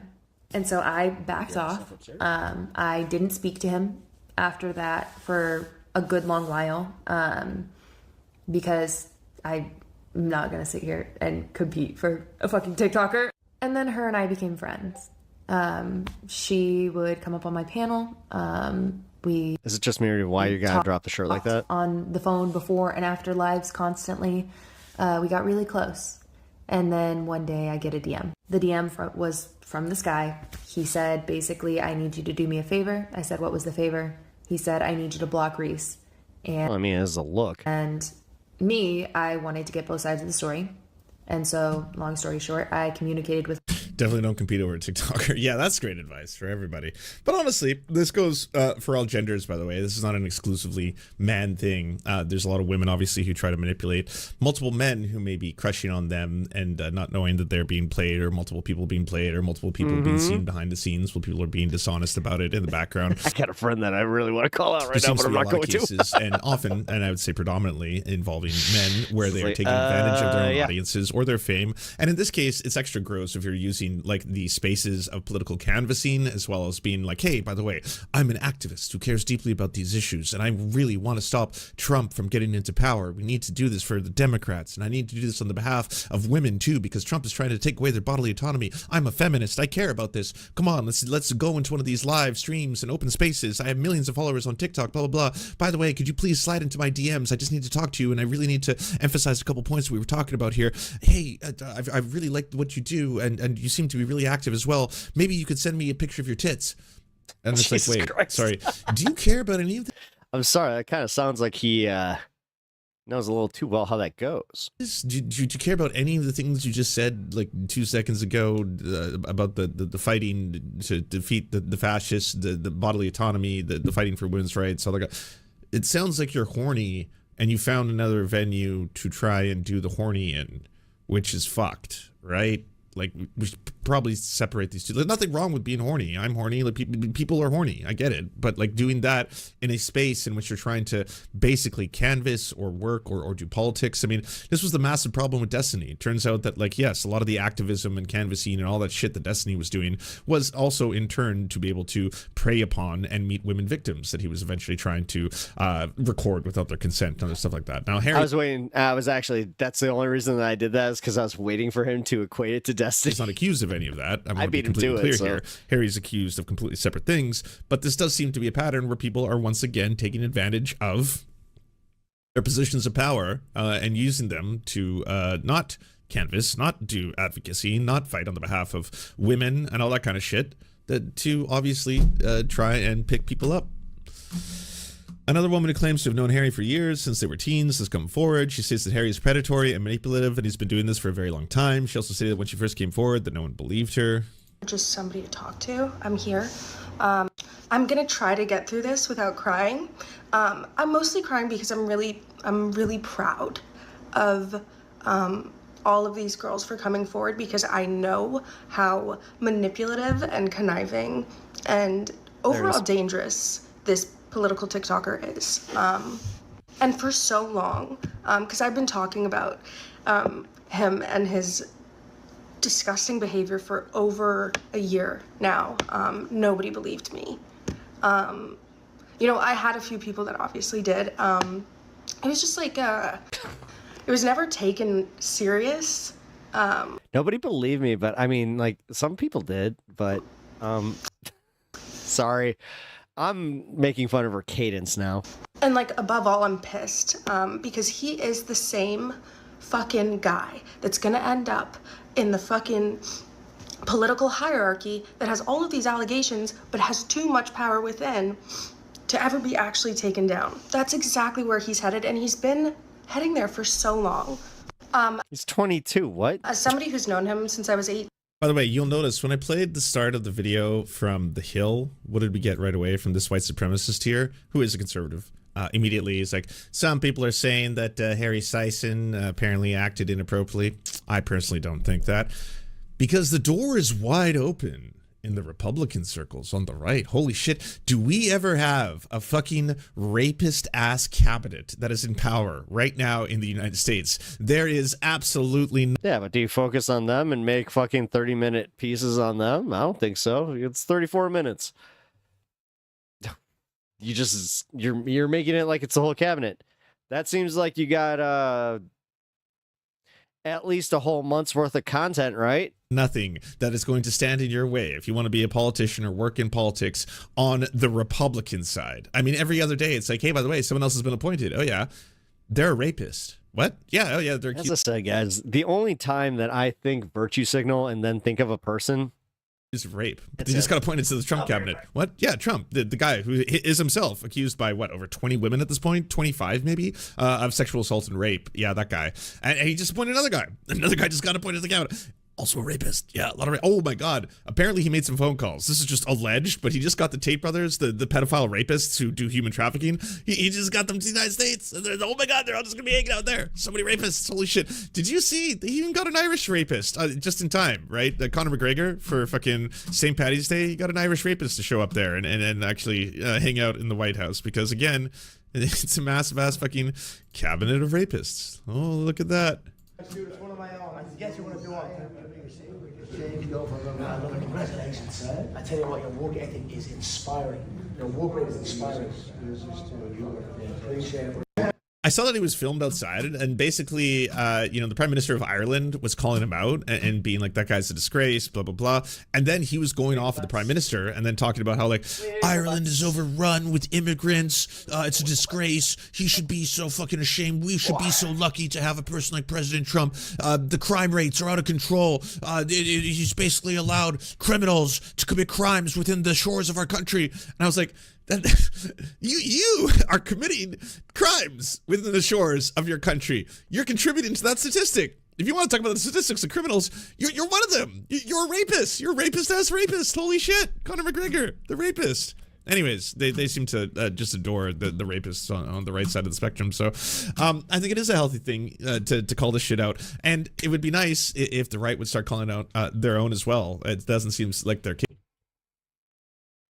capable of it yet, but I'm hoping they get there eventually, right? Like Russell Brand shouldn't be able to be like, I'm gonna try. Yeah, Russell Brand really got canceled, didn't he? And be a left-wing influencer talking about how Fox News is fake news. I got the real news. It's called The Truth. And Russell Brand did shit that actually deserved to get fucking canceled. Like, this is the part that really gets me, where it's just like, yo, dude. News, the truths. Here it is. And then reasonable. I do feel like this is like pre-Twitter. This would have been just handled in like a, I wouldn't say high school circle, but it would have definitely been handled in like a Facebook circle. In varying degrees of success. And then it doesn't. High school. Wait, no, high school. Text circle. Work out. And he's like, you know what? I'm going to do spirituality. Now I am a guru. But when I was in high school, we would have had to literally do I forgot what it's called when you do it by the numbers. Let's meditate. Let's pray or not pray or whatever your thing is. I don't care. I don't judge, but let's all be spiritual together. Even less success. Okay. No one really cares. Yeah. And then one day he's like, I kind of don't know how I feel about vaccines. They kind of scare me. The views, look at the views go like this. And he's like, whoa. Oh, what was that? That was weird. 1.2 million views on that video where I was just kind of like, I don't know what vaccines are all about. Maybe I should do another one. I thought we talked about the vaccines and how they thought calling your question in the. I wouldn't doubt seeing him do it. And then also, I wouldn't doubt seeing him do it, but also, are you trying to talk to him? Like, honestly, did Lance try to get him on to talk to him about this? Or did he find it easier to just make a slam? I'm not going to call it a hit piece, because this is not a hit piece. It's a slam piece. But still, And is he gonna bitch about him getting invited on, you know, fucking Piers Morgan to explain like, oh look, you're the victim of the cancel culture. Now you're bringing cancel culture back. Good job playing into the fucking narrative. Good job playing into what we should really be focusing on, Lance. Great job.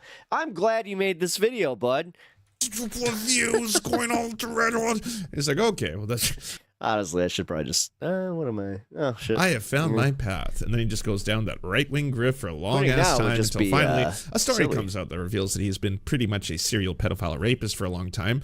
But the good news is he's already within the inner circle of the Rumble and all that kind of shit where they don't seem to care. They don't care. They can easily just be like, oh, no, that's women lie about that for the fame because apparently it makes them really famous and rich. I don't know if we have a single case of it yet, but it's going to eventually make women very famous and rich to lie about, you know, sexual assault. So it's the thing they do all the time, apparently. Also, the deep state is trying to take him down because he's the only person telling the truth about these kind of things, which is also kind of weird. Because ultimately, he's not really saying anything that you can't just hear on the Joe Rogan podcast or Jimmy Dore's show or any other show where the host hasn't actually credibly been accused by multiple women of sexual assault in the way he has. So it is strange to kind of think that the deep state specifically would target him and him alone for exactly the exact same things that he's saying that those people also said. He does not math. Women, sorry, that I don't know if I said this, but they actually they falsify these accusations for wealth and money or something. I don't. Apparently, one day, one case will arise where a woman became so rich and so famous by lying about being sexually assaulted by a man. And we were incredibly close. We met in person a few times. I really don't care if he makes an apology. I don't care if he takes accountability. I don't care about all that because it's going to be fake, and I can promise you that. And it's going to be gaslighting. Actually, that's not everybody. Fair. I think I consider myself pretty close. He's an with incredibly you guys, sick I've never met any of you. individual. So. I'm adjusting my listen. I admit that I'm adjusting some of my like mindset on some of this stuff in real time. So bear with me. And he's been getting away with this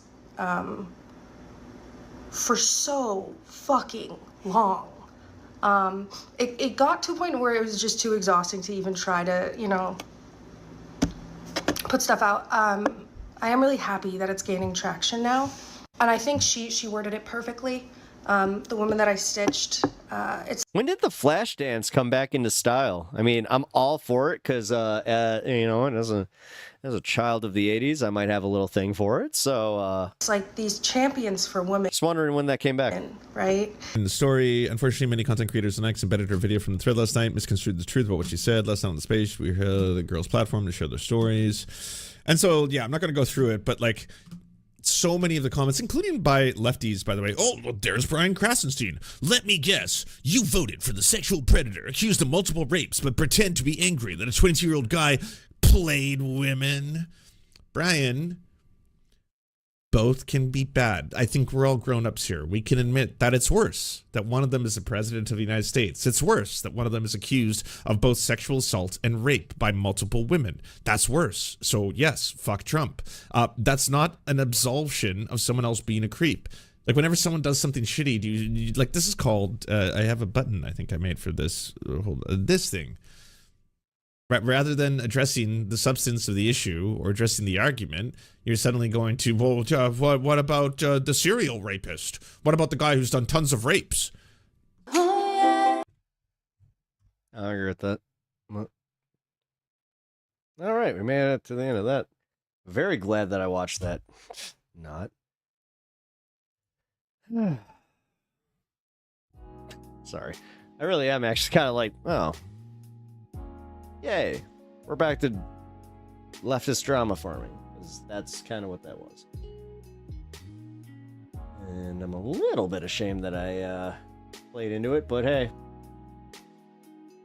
Got that far into it. Attached to that episode was funny. The South Park episode where Butters gets sent as Margarine to steal the... Oh yeah, the... what was it? Oh my god, what was that thing called? The paper game where like the foldy, yeah. What was that called? Shit.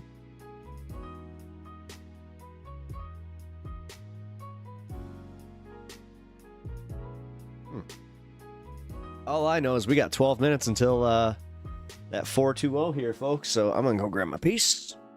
wait, that sounded... I'll be right back.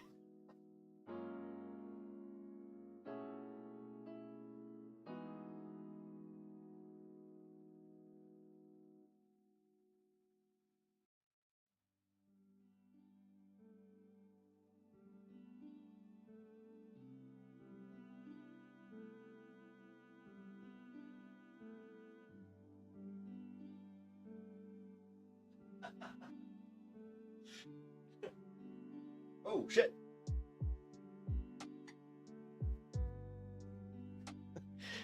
I forgot that I was still on. Oops.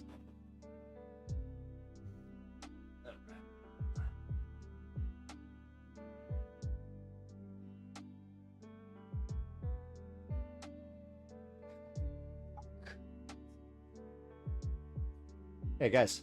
You want to watch a video that I found a little interesting that you guys, if you're in the future housing market, that's what I said.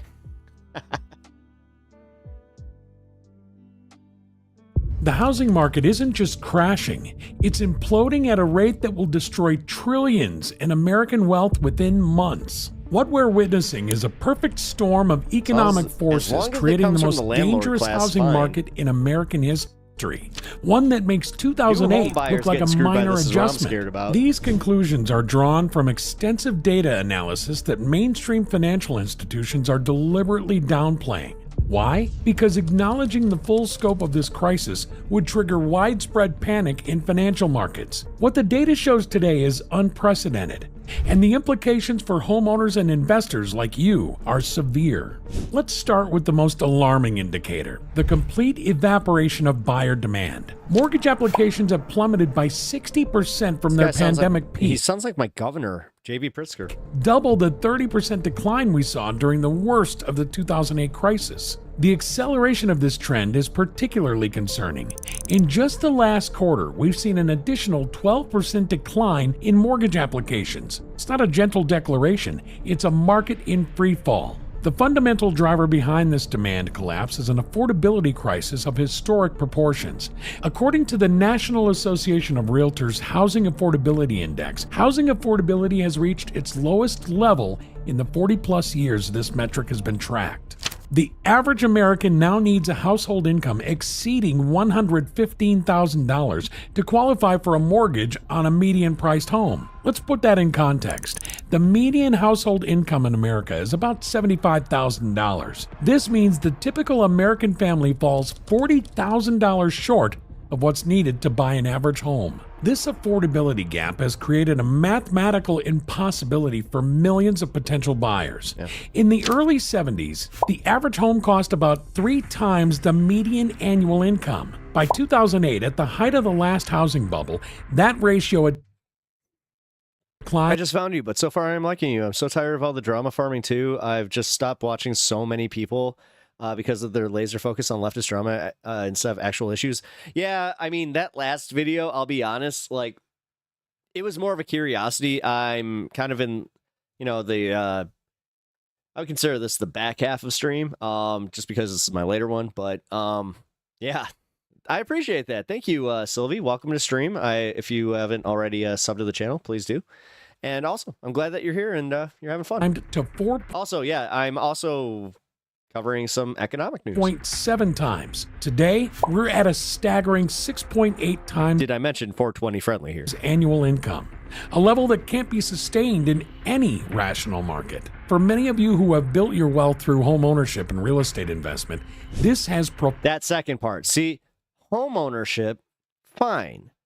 Real estate investment, fuck off. Profound implications. I hope you all lose your houses and they go to people who actually need those houses. The buyer pool for your home ownership's not bad. It's that other side that really fucking sucks. Properties is rapidly shrinking. I don't know why I the sound like next generation of buyers simply can't afford And on today's show, we're about to learn just why home ownership is good, but being a real estate investor is bad. Purchase your homes. This is Casey Kasem. At current valuations. To truly understand the severity of our current situation, we need Well, if you do partake while you are out of here, just think of everybody in this community and just go, historical context. We've analyzed housing data going back to 1890, over 130 years of market cycles. When we are at 413, so adjust home prices for inflation over this period, we discover something alarming. Current housing valuations... actually,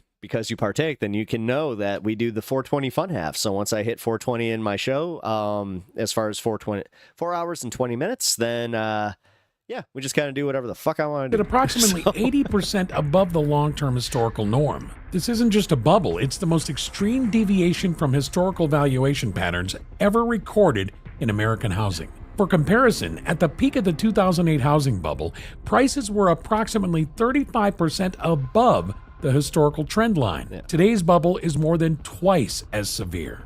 I'd like to share a chart that few people have seen. This 134-year chart reveals a troubling pattern. This graph shows inflation-adjusted home prices dating back to 1890. You can modify housing, please.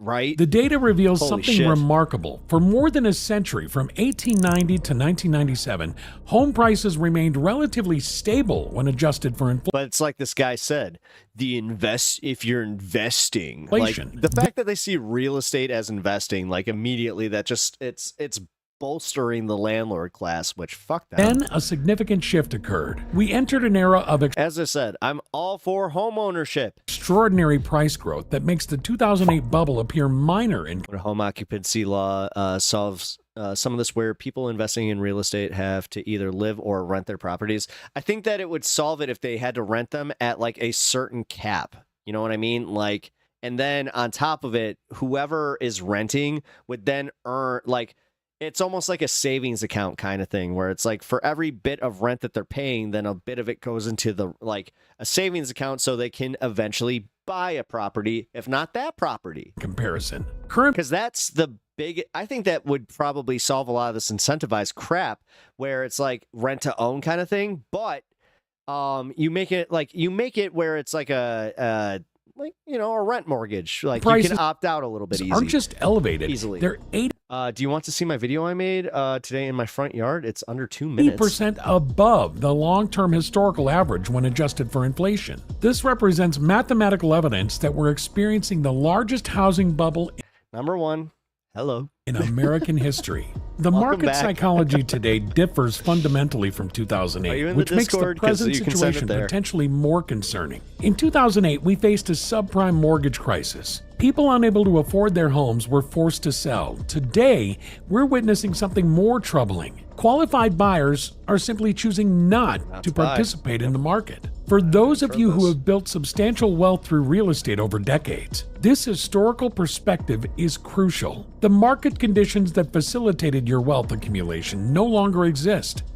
We have entered an unprecedented phase of the housing cycle that threatens to erase significant portions of that accumulated equity. For decades, the Federal Reserve has exercised significant control over housing markets through interest rate manipulation. This time, however, they've lost that control. The 30-year fixed mortgage rate has surged past 7.5%, more than doubling in just 3 years. This isn't merely a temporary spike, it represents a structural shift in bond markets that the Fed appears powerless to counteract. Let's examine the numbers. Since the Fed began raising rates in March 2022, they've increased the federal funds rate by approximately 500 basis points. Yet mortgage rates have increased by nearly 450 basis points, creating a nearly one-to-one relationship that defies historical norms. Typically, long-term... My biggest thing is these greedy mother effers that couldn't see past, like, they couldn't see for like the long term in this, where it's like this is gonna crash and it's eventually gonna hurt us more than it's helping us. Mortgage rates move at roughly like, half man, you the want pace to talk about of like the federal funds rate. This anomaly suggests own... deeper structural problems in credit markets. With your own the spread wealth, like, between the 10-year Treasury and the 30-year mortgage rate has widened to historically unusual levels, indicating severe stress in the mortgage-backed securities market. For context, during the 2008 crisis, the Fed was able to slash rates from 5.25% to nearly zero, providing significant relief to the housing market. Today, with persistent that was a fun year to go into the housing market. inflation and a national debt exceeding $35 trillion, the Fed lacks the same flexibility to rescue the... Honestly, guys, I'm going to give you a piece of advice. Make sure that you have enough for a down payment, because once the housing market collapses, that's your time to go buy in. That's what I did. The Fed's balance sheet, which... In 2008, I was in a position where I could put down enough of a down payment on it was a foreclosure, and it was like a more than a fixer-upper. Like, the copper pipes were stripped out of that house. Expanded to nearly $9 trillion during the pandemic, is now contracting through quantitative tightening at a rate of approximately 9... My whole life, thousands of charts are telling us we are not making enough money, but wages have stayed the same for decades and the rich get richer. Yeah, but somehow we're the fucking problem for asking for those damn entitlements. $25 billion a month. This liquidity removal is occurring precisely when the housing market is most vulnerable. Please take 2 seconds to help me out and hit the like and subscribe if you find this video interesting so far. Each like and subscribe helps support this channel and keeps us motivated to keep making you great content. Thank you. Motivated? Now, I don't even say what? Say what, What? No, you didn't just say stay motivated. For those of you who have built retirement strategies around real estate investments, this paradigm shift in Fed policy represents a fundamental threat to your financial security. The Fed put that many investors have relied upon appears to be broken. The early warning signs of this collapse are already visible nationwide. Housing inventory has surged 35% year over year across major markets. 420 in the program. Let's go. With some regions seeing inventory double. The average days on market has increased from 21 days in 2022 to 63 days today, a 200% increase. Price reductions are occurring on approximately 42% of all listings nationwide, up from just 15% a year ago. Builder confidence, as measured by the NAHB Housing Market Index, has fallen to levels typically only seen during recessions. New construction cancellation rates have reached 30% in some markets, forcing builders to offer incentives worth up to 15% of purchase prices. And institutional investors, which acquired over 800,000 single-family homes since 2010, have slowed purchases by 70% year over year. These aren't anecdotal observations. And just like that, this got so much easier to They're measurable market signals occurring at a national scale. The velocity of these these suburbs are so depressing. Changes. Look at that mountain landscape and just all these fucking cookie cutter houses. This is particularly alarming. What took nearly 2 years to unfold during the 2008 crisis. Look at this chart. Houses go up, people get poor. Is happening in a matter of months today. The housing correction is not occurring uniformly across the country. Regional variations. This is the kind of person that probably thinks that all taxation is theft and unconstitutional. No, I don't think that. Were you saying that about me? Provide critical insights. I do not think that. Into how the broader collapse will unfold. West Coast markets. San Francisco sales volume has plummeted by 40% year over year, with median prices falling 15 to 20% from peaks. Seattle has seen a 35% sales decline. Yeah, that's Jeff. Actually, yeah, funny enough. With price reductions averaging 9.7%. These coastal markets typically lead national housing trends by 6 to 12 months. The Sun Belt. Phoenix has recorded a 35% sales volume decline, with median prices dropping 10% in 6 months. Las Vegas inventory has increased by 107%. Yeah, but the problem with that is you don't have fucking water. 20%. Dude, you are fucking draining the Colorado Basin and you're just sitting here like, oh, this is going to be sustainable. And year over year. Austin has seen a 28% decline in median. Yeah, I don't agree with him on everything. Prices from the 2022 peak. These this guy's an economist through and through. Its rapid deterioration shows how quickly speculation-driven markets collapse. Midwest and Northeast. Here we go. Chicago's luxury what's up, baby? Market has seen 25% Chi-town all day price reductions for properties over $1 million. Russell, look at that beach. Look at that beach. Lake Michigan. Ain't you pretty? Detroit sales have fallen 29%, with inventory up 45%. The Northeast has shown greater resilience, but New York's suburban inventory has increased 60% year over year. The regional pattern suggests a cascade effect. Sorry, I'm a hockey fan, so I might have bias. Western markets fall first, followed by the Sun Belt, with the correction gradually spreading to the Midwest and Northeast. For investors and homeowners who weathered the 2008 Don't make fun of how I say my goddamn city. crisis, understanding the structural differences between then and now is crucial. Number one, the valuation chasm. Yeah, I mean, you Current got home it. prices sit 80% above historical norms compared to 35% in 2008. This represents trillions in additional dollars that must be eliminated through market forces, suggesting potential price declines of 35 to 45% nationwide. Yeah, so you're literally hoping for, like, that's the thing. Like, you guys did this thing where, oh, look, the housing market's great. Time to buy. Definitely time to be a landlord because you're going to make the most money. But then they're like, sell, but also go buy more properties. Like, dude, they're all doing this. Like, you think that a recession's actually going to help us? Like the working class? No, it's going to help a few of us. Interest but rate fuck. trap.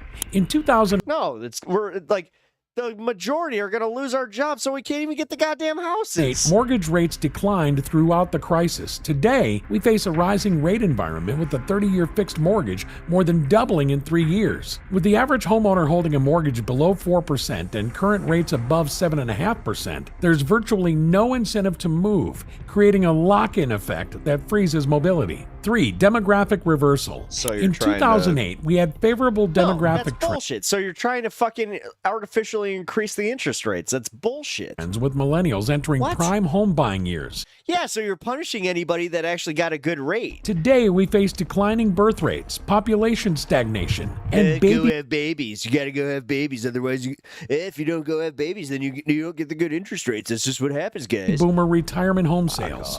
The buyer-to-seller ratio is deteriorating rapidly and will continue to worsen through 2030. Am I reading that wrong? Seriously, tell me if I'm reading this wrong, but like, they're essentially punishing us for not having fucking more kids. 4. The institutional factor. Large investment firms now own over 800,000 single-family homes, a market factor that barely existed in 2008. Their recent 70% reduction in acquisitions and 25% increase in sales could flood the market with inventory precisely. Yeah, but that was inventory that was taken by foreclosures. What are you talking about? That wasn't new builds. When demand is weakest. Have smoke a bowl. 5. The work from home reversal. With 65% of companies now requiring at least partial return to office, many pandemic home purchases have become impractical, creating a new segment of distress. And they're slowing down their immigration, dude. Sellers Yeah, exactly. who must relocate More houses on the market now that all those immigrants are out of here. closer to employment centers. The housing market doesn't exist in Holy isolation. fucking pool! It's deeply Oh, that's a house. interconnected. I thought, holy shit. Okay, I thought this turquoise one was a fucking, like, it was just a house that had like 40 pools in it. With the broader economy. This collapse will Yo, you ever played Grand Theft Auto 5? cascade through multiple sectors. Regional banks hold yeah, it doesn't approximately look like dude's fucking $3.6 neighborhood. trillion in real estate loans, with a 20% valuation decline, creating hundreds of billions in potential losses. The banking system faces this risk with the highest interest rates in 16 years and a flat yield curve squeezing profitability. Oh, who could have seen that? Residential construction, 3.2%. Dude, I'm not even a math guy, and this is what pisses me off about this shit, is I get, like, chastised for not playing, like, fucking crypto markets and any of this, but, like, again, not a math guy, just have done basic business. When I hear these numbers, I know bullshit when I smells it. Of GDP has already begun contracting, with housing starts down 22% year over year. Historical patterns suggest 800,000 to 1.2 million construction-related job losses ahead. A 30% decline in home values would erase approximately $12 trillion in household wealth, potentially reducing consumer spending by $600 to $900 billion annually. Approximately. Again, but that's the middle class's fault, guys. Have more kids. I mean, fuck you for not, like, you want a house, go have a kid. 3 to 4% of GDP. For those of you who have built substantial... So much housing available, but Mitesh, I hate to say right now, no, because we have a housing crisis right now, just putting people into houses. Like, we have a lot of empty houses, right? And I actually just was talking about this with somebody, and I do think that, no, we do need, before we have a landlord class, we need to start putting these homeless people into houses, right? Well, we need to kind of figure out like do we cap it at like you can have one rental property, you can have one vacation property, because these rich motherfuckers aren't just gonna like bend down and just be like, oh yeah, you know what, we can't have property. Well, through real estate, these market dynamics create specific. I'm not trying to say it like that. We will never be in a position where we can force them to do so, but retirement and wealth impact. I don't want to say the word. Many in this demographic have built retirement strategies around home. Yeah, home ownership. Equity. That's what. Yeah, you know what? Fuck me for doing the same thing. And investment property appreciation. God. With real estate typically comprising 30 to 45% of net worth for Americans. This is where I get really sick. I had an argument recently with one of my leftist buddies about like why even owning a home, like my home, like me trying to own this home is somehow fucking problematic and it's against my morals. It turned into the Hassan argument, essentially. I was just like, no, I'm not doing that. Like, fuck you, dude. Really? You think that I shouldn't even be able to, like, have a home? Like, I'll be honest, guys, like, I don't have anything that's, like, super fucking flashy. I have what, like, it's within the median, so, like, what the fuck? In this demographic, potential net. It's almost as bad as the money AAA studios getting stolen from via piracy. Yeah. Worth reduction. Well, like, actually, Sylvie, what's your take on? I'm not sure if you know what's happening with like Marvel Rivals, but so they just fired the entire creative staff because and like the head of creative development because they got what they needed. Like, they don't even need somebody to create skins. They're just they're putting a bunch of like comic book designs that were already made, sending them to this AI machine, and it's just going to digitize it and make it into a fucking customizable skin that they're going to sell for fucking what, $10? Like, that's insane. And like, honestly, it made me stop playing Rivals, which sucks because it's a great game with I love how it. Of 25 to 40. I love the gameplay. I love the aesthetic. It really is painful that like they're so soulless, and they did it publicly. Like, they fired the entire studio and like they put out a press release. Force painful decisions about delaying retirement or accepting reduced lifestyle expectations, estate planning and cash flow challenges, significant valuation declines. Yeah, it's also like I hope you guys realize too, there's going to be like a huge wave of boomer die-off and then a bunch of inherited homes. Disrupt estate plans, potentially leaving less for heirs or forcing liquidation of properties intended for generational transfer. Meanwhile, Sylvie, I mean, in a perfect world, I'm a communist, but I'm damn near 40.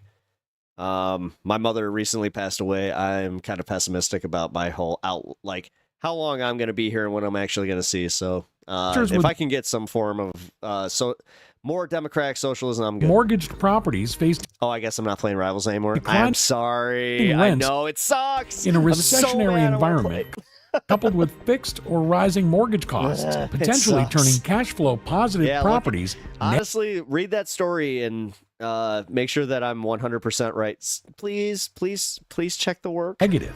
The historical pattern. I want to make sure what I'm happens right. next? Housing corrections typically follow a predictable sequence. Phase 1, demand collapse. Characterized by rising days on market. So, like, if I misread something, then that could be part of it. Growing inventory and increasingly desperate seller incentives. Phase 2, seller capitulation, begins 8 to 12 months into the correction as reality sets in and sellers accept significant price reductions. Phase 3, distressed inventory surge. Financial distress generates forced sales through foreclosures and short sales, creating at phase 2, you can stop it then. Additional inventory. Phase 4, institutional retreat. When price declines reach 20 to 25%. No, you hodl with your house. Play the fucking crypto game. Really piss them off. Institutional investors shift from buyers to sellers, accelerating downward pressure. Oh, you're telling me that the fucking, what do you call them? Those hedge funds are going to, or not hedge funds, you know what I'm talking about, the venture capitalists, they're going to just let go of all the fucking houses they built, that they just bought up, that they couldn't sell at a fucking giant profit, so they're just, we'll just take the bottom dollar. Market. At least we make something. Bottom and extended trough. Based on current conditions, national home prices could bottom in late 2025 to early 2026, Damn, dude, they're really calling for that real fast. Guys, this is why I'm trying, like, I'm watching this with the, like, if you guys are in a position to possibly, like, get a down payment to buy a house, be prepared within the next 2 years here. Because that's when the interest rates are going to collapse to the point and meet to the market where you guys will be in a position to actually buy. Now, you really have to kind of wrestle with, do you want to? Because buying a house, I also have to warn, it's a lot. It's a lot. It's a lot of cost, man. Your trough extending. You eat a lot of cost, but honestly, it's yours though. 2029. I never want to like seem like I'm trying to get people out of home ownership. Like, no, I'm an advocate for home ownership. It's more so like if you're not in a financial position to actually like yes, you can pay the mortgage, but if that's all you can do, then maybe don't. The industry has powerful incentives to downplay this correction. Hidden market realities. Official home price statistics significantly understate market conditions by only capturing closed transactions. Current concessions, repair credits, and rate buydowns mean actual prices are typically 8 to 12% below reported figures. Internal bank data indicates approximately 1.8 million mortgages in some stage of delinquency, with 480,000 seriously delinquent, 90-plus days. This shadow inventory will hit markets throughout 2025-2026. While public home builders report official inventory of 5.8 months of supply, the actual figure approaches 11.3 months when including homes under construction, a level consistent with previous housing busts. The data is unequivocal. We are in the early stages of the most My earlier comment was more of a critique of those leftist friends of yours. It's pretty ignorant to criticize someone for owning a house, which is personal property. significant housing market correction in American history. Leftist friends of mine. The combination of extreme overvaluation. I am of the left. Thank you. Collapsing I mean, I appreciate you seeing me in a different light, I guess, but I'm just hoping I share their values. It's more so like I don't want to call myself a practical person or like a practicalist or whatever the fuck, but like I'm just older. Shifting demographics, and deteriorating economic This is for my 21-year-old leftist fundamentals. You do it. Creates a perfect No, I'm storm kidding, that makes 2008 and then look you minor finish. by You finish. comparison. For those who have built substantial wealth through real estate, this correction represents an existential threat to financial security. The coming years will separate those who recognize these warning signs and took protective action from those who dismissed them. This isn't, believe it or not, I'm not against like personal property. About fear. It's about, which I don't think like actual communism is either. I had a conversation recently about that where they explained that to me like really, really well. Understanding the mathematical reality of where we are in the housing cycle and the historical patterns that govern market behavior. Remember, in every market cycle throughout history, wealth isn't destroyed, it's transferred. Nice. The question facing every viewer today is, which side of that wealth transfer will you end up on? Econofin will be bringing you the housing market truth that squatting in billionaires' homes would be the most common. Others won't tell you. The next 24 months. That'd be base as shit. You know that would be like, what is that? Oh my God, what the fuck is the name of that movie? Not Zombie-apocalypse. Fuck! Zombieland, with Woody Harrelson, where they could find Bill Murray. That's exactly how that would be. Just a bunch of us just like, look at this shit. Shape the American real estate landscape for a generation to come.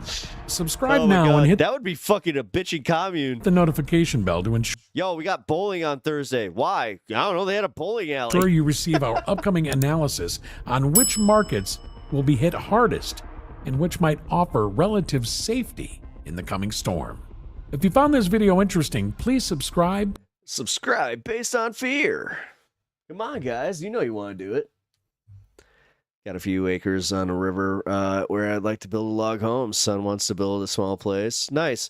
Jeff, one of these days I'll talk to you about that. My dad did something like that. It's not a log cabin or nothing, but he bought, I think it's like 6 acres, and he's doing something similar.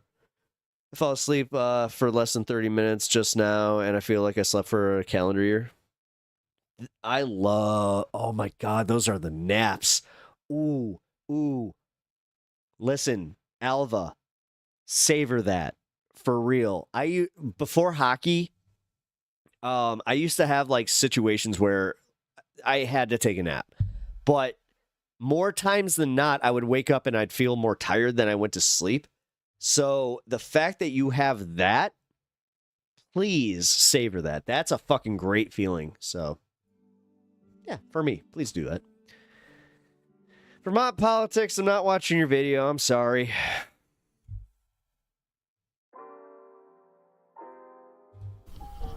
Actually, I'm watching your damn video. Let's see. We're having a big my convictions just came out there. Okay, guys. Here. I forgot your name already. What'd you say your name was? Shit. Oh, crap. What was her name?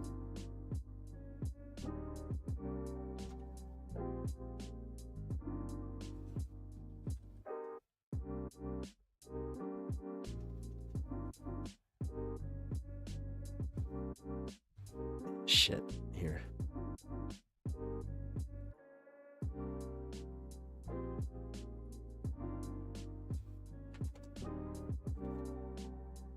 Chris Erickson. That's who it is. All right. So you know how this, I'm not sure if you were with us yesterday, but this lady was talking about how she has problems with Bernie Sanders because, like, reasons about her, like, jet noise and stuff. Well, apparently, she sent me a video of the jet noise. My body is like, this is not 8 hours yet. 8 hours? Damn, dude, I'm lucky if I get 6.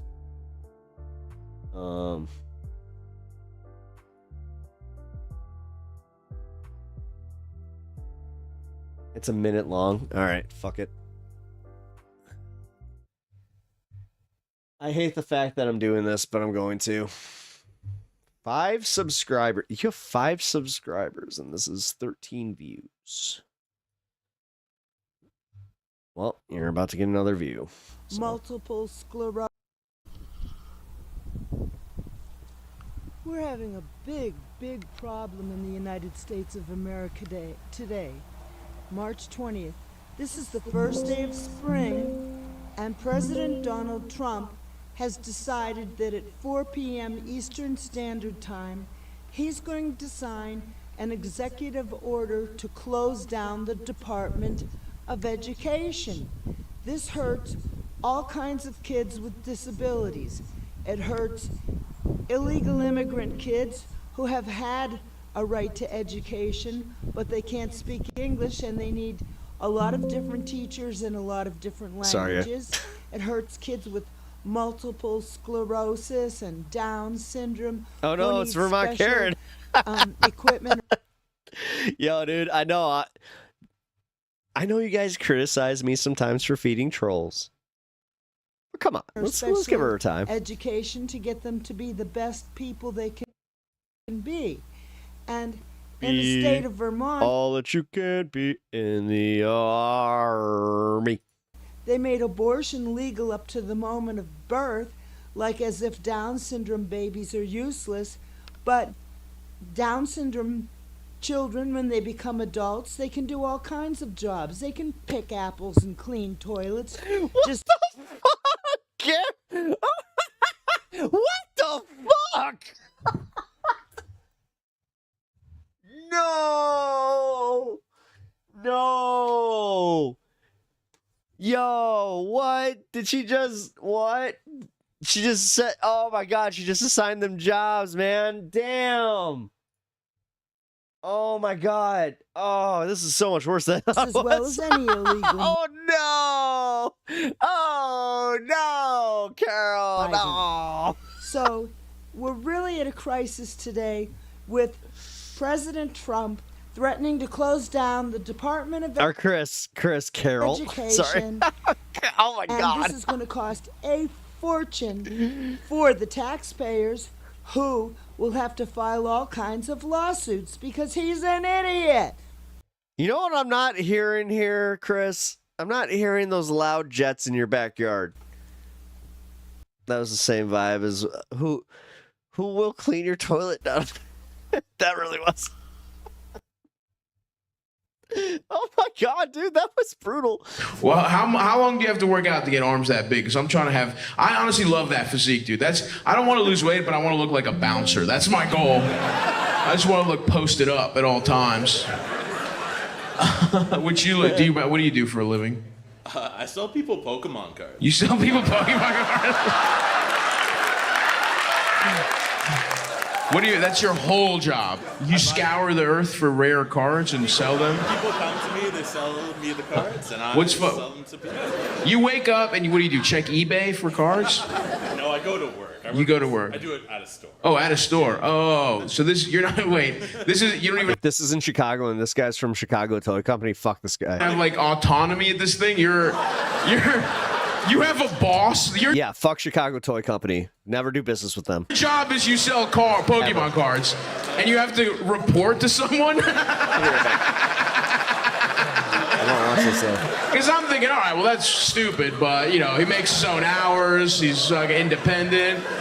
So you work at a very specific pawn shop, is what you mean? You don't, find them out, people bring them in? That's awesome. So some guys walk in and they're like, hey, the one woman who fucked me divorced. Yeah. He wants this one. This is the super rare Dark Charizard. Me. And it's my baby. To make alimony, I'm going to have to sell the cards that drove us apart ultimately. So who's selling cards? It's divorced guys. It's like adult children. Adult children, yeah. And then who buys them? The same guys, right? The same guys, just on the opposite end of luck. You're constantly just shifting cards back and forth between losers. Like a loser that wins. I watched this to laugh, but now I feel bad about myself. Scratch off buys a Charizard or something like that. Or interesting, damn. And do you think there's advancement? All right, guys. Anyone here actually know what this is? And if you do you want me to break it open? At the Yu-Gi-Oh card shop, or not that much? Not that much, but it gives you time to get fucking swole. Because listen, dude. I know you dodged my initial questions about how big your arms are and stuff. You threw me a very juicy tidbit about the Pokemon store. And I'll give you credit. That is pretty hilarious that exists as a store. Bobby! That enough people in this city don't fuck for that to be a business. Like a brick and mortar? Are you kidding? No. One thing if it was a fucking online store, but this guy Yeah, Alva gets pays rent. There's heating bills that go into the Pokemon card store in 2022. Damn. I'm gonna get you started working here. Yes, for prismatic evolutions. You're like college, right? Yeah. Full How old are series. you? Hopefully. 29. Okay, nice. All right. Well, look, man. I don't know how much longer you can work at the Pokemon card store. It's fine. You're a youthful guy. You're jacked. That is funny to be you're like a strong nerd. That's the kind of guy you are? Here's the secret. It's just fat. It's not just fat, bro. I'm fat as well. My arms don't look like that. Relax. If I cross my arms, nah. Because you know why it's not fat, you motherfucker? Because you got real short sleeves on, bitch. All right? You know what the fuck you're doing. So don't even fucking sit here and tell me you're not. When are you going to be funny or tell a joke? Oh, this is crowd work. This. Out of your arms when you. Hey. You got them fucking shining for everybody to see. Sylvie, as a stand-up who has not stood up on a stage for quite some time, but who is on the internet. How? Make me dance, monkey, dance. So what is it? You really don't want me to get to the heart of what's going on with you. I can tell that. You're very good at fucking deflecting, but there is something in the core of you that is driving. I could be a god. I could get a god pack and just be rich. You crazy, and I can feel it. There's one central issue in your life, and you don't want to say it in front of 375 strangers, and I get that. Stabby doesn't know about games and card stores. Father? Nah. He's not into that. No. Okay, thank you. He's into wrestling, though. It's the mother. It's mom. All right. Okay. Huh? I dropped out of That's why. Oh, you dropped out of school. How's it going? We're going into this guy's life real fast. Nice. Wow. Over there, you couldn't have. There was just such a better way to do that than how you did it. The fact that she ran in front of the camera. Why here? What the fuck? All right, whatever. Anybody here bought a Pokemon card recently from a store in Toronto? Nice. No. Was there a jacked guy selling it to you? It was at a convention. Okay, he at least gets paid. You're doing that. You're doing that for fun? Yeah. Oh, son and his stand-up girlfriend broke up. I'm sorry. You're a nerd. That's all right. What's your prized piece? I hope you're still a fan of her stand-up. In the collection. I have a $300 Lego figure. You stole it. Okay, from a child. Who did you steal it from? The store? One of my old friends. Your old friends? Oh, Jesus Christ. Is that the reason? Did he? This man went crazy. Boo, this man. Damn. Why did you guys grow apart? His Legos kept going missing? Was he a good guy? Why did you why did you steal from him? I wanted it. You wanted it? You must have had bad parents too. You don't even know basic morality. Is this your dad for real? Come on, man. What the fuck? Was he a bad kid? Yeah, he had some issues. Yeah, no, see, the funny part is when it's that shit. That's what he's trying to get. It's not even the jokes. Fuck the jokes. He's trying to get the content. That's content. He had some issues. That's awesome. Funny. You're like, buddy, listen, the Deadpool figurine's the least of our problems. Okay, that is funny. Okay, buddy, the Deadpool will... Okay. Empathy is bad. Hell, it might even be a sin. At least according to Elon Musk, who in a recent interview with muscular intellectual Joseph Rogan said that we are experiencing civilizational, suicidal empathy. Oh shit, I gotta pee. And for Musk, this is largely because empathy at the individual level is costly to the collective, or put differently, empathy for people is costly for corporations. An example that Elon Musk gives is California providing medical insurance to undocumented folks. I mean, listen to this shit. He says, the fundamental weakness of Western civilization is empathy, the empathy exploit. He goes on to say that they're exploiting a bug in Western civilization, which is the empathy response, and that empathy has been weaponized. And don't worry, because the right-wing evangelicals are talking about this one too. And there are some right-wing theologians who are legit arguing that empathy is actually tricking poor little Christians into like doing woke stuff. I don't know, this shit's crazy. I mean, seriously, can you imagine being like, oh, it's unchristian to have empathy? That's what they're saying. They're saying that it's unchristian to have empathy, to be empathetic. They're saying that to be empathetic is unchristian. And there's another recent book written by another right-wing Christian that's called Toxic Empathy. It's written by conservative podcaster Allie Beth Stuckey, more like Allie B. Sucky. And it's another book about how leftists and progressives supposedly exploit Christian empathy. It argues cool things like that empathy for migrants is actually unchristian. And the reviews for this one, well, I'm gonna let some of these speak for themselves. One reviewer says, a hateful book that doesn't even attempt to disguise its hate for people different from the author. If Jesus was alive today, people like her would persecute him based on their twisted view of Christianity. Another review says, as a Christian and someone with an IQ higher than I can count on my fingers, this book is objectively horrible. And this one from Jude Yeager says, a pathetic attempt to claim progressives use empathy to bully them while using the modern hateful nature of Christianity to bully trans women, women who get abortion, and the gay community. I mean, I'm sure they meant abortions, but they're just like kind of angry. So I want to try to quickly talk about why people like this are attacking empathy and how we can use the philosophy of someone like Aristotle to talk about why empathy is actually super useful and even politically important. Now, to put this really simply, the logic of contemporary American capitalism prioritizes individualism and notions of individual freedom and liberty at all costs. Now, of course, this type of individual is antithetical to the practice of empathy. If we all have the freedom to do whatever we want and achieve wealth and success, well, why should I have empathy for a homeless person in my community? Empathy, on the other hand, challenges this type of individualism by asking us to relate to the experiences of those who are suffering. And when Musk says that there is a civilizational suicidal empathy happening, the civilization he's talking about is, of course, white, Western capitalism. The same civilization that a lot of evangelical Christians love. They love capitalism. It's weird because these people won't have sex until they're married, but they'll just 69 with capitalism all night with no regrets, thinking that Christ is up there being like, oh yes, good stuff, rub it till you bust. That was fucked. And empathy is a weakness for someone like Elon because it stands in the way of pure market forces. For example, giving healthcare to migrant workers is economically inefficient, or building public housing is bad for real estate developers. I don't know why I'm using finger quotes. This is actually what these people think. Now, in the tradition of phenomenology, which is a type of philosophy, you can Google it, empathy isn't just like a feeling or a vibe.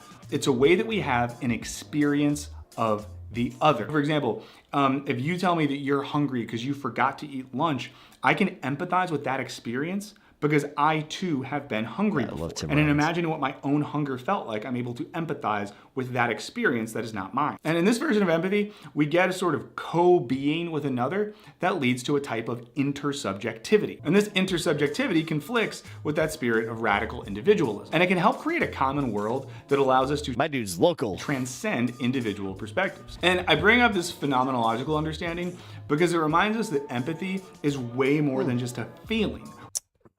Colors match. Which is how the toxic empathy crowd describes it. And I'm going to put a link to an essay on the phenomenology of empathy in the description if you guys want to check that out. You know, this speaks to what empathy is, recognizing that the humanity of others is always already interlinked with my own humanity. And this fights against the tendency to make people that aren't like us wholly other. All right, guys, if you didn't know, that was Drake's house. Right? Like, I don't have to have empathy for a migrant because that's a totally different type of person than me, or for a trans person, or for a woman, or for someone suffering some type of oppression, right? Because they're not like me, so I don't have to worry about it. And we can see a little bit more about the philosophical and political importance of this by checking out Aristotle. Now, he doesn't really talk about empathy as such, but his discussion of justice and friendship and his Nicomachean ethics is pretty helpful here. Okay, so listen to how Aristotle describes justice. He says, for this same reason, justice alone of the virtues is thought to be another's good, because it is related to our neighbor. For it does what is advantageous to another. I like this dude. Either a ruler or a co-partner. The gist here is that to be just is to be concerned with the good of another. Justice itself, definitionally, is about me caring about and seeking the good of people that aren't just like me. This is absolutely counter to contemporary Western individualism. Aristotle writes that the best man is not he who exercises his virtue towards himself, but he who exercises it towards another. For this is a difficult task. And this is why for Aristotle, justice isn't just a part of virtue, it basically is virtue. Aristotle also talks about friendship in this text. He says that perfect friendship is the friendship of men who are good and alike in virtue. Friendship, like that's how I always understood it, is perfected when we seek out the good of another, when our friendship is derived from the desire for the other to sort of have good stuff happen to them. And I think if we consider friendship and justice together in this way, it gives us isn't that narcissism though? Pretty good model of social empathy. So for example, if I can acknowledge the humanity of others, then I can desire their good or desire what's good for them and think not just about what's best or most advantageous for me as an individual, but think about my neighbors and my community as a whole. And like Aristotle says, if this is how we think, well, we're basically covering the whole of virtue. So if we let this type of empathy shape how we think about politics, it's gonna lead us to worry less about our individual interest, what's good for us, or I don't know, our bank account, our businesses, our electric car company, whatever it is.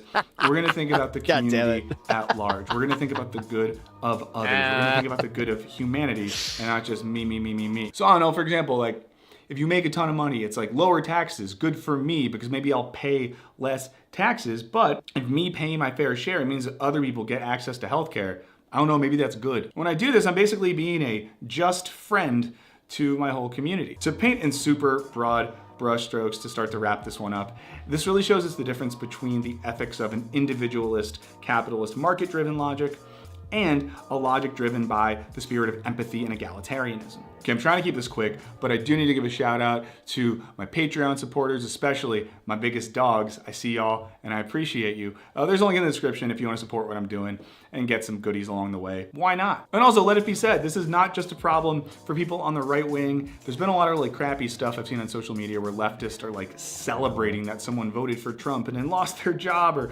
lost their health care. And it's like, it's not funny. It's not the best. They're still a human person, you know, still a human person. But that's all for now. Please do let me know what you think. And I don't know, in the meantime, try to have some empathy this week. I'll catch you soon. I love this guy. You do this. How do I don't really know how to do the thing. I'm still new at this. Share and... Yeah, man. I think that me and him started around the same time, too. That's awesome. Oh, yeah, man. Follow his channel. Good dude. Fuck yeah, man. Shit. Where are we at? 5 hours? Alright. It's almost 1 o'clock here. I think, I'll smoke with you guys. That's what I want to do. Oh. I ain't going nowhere. Let's smoke. Humans.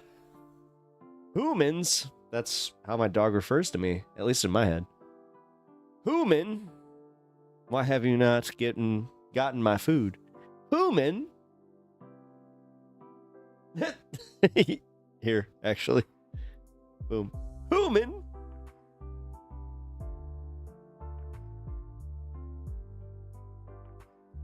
Oh, yeah, by the way, he's, I'm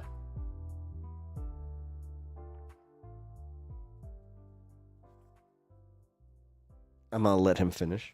You good?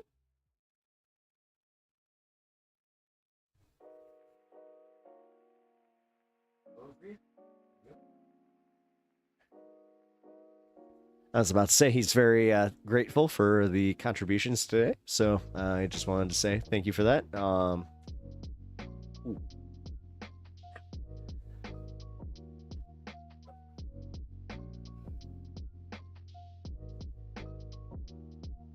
Let's see what we got.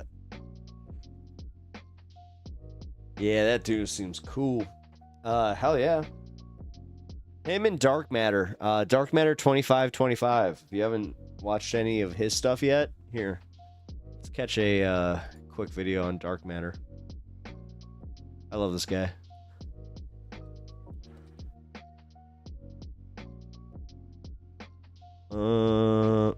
Why'd you have to do a half-hour video? Don't you got any short content?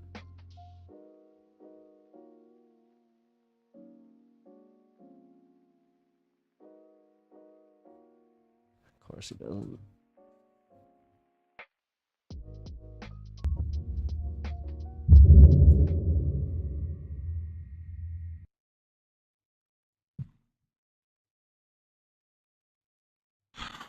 All right. This is the year that I'm supposed to reveal to you who I really am. So that's what I'm doing right now. This won't be easy to say, so please bear with me. I'm here to talk to you about the future regarding a very dark matter. I'm actually a time traveler from exactly 500 years in the future, in the year 2525. Oh. Now you know where my name comes from. Oh my God. You see, I was tasked with gaining a large social media following so that the message I'm about to tell you right now could gain enough traction to make a difference. Oh. And I think I've done that. And how I did it was important to the message itself, so listen carefully. What I'm about to tell you won't seem very likely given current trends, but I can assure you that it happens. 500 years from now, every single person on earth is a Christian. And not just Christians in name only, but Christians who truly follow and value the teachings of Jesus Christ. Because everyone is a Christian, we don't even call ourselves Christians anymore. I never even actually used that word or even heard that word before until I went back in time and learned what it was supposed to mean. In the future, we all just genuinely behave the way Christ instructed, no label necessary. We have no attachments. We don't covet materialistic possessions. We give freely to anyone in need. Letting go of everything makes it so that there's want for nothing. Everyone simply takes care of each other. We all do our part. Nobody even needs to ask. And the result is that everyone has what they need. Relationships are genuine without seeking advantage. There's no abuse. People aren't even envious. Actually, Anna, do you mind kind of breaking that down a little bit for me? What are your takes on that then? There's no systems of exploitation because the incentive structures aren't even there. Christians out there. There are. No. There are. This is why it's... I hope you understand that's why it was so hard for me and like why I felt so betrayed by my religion, because I felt like I was always doing good shit in the name of our Lord. But the bad outweighed the good, man. Essentially, inappropriate innuendo. Hello. A parrot. Oh, how inappropriate we going there, bud? Nice on earth. We do edgy comedy here, but how edgy you going for? I used to be super against all religion. Me too. The thing is, man, like if you need it, you need it, and it's just a matter of how dangerous does it make you as a person? Like, because I've known some militant Christians, like I've known people that literally think that like they are perfectly fine with the like militaristic ideas of going against anybody that's not a Christian. That's like, I'm telling you, Anna, like whenever I speak on this stuff, that's where I'm coming from. And I'm coming from, like, it's not just one person. I've seen a sect get behind that idea. That's why it's like, it truly scares the shit out of me, because I'm not one of those. That's what started getting me to finally renounce my religion and like not, again, appeal, oh heaven. Yeah. Onward Christian soldiers. Like the fact is, like, there are a lot of militant Christians that will, again, use the Lord's law to then institute it on you. It's a personal crusade on their end. And the thing is, it's all justified. It's all justified. Anna, this is why I've been kind of like, y'all Kate. God damn it. The fact that you just pretty much broke down the movement that I was part of down to Al Qaeda. It was a paradise on earth, even though I was about to wax all serious with you and be like, this is why I don't talk about it much. Honestly, this is why I'm making a special video, but I still don't. This is why I haven't released it yet, because I keep having to edit it, because it's such a personal story that I really am not comfortable releasing any of this stuff. And you literally got it with Al Qaeda. It hasn't technically happened yet. Anna, thank you. See, when I was 8 years old, American Christianity is captured by the right-wing politics. Yeah, since the 80s. My school was a direct product of that. 1989 is when my school was formed, and it was formed with subsidies from the Reagan administration. 3 spaceships landed on Earth and made contact with us.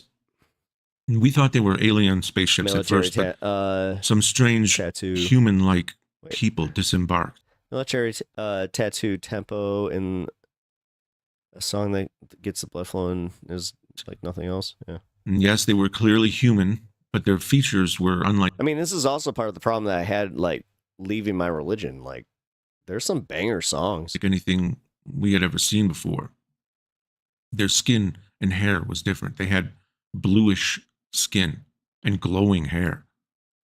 And later we found out that they weren't aliens, but time travelers. And that's how I eventually found. Who is the bald guy, and what is the topic on the video? The bald guy is Dark Matter 2525. He's a content creator I have recently really come to enjoy.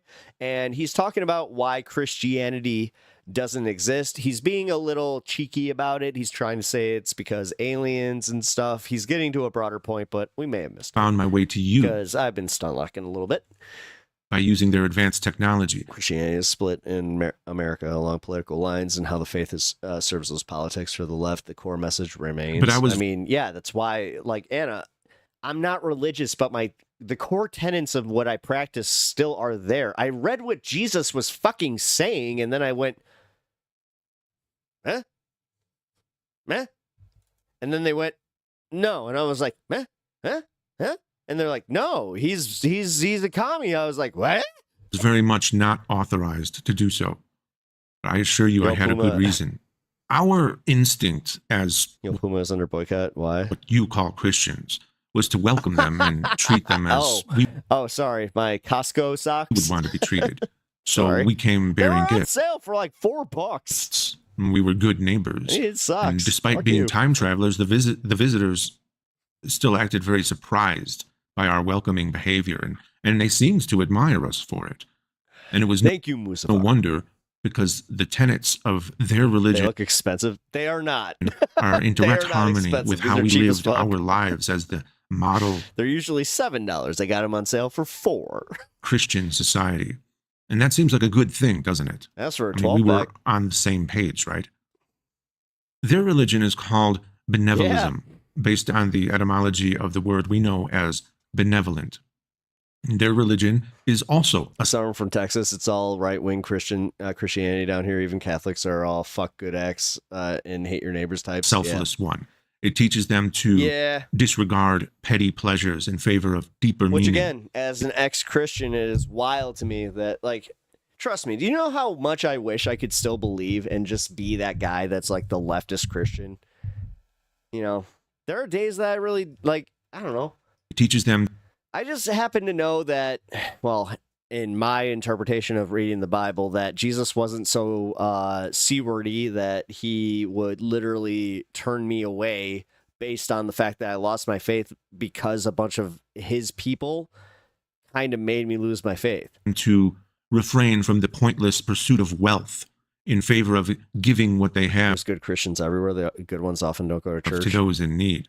It teaches them to work not for their own advancement and glory, but for the advancement of each other and for the glory of their God. I'll agree to that. Like, it's just, my problem is, Anna, there's way more that use it to justify their shitty thoughts. And I've witnessed it. I've witnessed it on a mass scale. I went to a mega church. Who is like, I don't like it. Defined as love itself. Their religion seems perfectly compatible with ours. That can only be a good thing, right? Given their professed values, it was obvious that we could live harmoniously with these strange visitors. But then something... You're not listening to the next one. How about the next guy? Something... Yeah. You're right.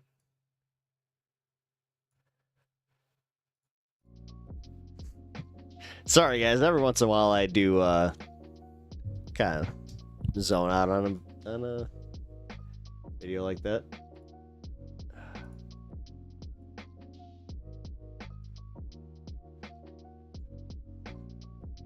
I'll be honest. Right now, like, because he brought that up, did you believe in Jesus? Believe Jesus was God instead of a human only? Yeah. I believed he was, like, as confusing as it was to me, admittingly, even as a Christian, I believed in the Trinity. Like, I believed in, you know, the Father, Son, Holy Spirit. But I also had a firm understanding that, like, they were two separate entities at that point, where... Because this was always the thing. The fact that so many people can't explain that, but they still believe anyway, was always kind of like a thing for me where I was like, well, shit. Yeah, Trinity's weird. Yeah, no, it is. It's fucked up. It's fucked up. Because, like, even as a Christian, I'm like, even as an ex-Christian that's trying to put myself into like where I was a Christian, I'm like, okay, well, here's the thing. Technically, he was his own son. And immediately you're just like, my own grandpa.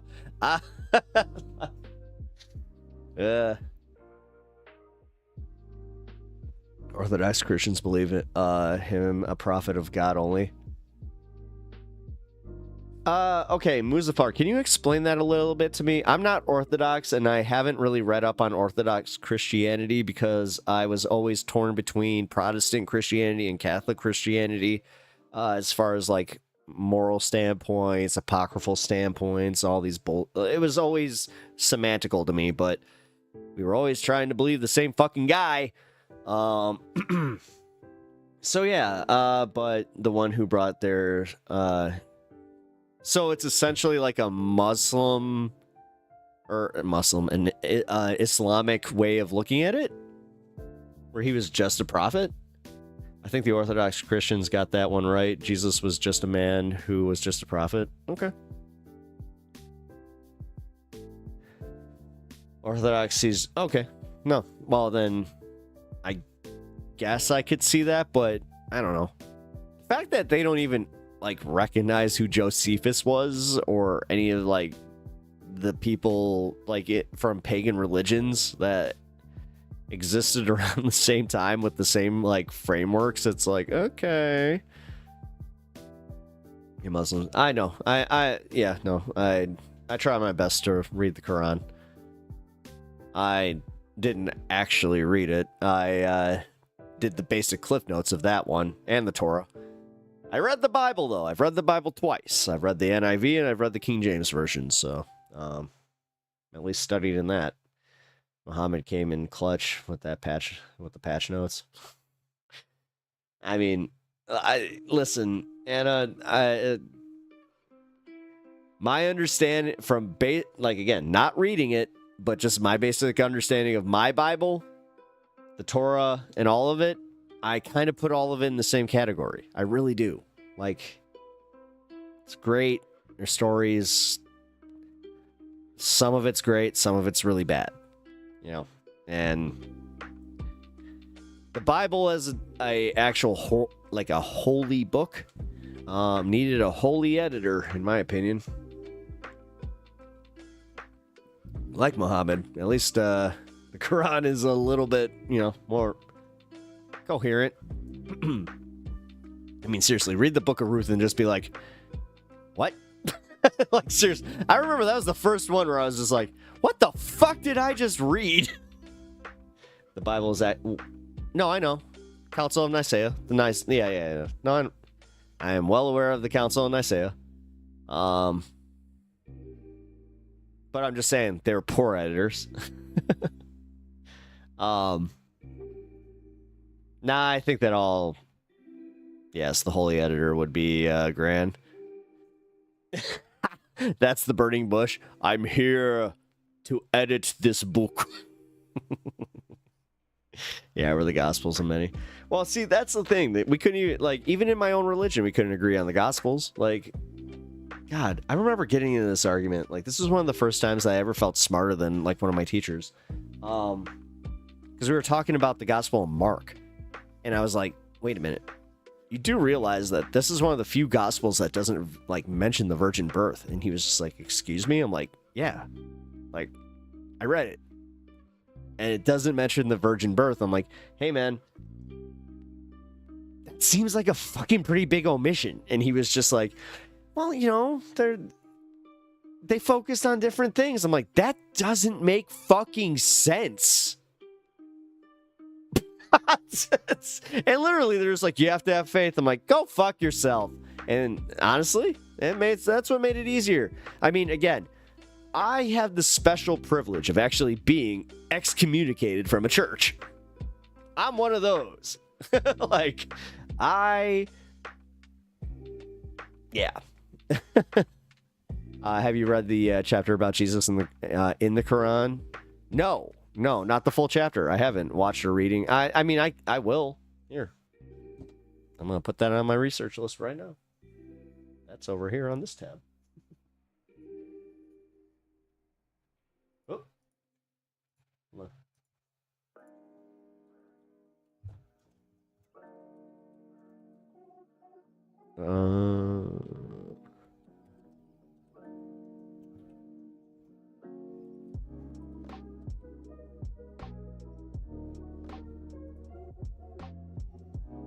Quran refers to Jesus, Isa. Yeah, you know what's weird? I found out, like, not even through, like, Arabic or anything like that. I just found out that, like, my version of Jesus in my religion wasn't named Jesus. Like, his name was Yahshua Bar Yusuf. That always fucked with me. Where I was just like, wait. His name is Yahshua. Like, based on the book of Joshua, which, here's the thing. You go back, you read the book of Joshua, and you're like, this is a lot like Jesus. So, I don't know, man. I think you should find a good reading on YouTube on where you have an Arabic recitation of the English interpretation read out. Okay. I could do that. I mean, for real. Not right now. Little too on the, I wouldn't say inebriated, but getting there. Let's not do that. Now, I'm all for doing that as far as getting some education. So, yeah, wasn't it spoke? Yeah, wasn't it Arabic? Well, what? Wait.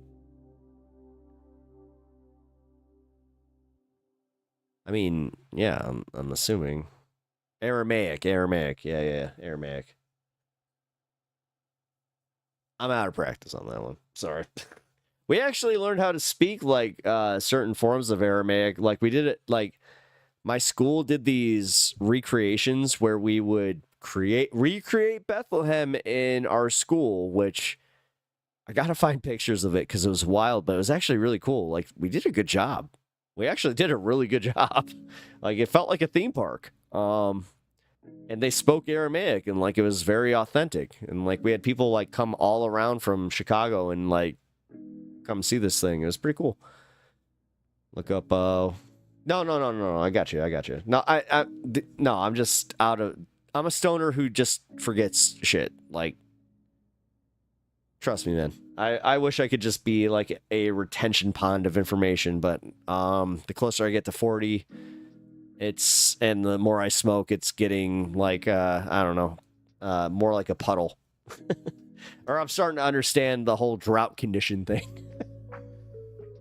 I like your openness and critical thinking capability. Thank you. I appreciate that. I try. Sometimes I'm ignorant, but no, I really appreciate that critique. That it always feels good when people are honest with you about like the way that you see the world. I am lucky as a streamer that people get to say that about me, so I get to kind of like, you know, pontificate on that. So, thank you for real, Wizafar. But no, I'm also like, again, I'm pretty open on just like I like learning. Like I'm a genuinely curious person, so like I'm not somebody that's just gonna shut you down and just be like, fuck you, I don't want to even know about that. If you make it palatable to me, fuck yeah, man. That's the biggest thing. Like, if you tell me to go read a 3,000 page book on theory or a 3,000 page book on religion, not happening. Like, that's just not happening. Is that chapter 26? Oh. Sorry, I just saw that you tagged Emuz. Gotcha. Being open to researching new topics is very important. That's like antithetical to being an American. Like it really is, especially a Christian American. Like tell a Christian American to go read the Torah. Just the Torah. They won't. And then you can try and explain to them it's essentially the Old Testament. They're like, well, if I've already read it and it's New Covenant. Bah. Like they're already solidified in their belief system, so they see it as a test to their belief system instead of just like, you know, being intellectually curious about the like what they would see as an opposing side. I saw as an opposing side. Like that was kind of the big thing. Like I grew up through like literally 2003. Like I was in high school, like when we were starting to like go to war. They were trying to draft my ass. Like I had some, you know, I had something in it, but at the same time, I was also like, there's nothing wrong with being educated. So, where are you from in the U.S.? I'm from Chicago. Dead center, baby. Big old lake right by me. All we did was Bible study. Yeah, Bible study is wild because, like, I noticed it with my adult contemporaries when I was a kid. Like, even as a young child, I understood this. That Bible study... Did you grow up in Chicago? Yeah. Yeah. I was born and raised. Yeah, I haven't moved. Like, I'm Chicago born and bred, baby. I love my fucking city. I really do. I don't like the taxes, and there's a few things that, like, I will openly just be like, it's a little expensive to live here. There's a little bit of crime. But otherwise, I love this fucking city. So, Scripture Chase was the favorite game for all the teens. Yeah, Scripture Chase. Wow. Damn, dude.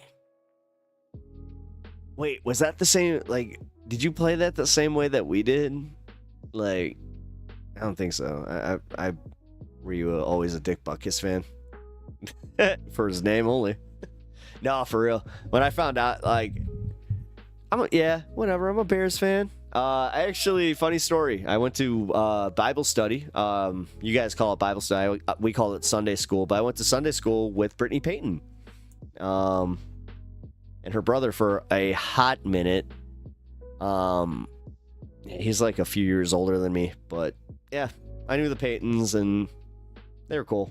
I think to this day, Brittany would know who I am. So, shout out Brittany Payton.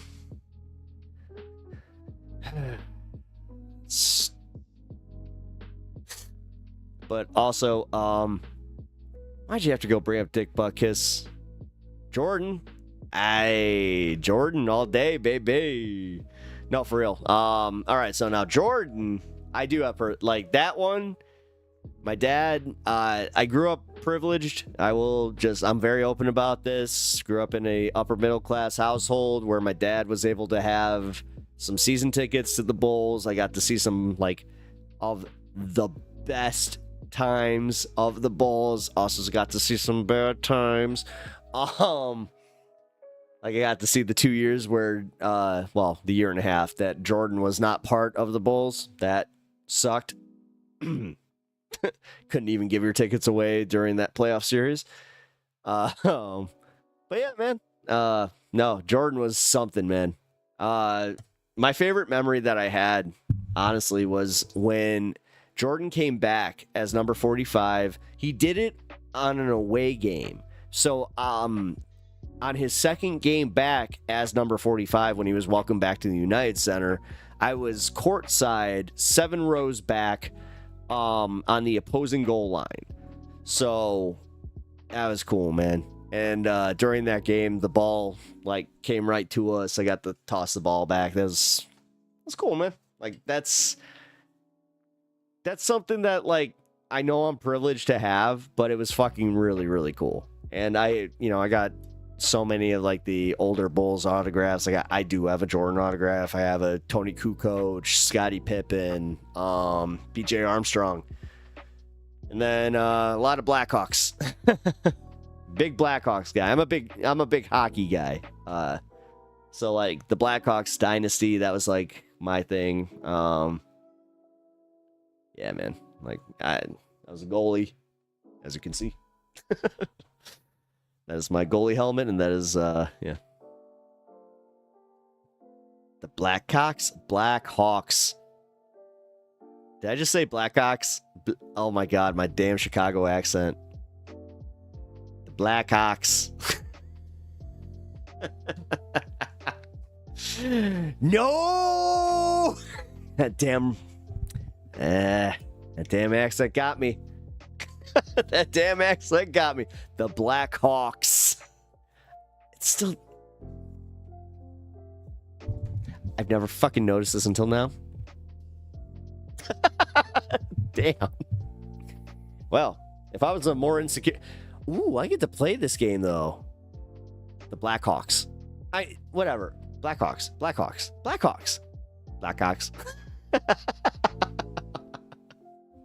No, dude, the thing is, I know so many people that say it that way.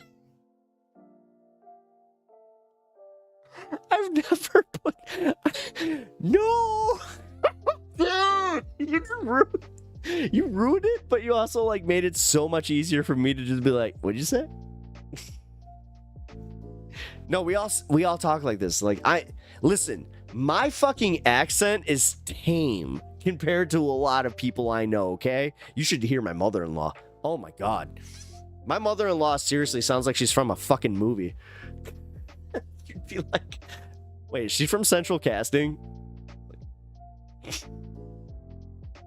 Bunch of know-it-alls. Scripper Chase was the fave for teens. Yeah, man. I'll tell you what, man. Like, in my school, so we had this weird thing where, because my school had, like, the church attached to it, it was denominational. Like, the church was denominational, but the rest of the school wasn't. So you had a lot of people that went to, like, the mega church, like myself and, like, most the other kids in the school. But I'd say, like, 20% were actually in-house, but they were, like, hardcore Protestants. Because that's what the school was. It was a Protestant school with a non-evangelical fucking... or a Protestant church with a non-evangelical school. So it was always wild to me, like, where we would get a teacher, right, that was straight up like a pastor from that church, and they would tell us, like, oh, well, what you're learning in your church is not, like, that's not the right way to practice the law of the Lord. It was just like, holy shit, dude. Like, that shit was wild, man. You want to talk about confusion? And then on top of it, this is the part that bothers me, is I was one of the ones that was, like, lucky. I got out, you know? Like, at least I see it that way, but they probably see me as a fucking, you know, unhappy, heathenistic, fucking childless, you know, damn near 40-something. Like, meanwhile, I'm just like, that whole childless thing is by choice, and I'm pretty happy with that. Every once in a while, I have some regrets. Some. Like, when I hang out with my nephew, right? My nephew's cool as fuck. But my nephew also has attitude problems.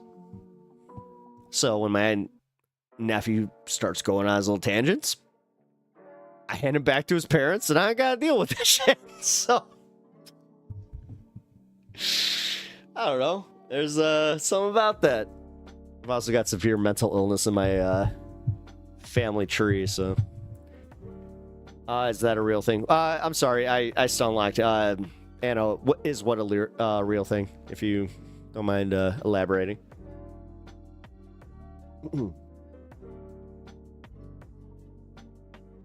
Oh, wait, shit.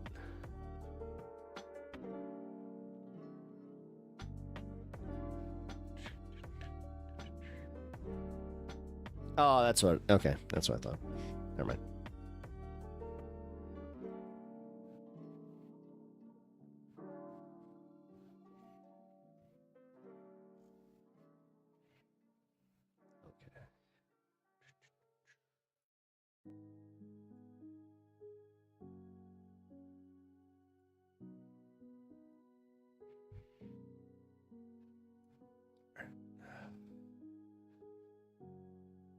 Wait, where'd it go? Shit. Hold on.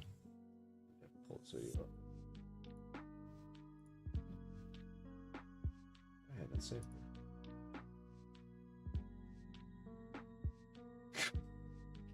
Or not.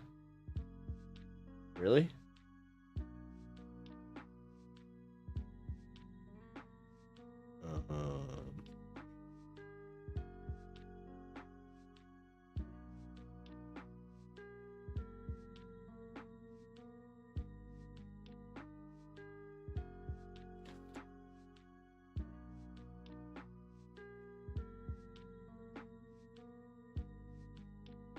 All right, guys. Well, there we go.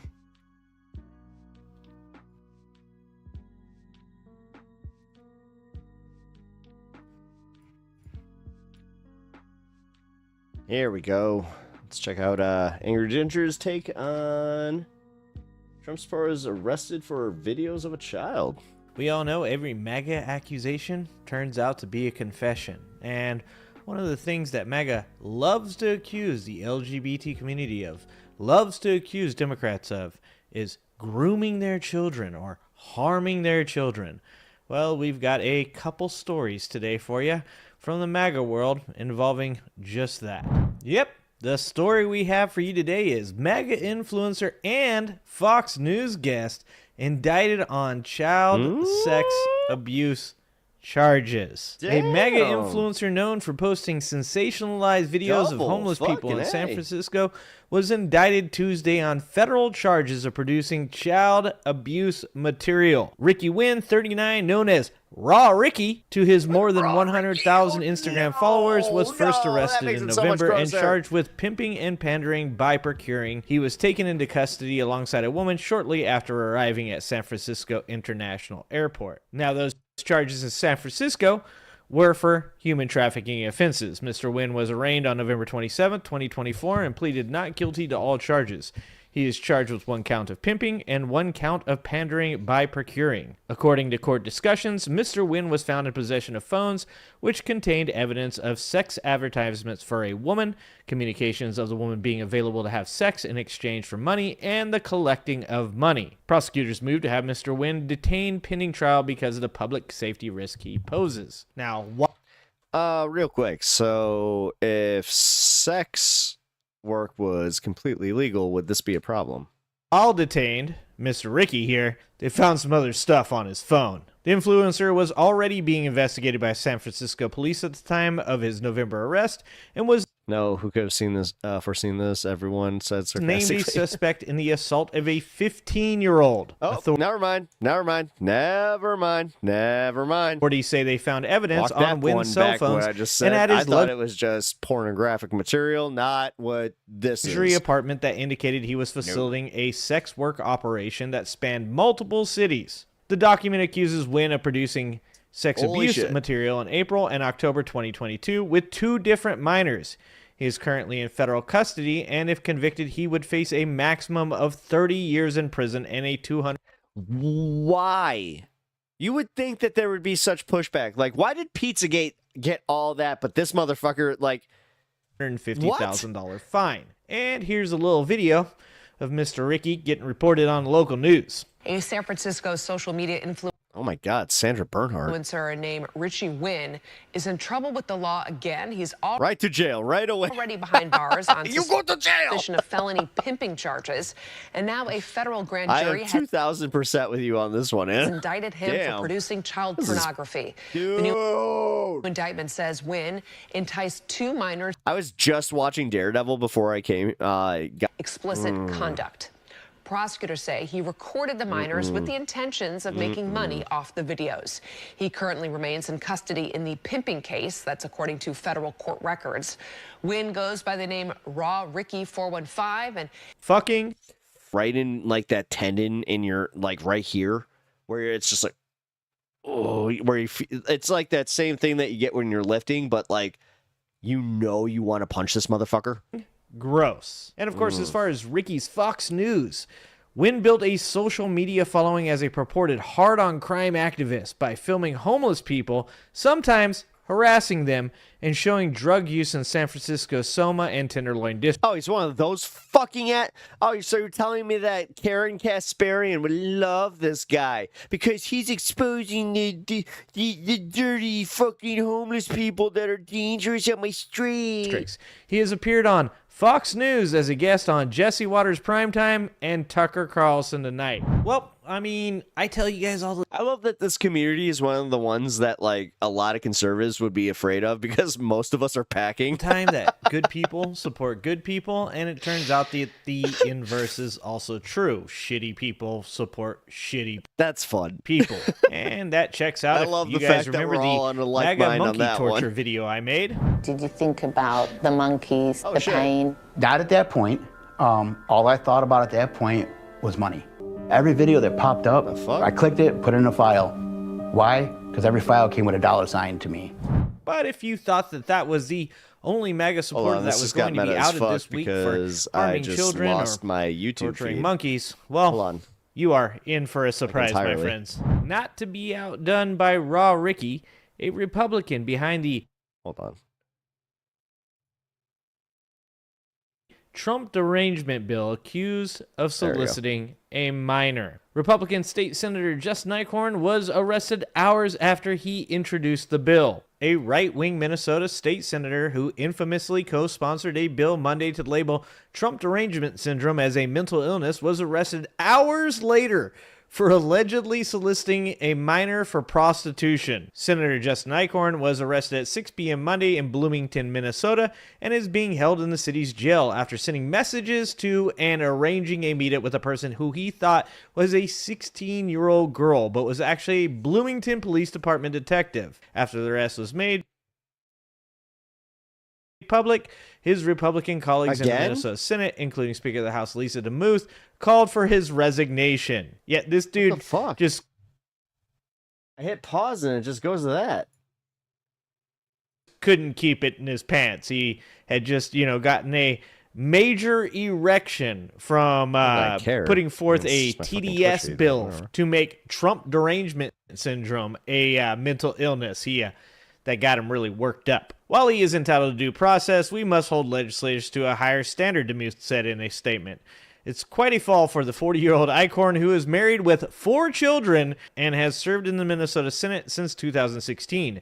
His day began with himself and 4 other Republican senators introducing the bill to declare Trump derangement syndrome a mental illness. I think they might want to try those other 3 too to just see if it checks out, describing it as the acute onset of paranoia in otherwise normal persons that is in reaction to the policies and presidencies of President Donald J. Trump. The bill, of course, was attacked by state Democrats who asked that it be withdrawn. Democratic Senate Majority Leader Aaron Murphy called it possibly the worst bill in Minnesota history. If it is meant as a joke, it is a waste of staff time and taxpayer resources that trivializes serious mental health issues, which after watching Elon Musk and Doge, we could probably just guess that at this point, Republicans are just spending all of the taxpayers' money on trolling the libs. If the authors are serious, it is an affront to free speech and an expression of a dangerous level of loyalty to an authoritarian president. This isn't the first bill Eichhorn has sponsored that has verged on the absurd.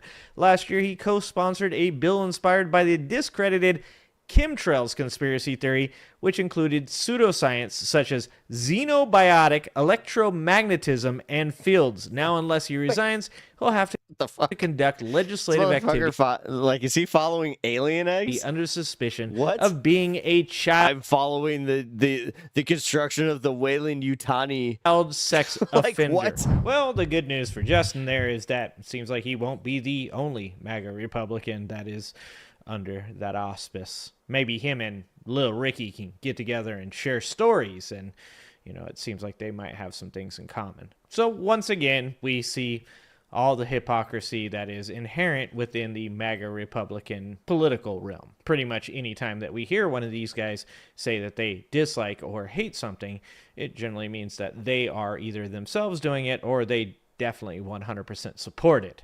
And it would be great if just once one of these MAGA haters that watch these videos were to come on here and to say, maybe even denounce one of these people. But as I said before, it seems as though, shitty people, they support shitty people. And that's how we got Donald Trump as our president. The thing that makes me probably the saddest about all of this is that even when Donald Trump's gone, these people are still going to exist. Yep. And that really sucks. I still think we should probably start some type of GoFundMe where we, give all these people a plane ticket to Russia or maybe just Alabama, and we just wall it off and maybe put cameras on the walls and watch. No, it's not about giving them a plane ticket. You just got to sell them Alabama as something that's not, and then they'll go, and then they'll be like, what? What's this? Some knife fight over cans of beans. Either way, you guys let me know what you think in the comments. You guys should probably go check out that torture video.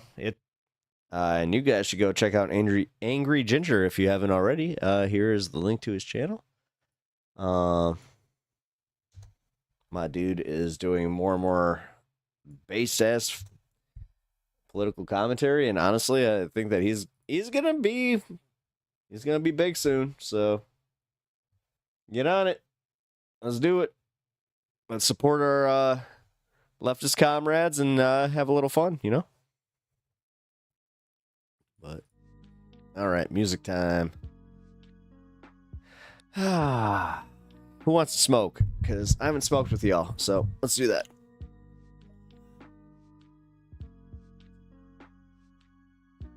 I'm right here, I assure you.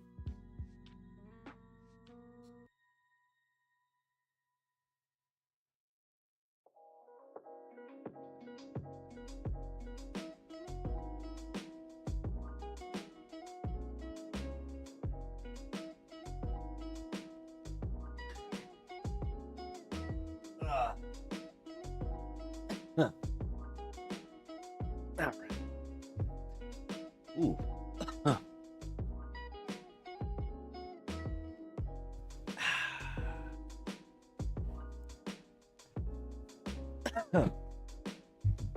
There's something about that. It feels so fucking good. I think it's because I have a ritual. Like, do you all have a ritual every time that you smoke? Like, I do. Every single time. It's small, but like, for instance, here, I'll show you. So like with this, say it's like this, right? I have to make sure it's always on the right.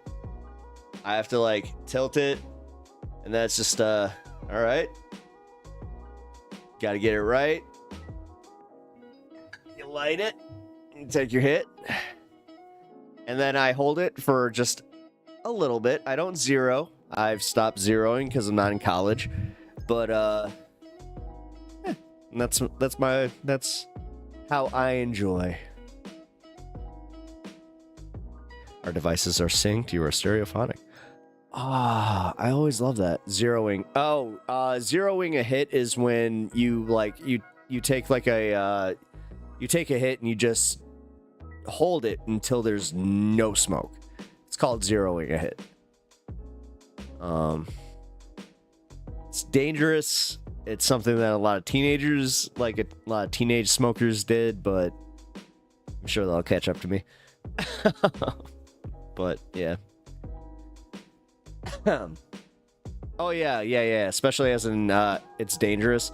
Well, yeah, because the thing is, it doesn't actually get you higher. Like, scientifically, they've proven that, like, anytime that you take your hit, just the initial, like, take in of smoke into your lungs, that's good enough. The exhale and how long you keep it in your lungs doesn't matter. So exhale, because you're just keeping smoke in there that will damage your lungs. And trust me, I wish I had known that sooner. You need to observe the smoke. No. After I learned that, I was like, shit, like, holding it for a super long time is not the best. I'm telling you. Like, I talked to some seasoned stoners on this one, and they were just like, oh, been doing that for like 13 years. All of it. Excuse me, as me too. No, I'm kidding. Nah, like, occasionally I'll do it just out of habit, and, you know, you feel higher out of them. Like, this is the big secret, is when you zero a hit, it's actually you holding your breath and you taking in that initial hit of air that makes you feel higher. If you do that sequentially, like where you and then go, you're going to get the same effect. Where was the study done? By me. This is a Pep Talks exclusive. Oh, oxygen deprivation.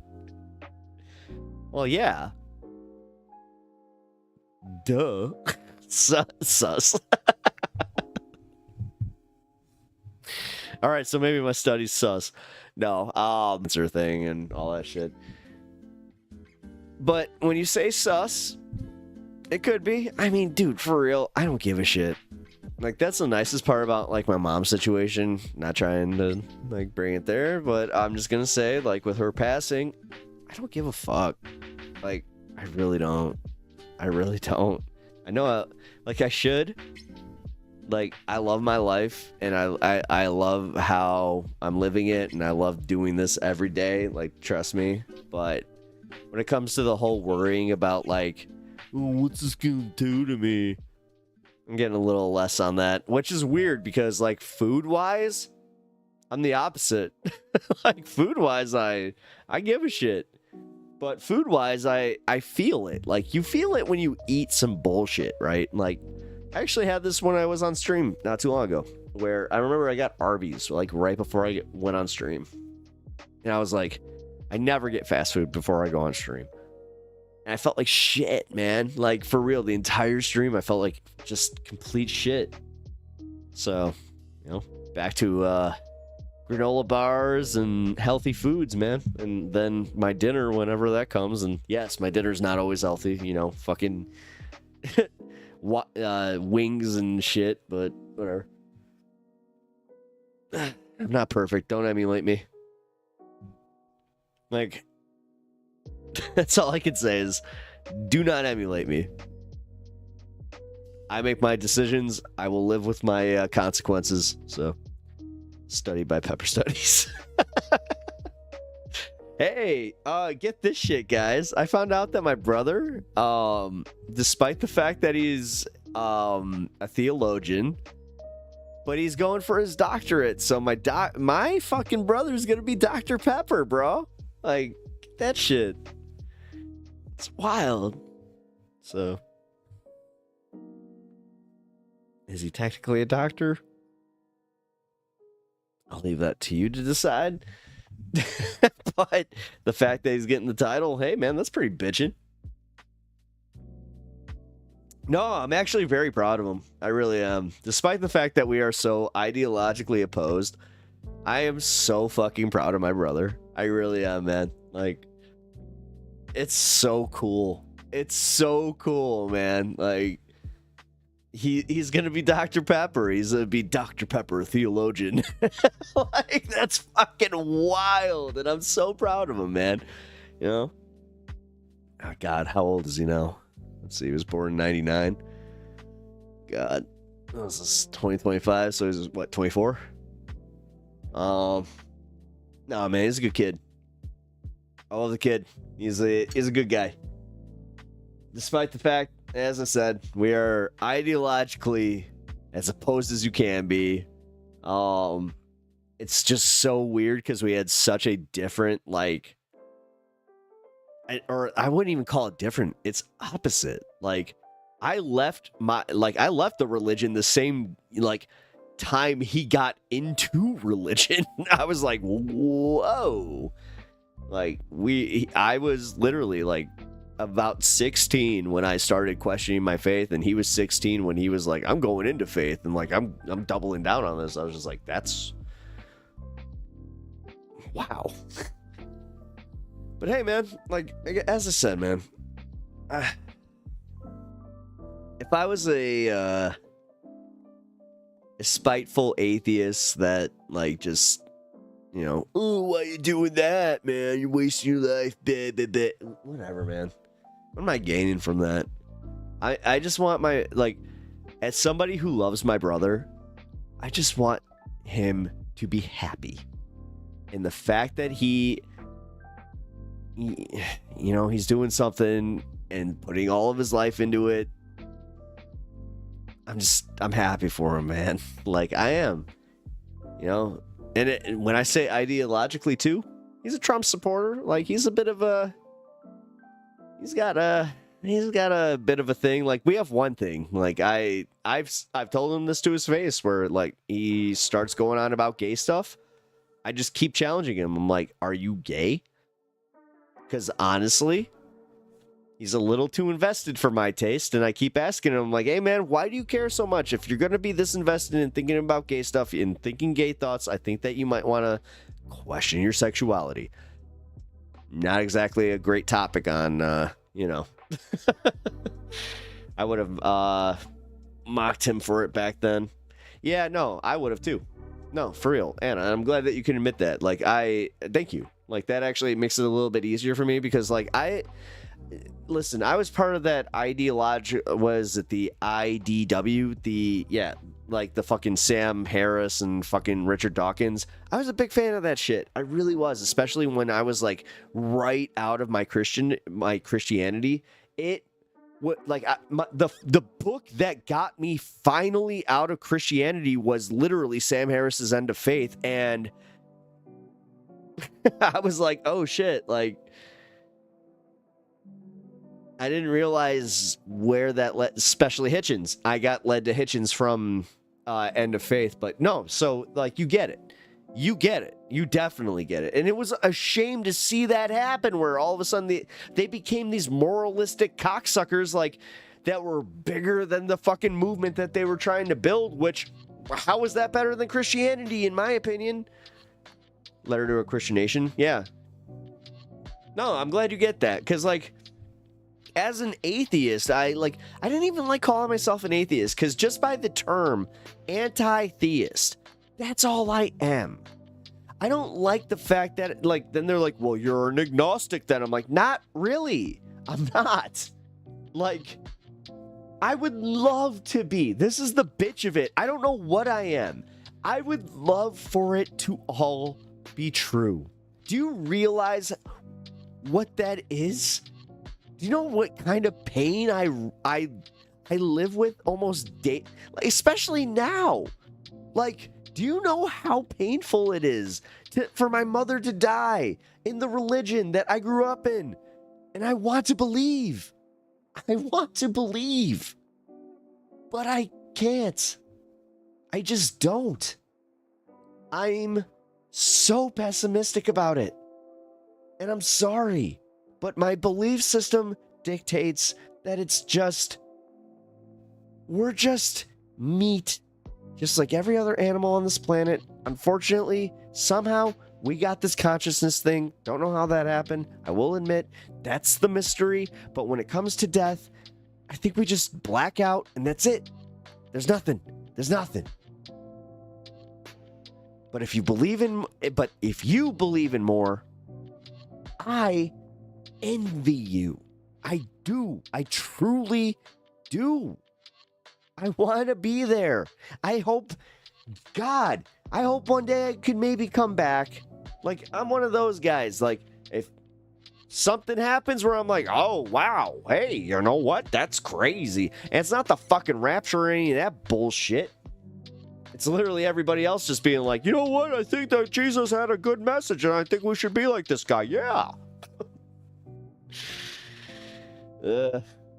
Realistically, I don't think it's gonna fucking happen though. Eternal life is a great promise. It's not even eternal life. Eternal life wasn't it. I hope you know that. Eternal life was never it for me. It was this idea that like living my life through Jesus and living my life like him would make other people better. You know, like they always said like how Jesus's power or like Jesus's message, like this, it sounds so lame, man. It really does, but because I feel like a little kid saying this. But do you know how like it's like a betrayal, man? Like you just find out not everything's black and white. You find out, you know, God doesn't pick sides. And then you're not supposed to question him. You're not supposed to question that. And like, god damn, do they do a good job of it. Like they really do. If I can hear the trumpets and chariots, fire sailing through the skies, I'll convert. That's it. It's not even that. Like my understanding, like Anna, I think that you actually, like, I don't know, maybe you can take some comfort in this, is I see you as a very good person. You've already, like, you go out of your way to, like, help people and based on my old understanding of Jesus, like, it didn't matter. Like, I had I got in so many arguments with, in arguments with my theology teacher. I got in arguments with my pastor, my youth pastor. And it was all about how it doesn't matter if you believe. Like, Jesus he didn't have this arbitrary rule that you must say you believe in me, and if you do not, then you are going to hell. Because that's what it turned into. You had a bunch of these fucking people. Well, do you believe in Jesus? Do you? Do you? Do you? Do you? Like, they literally fucking turned into Dory from fucking Finding Nemo. And, like, realistically, no. When you actually read the fucking text, they're talking about people, and I'm not trying to fucking be a dick, but they're talking about people like me, where they're just like, no, like, if you question God, that's great. If you question Jesus, that's great. Like, Jesus literally says, like, if you live your life saying that you love me, that you are all about me, but you do not live your life like by what I'm saying, and you actually, practice what you preach, then I do not know you. And then this is the part that they don't like acknowledging, is that he will then turn to someone like me who did not do that, who did not say how much I know thee. And then he will welcome me. Like, although that's that fucking pesky Catholic version of that damn book. Whatever. Sorry. I do still have problems with this. Like, and like, you're seeing my uncomfortable, like, I'm obviously uncomfortable because this is what I think I've mentioned this. In my junior year, I was studying to become what my brother is, a theologian. Like, I wanted to do this. I wanted to be a pastor. I thought that, like, I had it in me. I liked the idea of, public speaking. It's almost like a stand-up comic. Sometimes they don't like it when you bring up stories with of the sheep and the goat. No. But that's the thing. Like, Catholic what? No, see, that was... Uh-oh.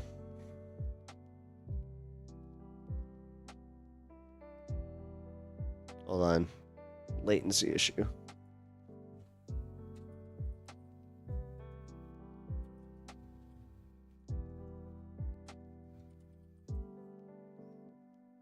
All right, there we go.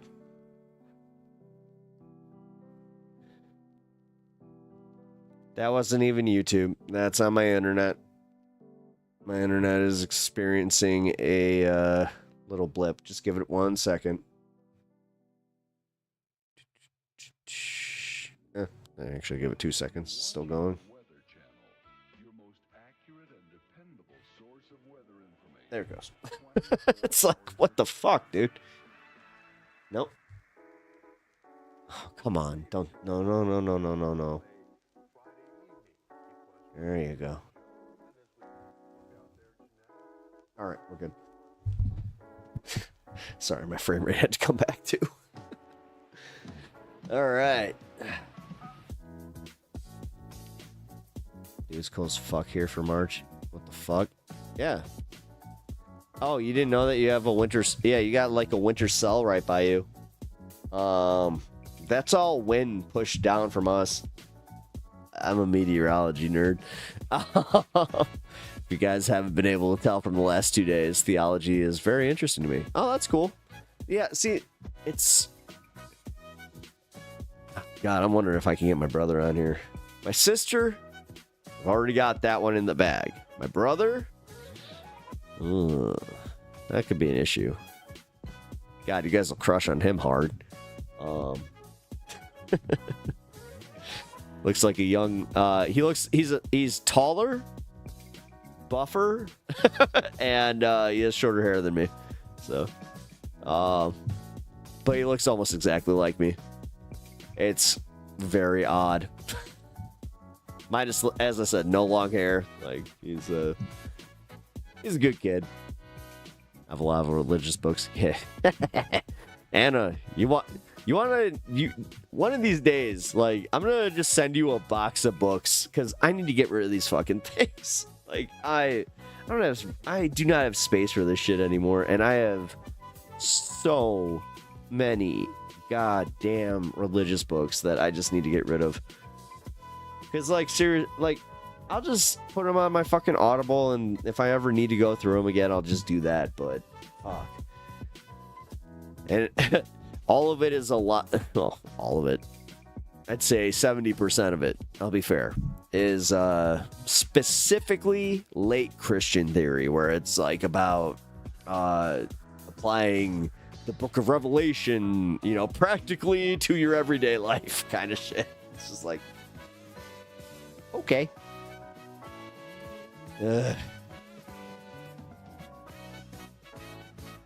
Being part of that shit is something I if you got a really nice, I do. I mean, I do. Yeah, I actually gave my mom's Bible to my sister. But no, I have a really, really nice Bible. I have my reading Bible, and then I have my King James Bible, which I barely touched. Because, yeah, that one was my grandfather's Bible. It is it's one of those leather bounds, got the nice little bookmark that's, and then it's engraved with his name on it.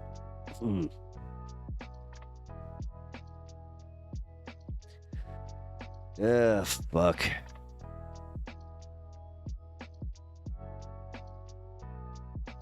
Keep your King James. Why would I get rid of it?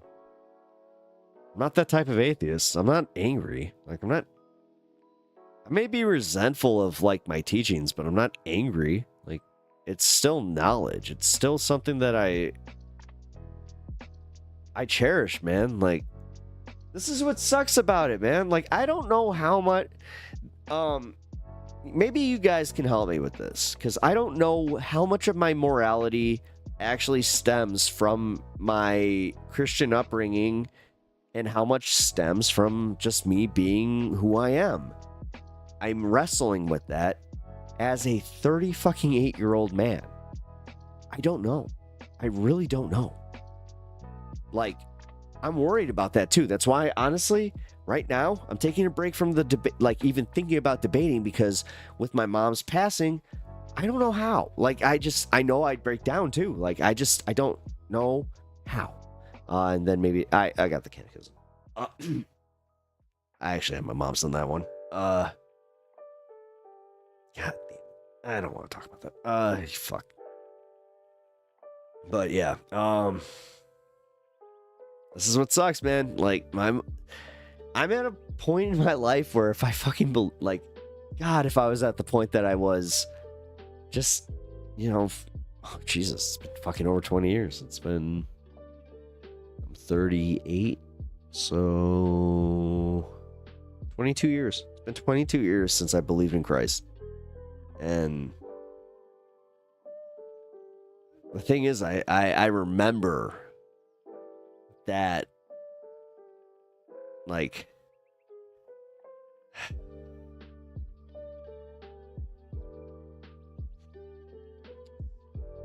what's the word I'm looking for? Warmth? No, it was comfort.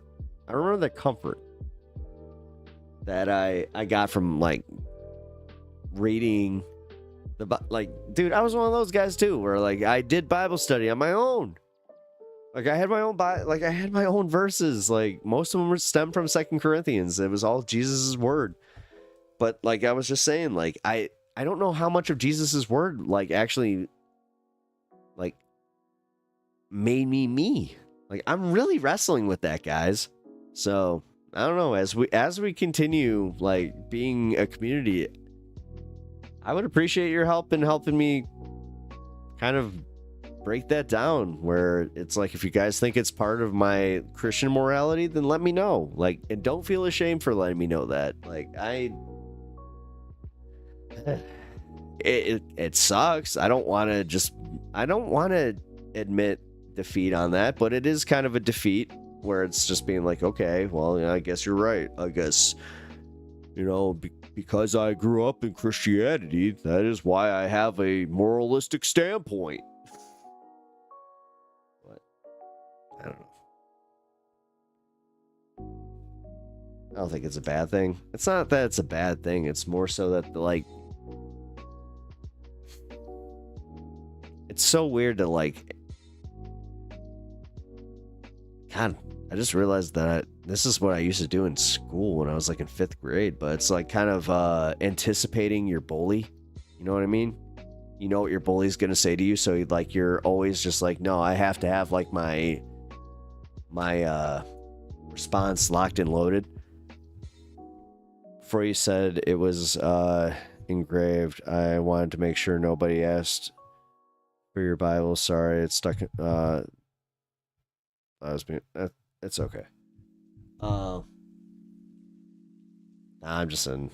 in grief phase, so if I get randomly sad, it's because I'm literally just thinking that of my mom, and just she was very, very religious, and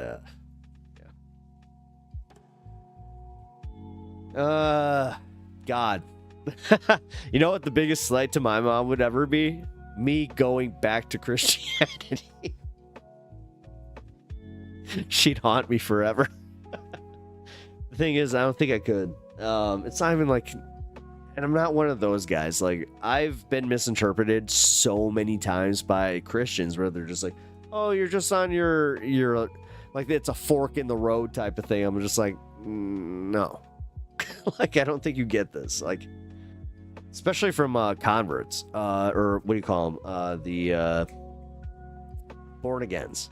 Like, I've had a few born-agains who, with all due respect, great people, love them, but they don't fucking get it. Like, they didn't grow up in this shit. Like, they don't get it. They know Bible study version of the Bible. They don't know the actual reading of the fucking Bible. Like, if you want to just challenge your own understanding of the Bible, just read it for yourself, and don't go asking your pastor or any of these people questions until the very end. Keep notes, but just keep it to yourself. Because without the Bible study aspect, you will start doing some critical thinking on this thing where you're like, what the fuck? Like, there are so many what the actual fuck moments just in Songs of Solomon, which, gotta say, it's a fucking fun book, but there's a reason they don't want you reading it. It's gonna say, man, Book of Daniel. The Book of Daniel is another one where I'm, okay, I gotta go to bed, gotta go to work tomorrow. All right, yeah. Oh, shit, what time is it? Oh, Jesus. Yeah, I've been on for over 6 hours. Okay, well, I'm gonna finish my little rant here and then wrap up the show, but I can hang out for a little bit. Good night, Anna. Thank you for hanging. Always appreciate you. It informs the moralistic standpoint that it doesn't make it the only cause of a moral structure. Well, you went to a church that didn't read the Bible. That's crazy. Well, not like they didn't read the Bible on an individual level. Like, we always, God, The Simpsons actually kind of nailed it, man. Like, you had your pastor or your priest, which they use that structure, and based on their understanding, then you just went there every Sunday, got read whatever the fuck, and that was it. You know? And my, this is the worst part, is before my mom went back to the Anglo-Catholic Church, was I didn't appreciate how valuable confession was. Because confession it's a basis for therapy. It gives you it gives you the comfort to break down your mental barriers, to just let it out, to let out your worst sins, which that's therapy. Like, that's all therapy is. It's a 45-minute session for you to go confess. It's essentially a secular version of, you know, that. But at the same time, these priests, obviously, like, we've proven that they are fucking predators, and they definitely use that shit to their advantage. But again, this goes, like, that being an aside, I think that there was always something that Catholicism had just because it had the merits of confession, where Christianity didn't. Like, because they always had this Christian, like, they were Christians of convenience, is what I would always say, where it's just like, it's more convenient for me to just say I believe in God and just hope that that's right than it is to actually have critical thinking and, like, ask anything past that. And it's just like, okay, I got to Genesis and realized I don't care that much. I'd rather watch God's film, sing songs. See, I wish I had that. With all due respect, Miss Alice, I wish I had that option. Like, I was so steeped in the church at that point. Like, you don't, like, you just, I don't want to be, like, condescending and be like, you don't get it, but I don't think you fully understand the, like, the depths of which they really do kind of keep you in that shit. God damn, dude. Like, and you could call mine mild. That's the weirdest part, is we always thought that my church was mild. Like, I went to a Lutheran church, I went to other churches, and I was just like, this is, oh wow, you guys got, like, altar boys. That's odd. Oh, you guys have a different, what's this Apocrypha thing? Oh, this is weird. When I got exposed to the Catholic Church, I was like, what? I realized I had much freedom from religion. You're lucky. My wife is very much like you, and I envy that. I've always envied people that had really cool parents that, like, gave them the choice. My dad was apolitical, a-religious, but let my mom kind of just dictate, like, what I should learn as far as religion, because, like, he always was just like, yeah, you seem to have a good idea on this. The level of brainwashing, yeah. Well, I mean, I've said this before, and I'm not joking. Like, it used to be part of my stand-up act, but it's as real as the day can be. My parents met at an AA meeting. You know, they both had that higher power thing. So, it's just, my mom took it a little more literally. My dad, not so much. So, I don't know. I think it was pretty much a blueprint for, like, how my, for how my childhood went. Sorry, Allie. I'm just gonna say, I'm like, wasn't really exactly a match made in heaven, if you know what I mean. Unless you were trying to make a stand-up comedian son, then, or a streamer son. I gotta rebrand. I keep forgetting that. Like, sorry. I work so hard at it.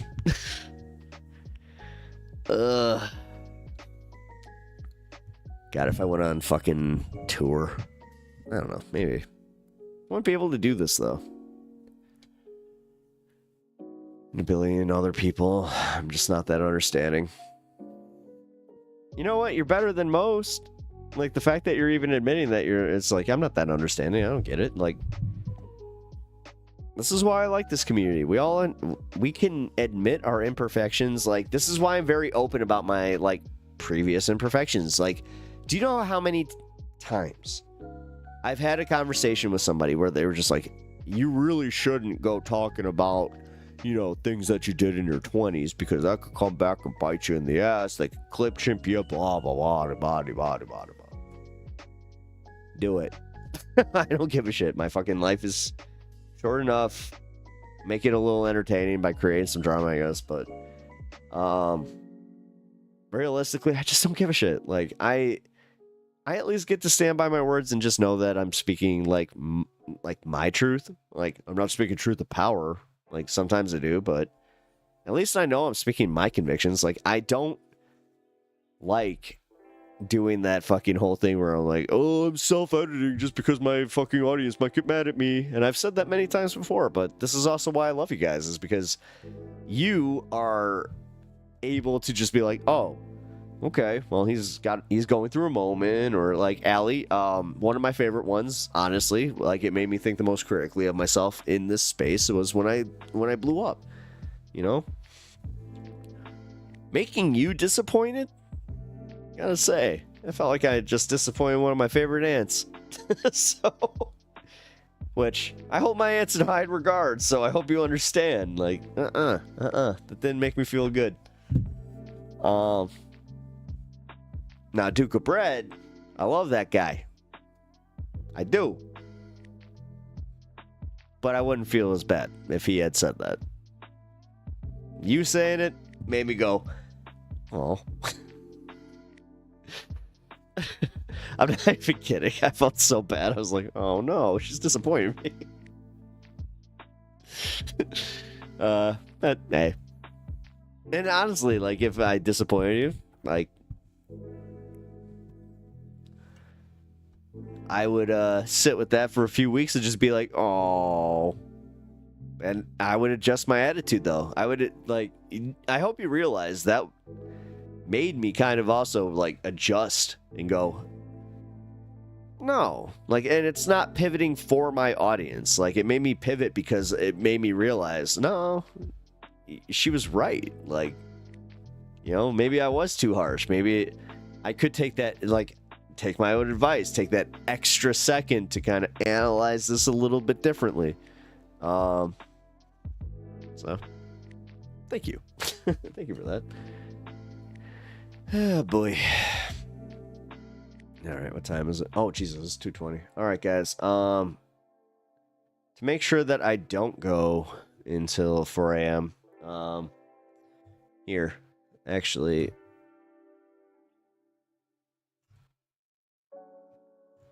Kirk did so much hard work today.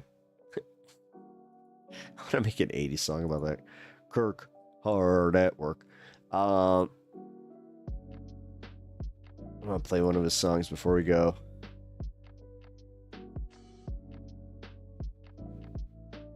Which, really glad, because I'm starting to feel like this wasn't a space to be hopeful, but it's turning around. Oh, thank you.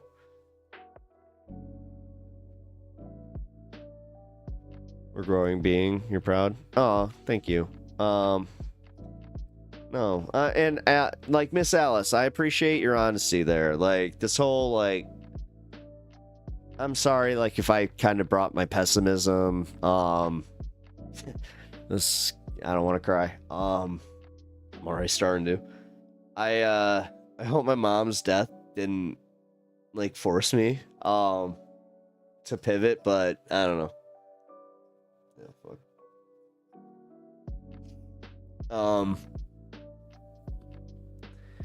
But yeah, I appreciate your honesty. Because I know, you guys want a hopeful space, but I'm also trying to be honest, man. Like, if there's not a lot of hope, you know, sometimes I'm gonna just feel like, I'm human, I'm gonna feel dour. But this is why we are here as a community. Like, you guys are here to bring me back up. You guys are here to remind me, like, no, don't do that. Although I did feel like that one yourself. I'm like, wait, nobody's like, I just don't like when nobody says, like, they're having an issue and they're just like, it's compounding. I'm like, that's toxic. That's a lack of communication. I've been in therapy. Please, if you have a problem, communicate it, and then I can work on it. That's the only way I can work on it. And then on top of it, like, I know, like, from Duke's position, he got, like, kind of mad that I was, like, coming at it from, like, specifically a perspective where I was just, like, ripping on the left, and, like, it was the language I was using. I was just like, okay, I can get better about that. So, really glad, because wait, it's It's okay. It's been really hard time all over, and most personally. Yeah. To Air is Human, thank you. I feel excused. We found you because of fire in the middle of the night. We needed you. Oh, no shit. My fire coverage did it? That's wild. No shit. Wow. I didn't and that was just my interest in it. Like, that was just me, like, being like, no, I want to follow this. So, that's cool.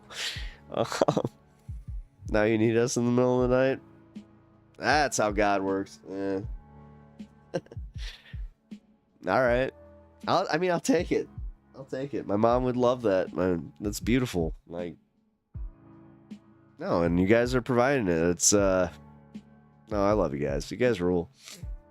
Man, and again, my mom loved you guys. Like, the fact that my mom was so adorable about her lurking, and like when she would text me, oh my god, that's still my favorite thing thinking about. Like, I'm just thinking now where she was just up for some reason, just being like, I just saw what they said in chat. That was very nice. Like, have you checked out the Recovering from a Religion website? No, I've been part of some not like AA groups, but what do you call them? Support groups. I'm lucky. Like, I'm lucky I live in an area where, like, I actually have, like, a lot of people that are very, thank you for telling us about your mom. I could, feel her around. Thank you. But yeah, that's like, oh god, I'm gonna cry. Oh, man. Ah, fuck. This isn't getting any easier. I mean, every time I think of her, it feels great, but it doesn't. It just sucks to, like, just remember. It's like, oh my god, she's fucking gone. I tried to call her today. That sucked. Like, just out of nowhere. I had that moment where, like, halfway through the day, and that's how I used to call her. I'd wait till about 2 o'clock, right before, like, about an hour or two before I go on the show. And I'd call her and we would discuss politics. And that's kind of what would get me amped up to do the show. And, yeah, I called her today because there's a lot going on. And, yeah, it was wild, man. Just, that hit me. So, as I said, I'm going to take this moment just because of my situation, just to remind you, hug your loved ones. Hug your loved ones. And, yeah, make sure that everybody knows that you love them, because, yeah, I hate the fact that it takes loss for you to get to that point. Like, I'm lucky that it didn't, like, take that loss for me to get to the point of calling my mom, because I am blessed in the fact that I talk to my mom every day. So, that's also why it sucks, is because, again, it's just such a regular thing where it's like, again, certain point of the day comes up, especially if I see some Trump news. Adam Mockler, I hate to admit this, is like who does it. Like, I'll watch an Adam Mockler story, and that's who I used to send her. And yeah, just sucks. Thank you for the hugs, guys.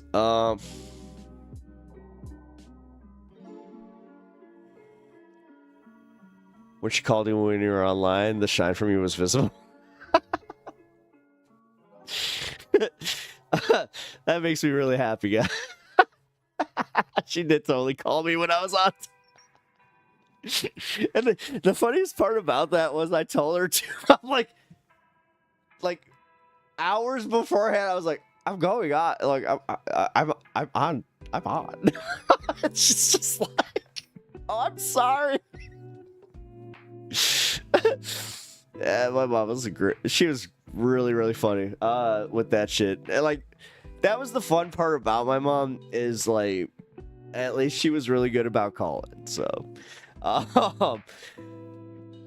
We must stand together and find strength in community and maintain revolutionary optimism. Talking about how bad things are is actually good, because when you see things others agree with is comforting. Thank you, Duke.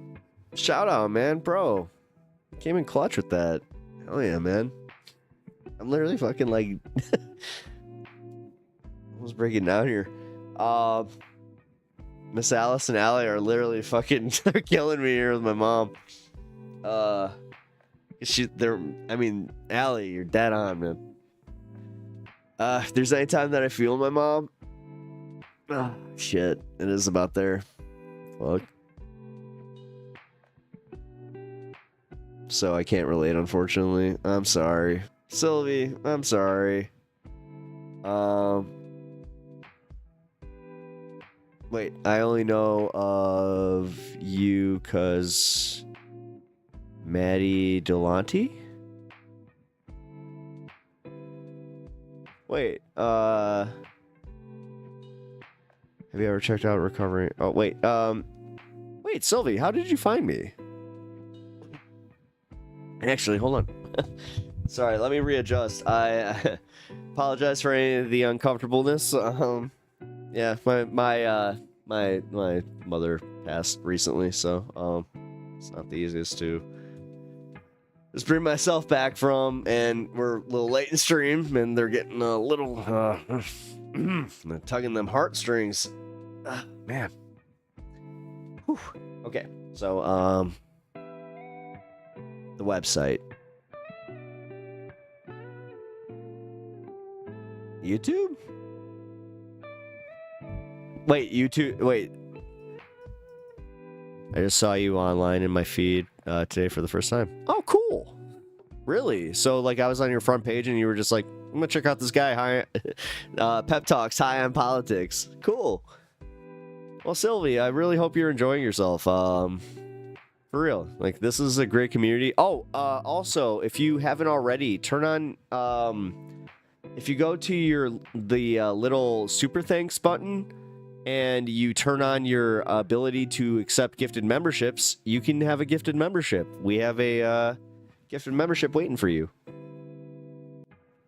I wish I could just like have like a video ready to go where it's just like, here, boom, there you go. It's almost like I've had that happen enough on this. Speaking of, that just reminded me. We are 6 hours into stream, so I gotta turn on monetization before I go. So this will help.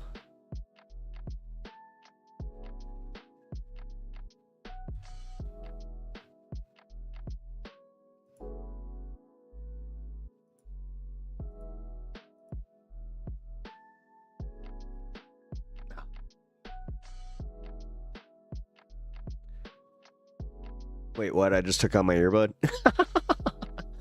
Oh, wow. Isn't that awkward? I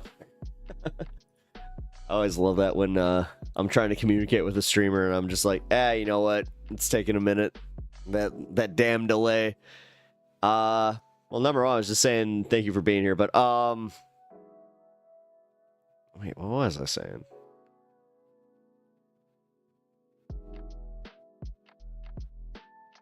Oh, wait, no, I was just asking how you found me, and then, yeah.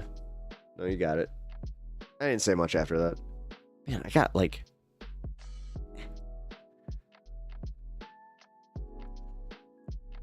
Fuck. It's a little tingle in my hair right here. It stops right here. Long hair problems. Ow, ow, ow, ow. Turn on gifting. Oh, that's what I said. Yeah, turn on gifting here. I'll just type out how to do it.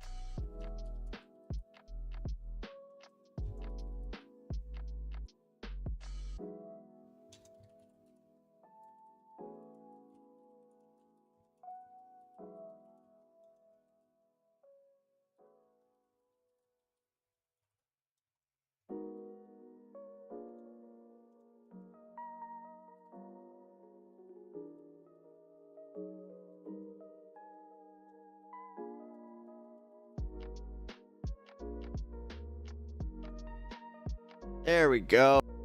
Another one? You gotta be kidding me.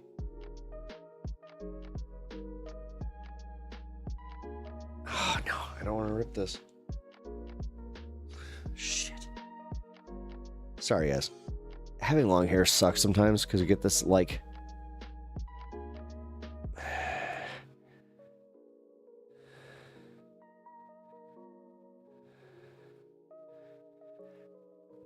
Fuck. There we go.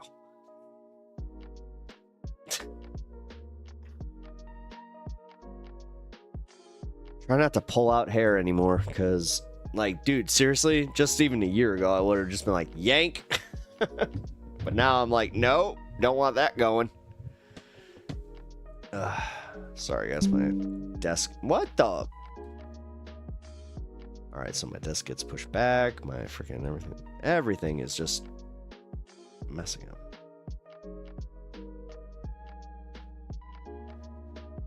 But yeah, Sylvie, can I actually do this now? Yeah, let's see. I would have to just find this. Messing up. Meta as fuck.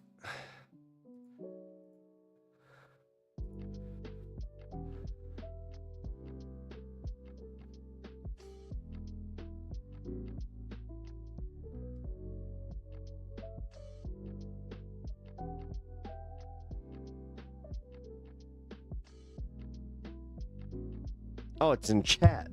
That's why. Yeah, go to... it's a little $ in chat. There we go. Can't find it. Oh, here.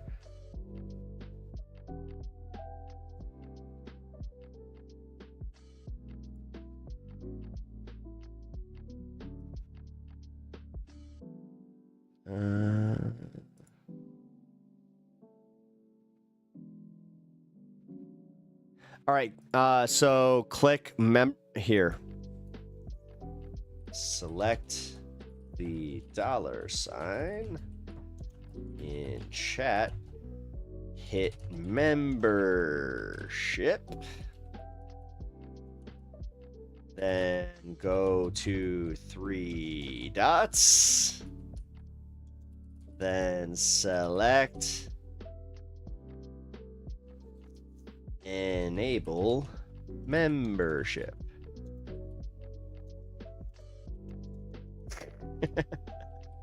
There we go.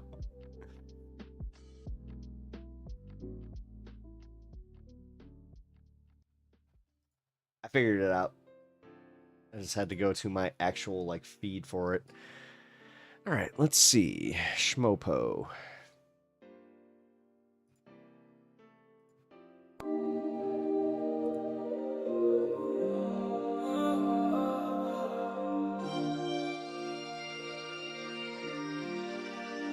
Yeah, got my eyes made out of soap. My whip drop like a pole. Might seem a little low. Learn more and report. Oh. Like on Wells Fargo.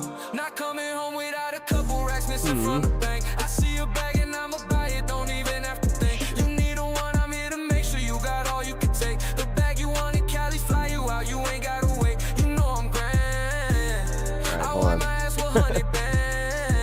Can anybody walk Sylvie through how to accept gifted membership? I thought that I had it. Act like I'm rich, but I'm a broke.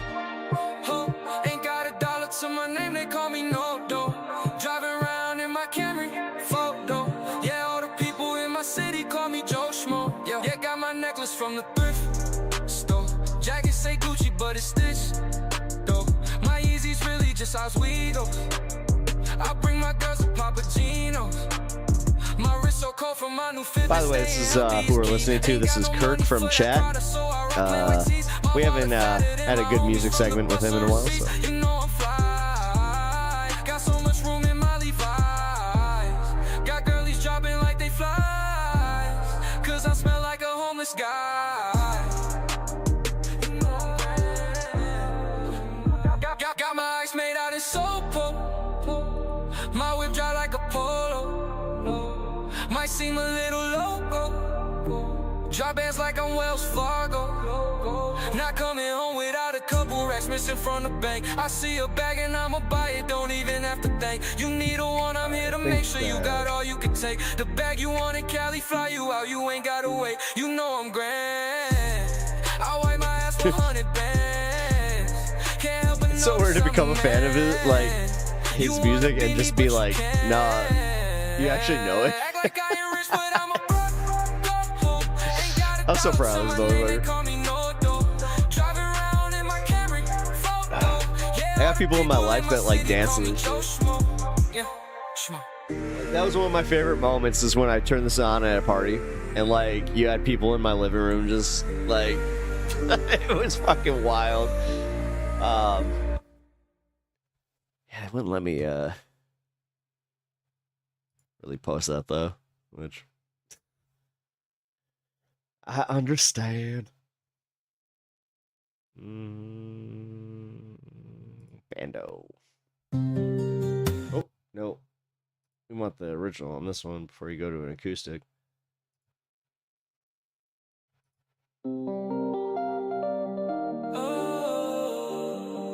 I love this shit, dude. He's so fucking good.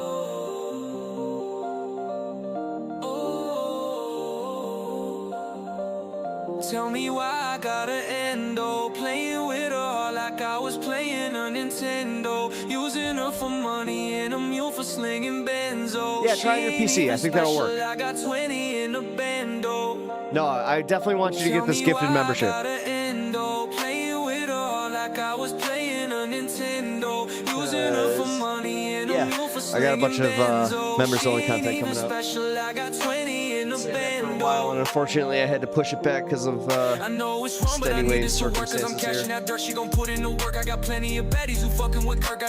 Part of it was actually extenuating circumstance. I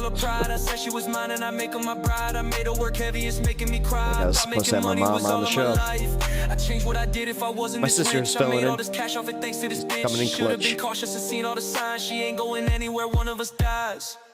Tell me why I gotta end, oh, playing with her like I was playing a Nintendo, using her for money and a mule for slinging benzo. She ain't even special, I got 20 in the bando. Tell me why I gotta end, oh, playing with her like I was playing I'm not kidding. I'm like, using her for money and a mule for slinging benzo. She ain't even special, I got 20 in the bando. No, I ain't a pimp, no robbing them blind like I'm popping the pimple, breaking the ice with a bottle of wind. I'm also, I turned my mic super low. Sorry guys, I tried to give Kirk priority. My bitch is collateral, take her alive, my contrabandista, pills in the keister, making a whole lot of dose in urethras. Business is always, she walking sideways, she want it different, but it's gonna be my way. It's gonna be my way. Tell me why I gotta end, oh, playing with her like I was playing a Nintendo. Using her for money and a mule for slinging benzo. She ain't even special, I got 20 in the bando. Tell me why I gotta end, oh, playing with her like I was playing a Nintendo, using her for money and a mule for slinging benzo. All loading up, by the way. We might as well smoke. I'm gonna go another 20 minutes. I'm gonna end at 3 a.m. my time, but maybe there's a account setting where I need. Here. Oh wait, whoa! I do remember. Sylvie, can you just look up whatever device you're using or your PC? Just do a quick Google how to accept gifted membership. It will literally walk you through based on whatever you're using. I remember doing that and it worked for somebody, so let's try that.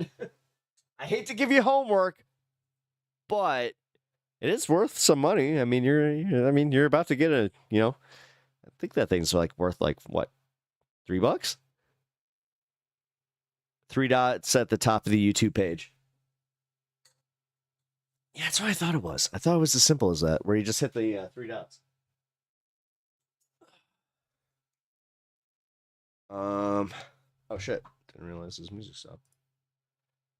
All right, now we can go to The Way You Taste. I love this fucking song so much. He needs to put this up, man.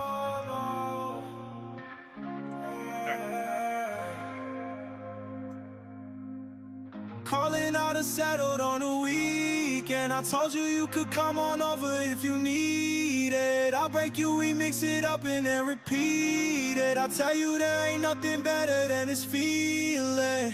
Calling you up is not a problem, give you everything. I got you, got desires, I'ma solve them. We could chill out by the ocean, sipping gin right out the bottle. Mosey on down to the water, fucking you on full throttle. Watching comets in the sky, whizzing by us all night. Smoking OG, getting high, feeling like we about to fly. Told you can count on me, give you anything you need. Grab your hand and take the lead, show you what you wanna see. There's something about the way you move. Ain't no one do just what you do. Can't keep everyone away from you. Away from you. It's not like me to be lost in space, but you make me wanna see your face. There's something about the way you taste. Way you taste. Sorry guys, I'm literally playing like music from one of our chatters. I don't like necessarily talking over it because it's fire. So I will do this.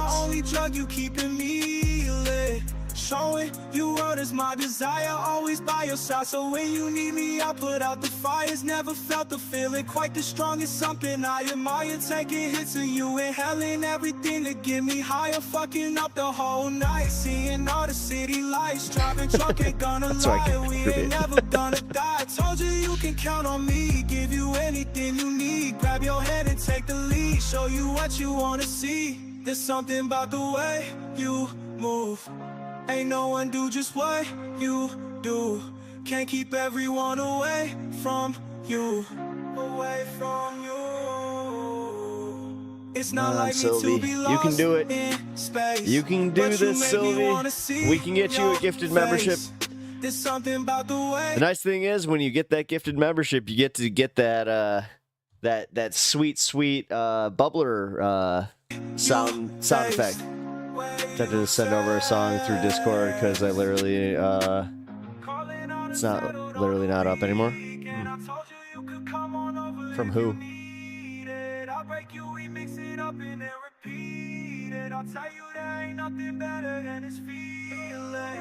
Calling you up is not a problem, give you everything. I got you, got desires, I'ma solve them. We could chill out by the ocean, sipping gin right out the bottle. Mosey on down to the water, fucking you on full throttle. Watching comets in the sky, whizzing by us all night. Smoking OG, getting high, feeling like we about to fly. Told you can count on me, give you anything you need. Grab your hand and take the lead, show you what you wanna see. There's something about the way you move.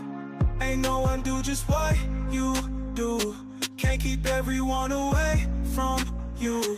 Away from you. It's not like me to be lost in space, but you make me wanna see your face. I owe Jeff Curry. I just realized that. About the way you taste. Way you taste.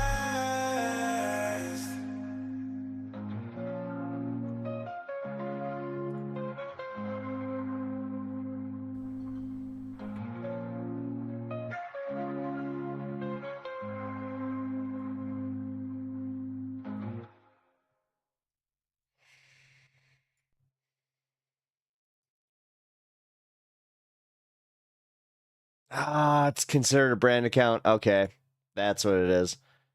Yeah, all right, Sylvie. No worries, no worries, no worries. I was worried about that, but okay, that sucks.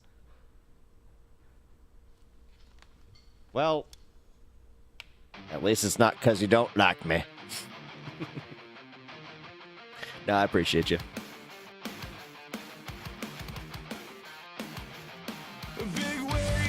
I'm going to turn this one up a little, guys, because it doesn't feel right being this low.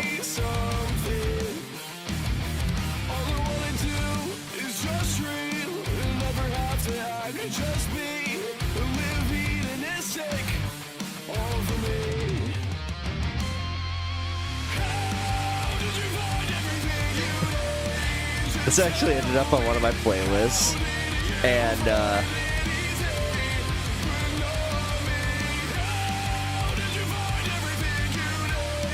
this song's fire. Like, it ended up on one of my rock playlists where I forgot that this was his kid. I was just like, oh damn.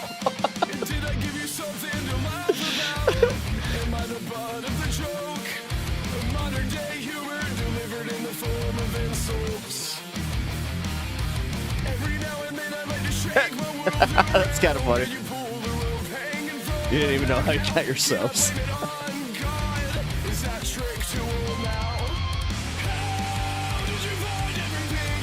This is all community music, Sylvie. This is one of our community members, Jeff Curry. This is his son, who's the lead singer. And then before that was our community member, Kirk, who, here, I will also make sure that I link his stuff. And then we have one more that is Smoke a Tide Pod, one of my favorite Twitchers. He has a band called Somnium. He does some like cerebral, like Tool-esque music. It's really good. But I've been in this mood, again, with everything I've been going through. I've been going through a little bit of metal music and yeah. I don't go full, what do you call it, dark metal or whatever. Not like that guy thing. I've been trying to make some music for so long, but I'm really bad at making full songs. Oh, you know what? We have a very, very collaborative community here. Sylvie, here, I'm gonna link you the Discord. And then if you can link up with Kirk, I know for a fact he will talk to you about this and he will give you some pointers. Again, he's the musician that, here, I'll play one of his songs after this. But, no, so, Sylvie, here. This is important to me. I hope that you do this.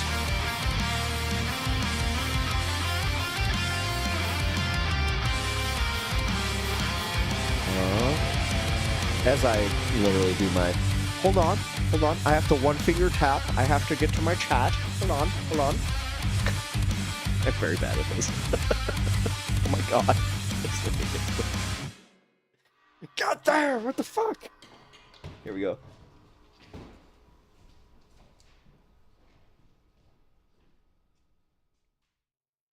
Discord, there we go. There. You can go to Discord now. Woohoo!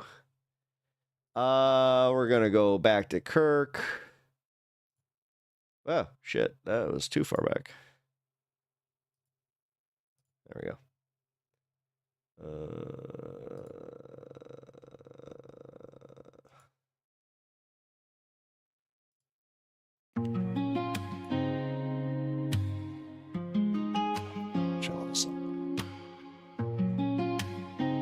This dude produced so much music in like just a matter of a few months, too. Oh, you got red in your eyes, always run yourself dry, never into the mix, got too much shit on your mind. Another one. Oh, by the way, he also does a bunch of rock music. I'll play one of his more metal songs too, if you want me to. You don't know that you're blessed. Come see me down here, I guess. I'm knocking you down a peg. Another girl who obsessed. I heard you only fuck with bad boys. No, we can see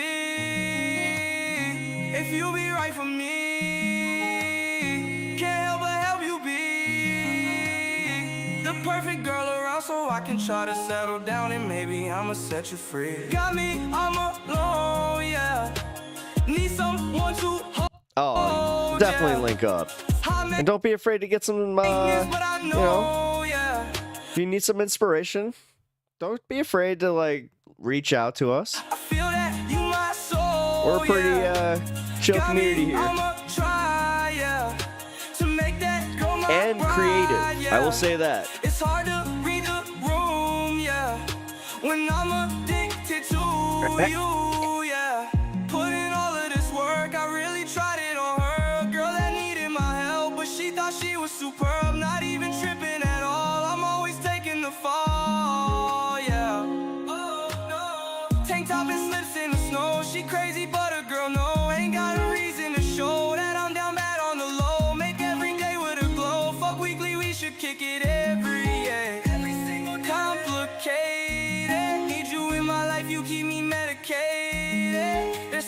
Sometimes you getting me all faded. They say I shouldn't work, I should've waited. Got me, I'm alone, yeah.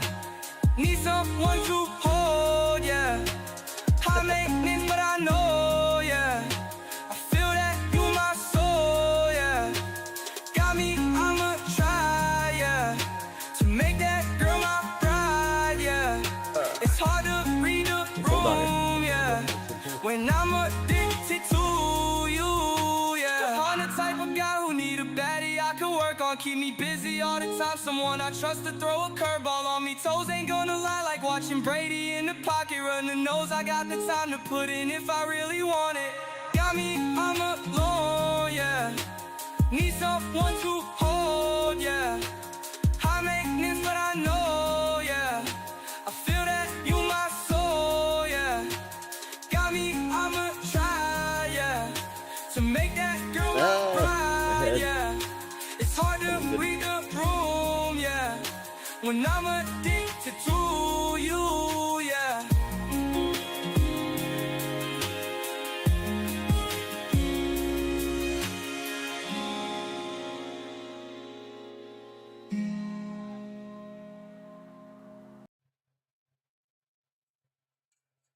Attention to camera 1, not camera 2. Just read that. Call me. Really? It's not called Hang Loose? That's crazy. No. What? For real?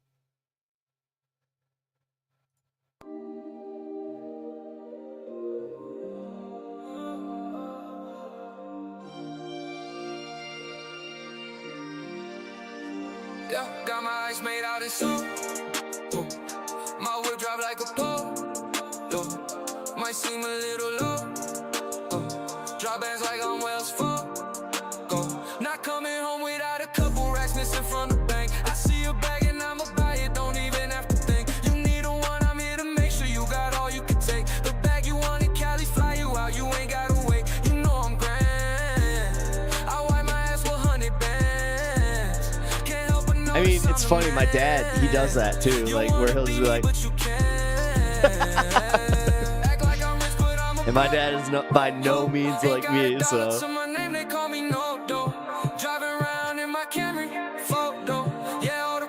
I don't know, guys. Somebody at the comic book store called me a human Michelangelo, and I still don't know how to feel about that. Like, I love Michelangelo, but then I had to actually sit there with that, where I was just like, I don't want to be the embodiment of a cartoon turtle. In my city, call me Joe Schmo. Yeah, got my necklace from the thrift store. Jacket say Gucci, but it's stitched. My Yeezys really just Oswego. I bring my girls to Papagenos. My wrist so cold from my new Fitbit, staying healthy is key. Ain't got no money for that Prada, so I rock plain white tees. My wallet fatter than my homies from the bus or receipts. You know I'm fly. Got so much room in my Levi's. Got girlies dropping like they fly. Cause I smell like a homeless guy.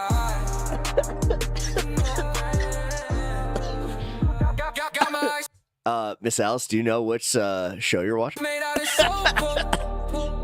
My whip dry like a polo. Might seem a little loco.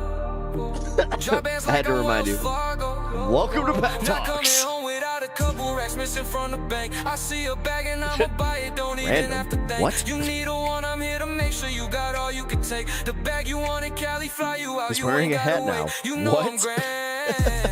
I wipe my ass for 100 bands. Jesus. Kirk flexing over here.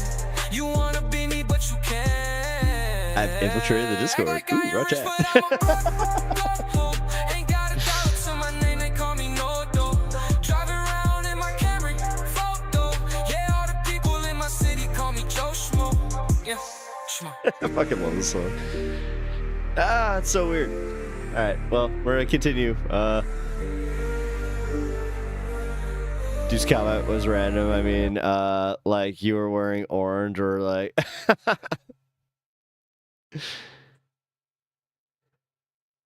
Wait, who?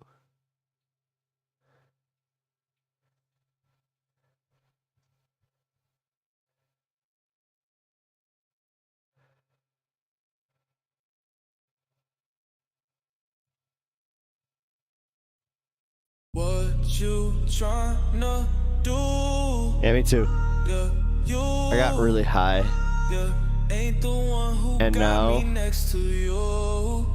I'm watching Kirk's video that's lyrical because I told him I like lyrical videos, and he's a boss, and he makes a video that is a lyrical video. So, dare I say, this is for me. Walk my ass right out the door with you in the brain. I can't handle this shit anymore. I need you to say what it is I did so I can heal. I want you to stay, but I can't pretend I'm okay. Gotta roll with the swing. Got me losing my faith in you, babe. You want all these things, but you know I can't get them anyway. We held to the same standard when you wanna fuck with me. I need this to end. Rip one. Do it. Need this to Do end. it. I just ripped one. I mean, like wait, not like a. No, I ripped a banger. That's what we call it here.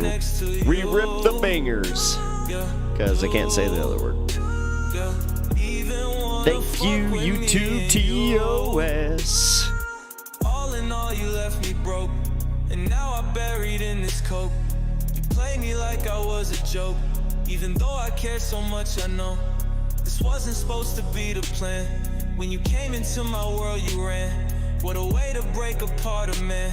Never cared to stay, you played your hand. What you trying to do? I gave up everything for us. I have won the war, actually. I have longer hair than my wife. You know what? That's a cool question. And she knows that I am 1000% right on that. And she actually, we were just talking about my hair today. We were figuring out, should probably cut my split ends. I mean, look at this shit. Men get split hairs or split ends too. Ryan, what up, dude? Yeah, we're doing a, yeah, I haven't done a music breakdown in a while. Dude, I haven't seen you this entire stream. What's up? How you like my hat?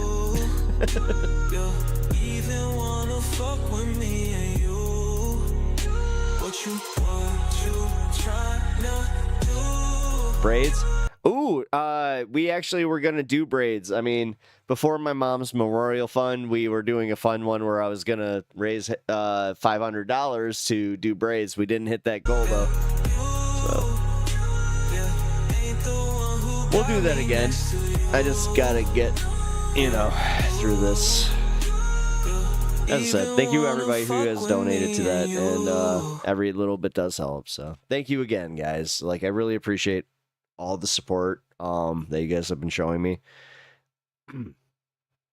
It's been rough, but you guys have been making it a little bit easier, which, trust me, that little bit's a lot.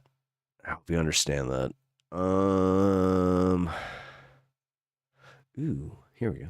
Quaaludes. That's a good one.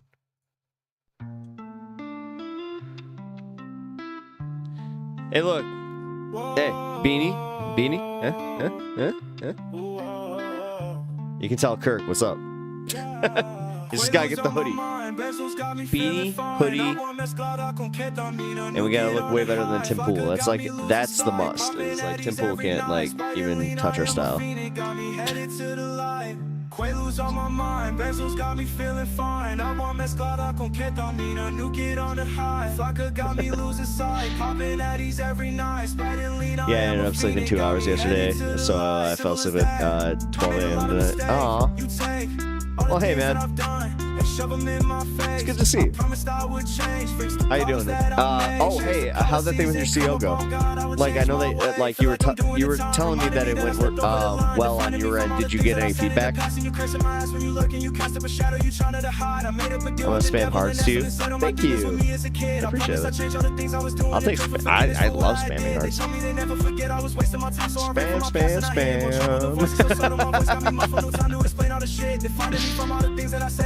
Spam.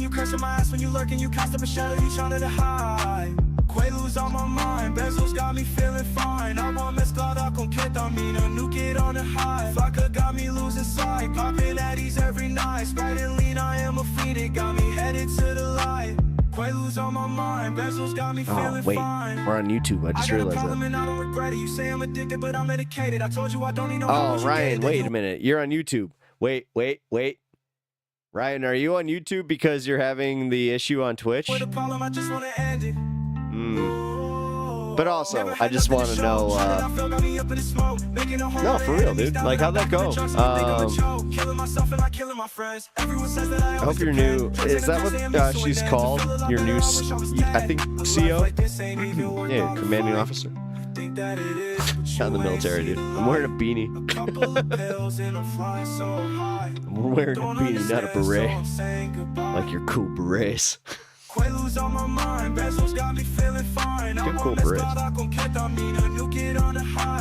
Got me losing sight, popping at these every night. Spiraling, I am a phoenix, got me headed to the light. Don't need to be fucking like. Hang on. Might as well put an exclamation point on that.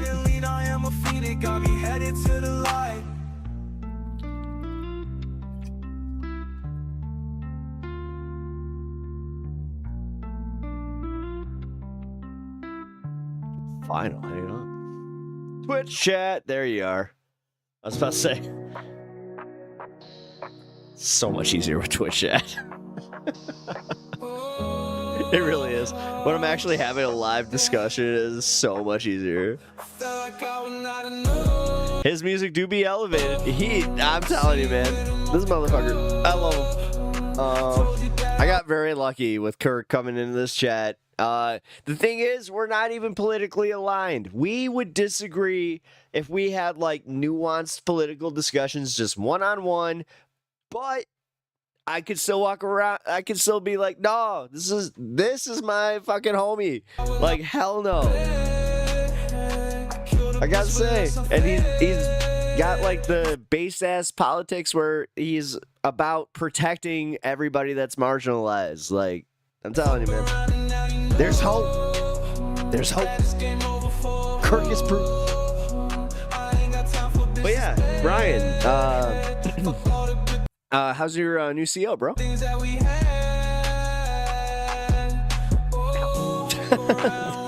this one piece of hair that's stuck over here, and it needs to be over here. Anyway, new CO. We're using the older version of the system, so I actually know everything much better than her, so that's funny. So she like coming to you for just be like, alright, so wait, are you getting brownie points for that too? It's just, you gotta leverage that. Definitely leverage that the best way you can. That's kind of funny though.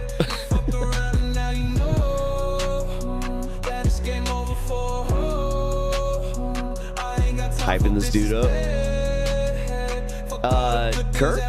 Fuck yeah. I hype this motherfucker hard. Like, no, I love this motherfucker's music. Like, it's not just because it's chatter. Like, I play this dude's music at my parties. I play it, like, I played his music when I was going out to Tennessee. Like,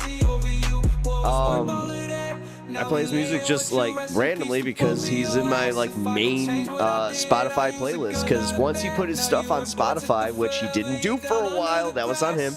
Yeah, wasn't able to listen, but no, I'm legit a fan. Like, this is not one of those situations where I'm just, you know, blazing just because he's fucking somebody like, you know, that I have a parasocial relationship with. Here.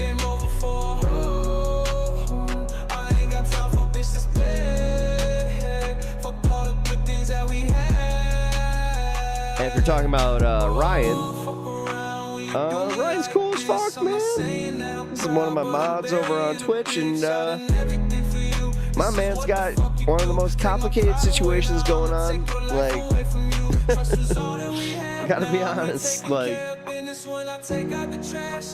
he is a IDF conscript who is gay, and I would dare say, you know, he's got some, you know, I'm not going to speak for his politics entirely, but he's got like leftist tendencies, and he understands that it's like everything's not black and white, and it's just, no, like, And I understand that he's a conscript. A conscript is, you know, like, that's a fucking hard place to be in. And at the same time, I don't hate him for his religion. I don't hate him for who, like, I do not hate him for being Israeli. And that, if that's a problem, I'm sorry. Like, that's not okay. Like, do not hate him for being Israeli. That's not okay. We need to stipulate that, okay? So, yeah, I'm more left-leaning.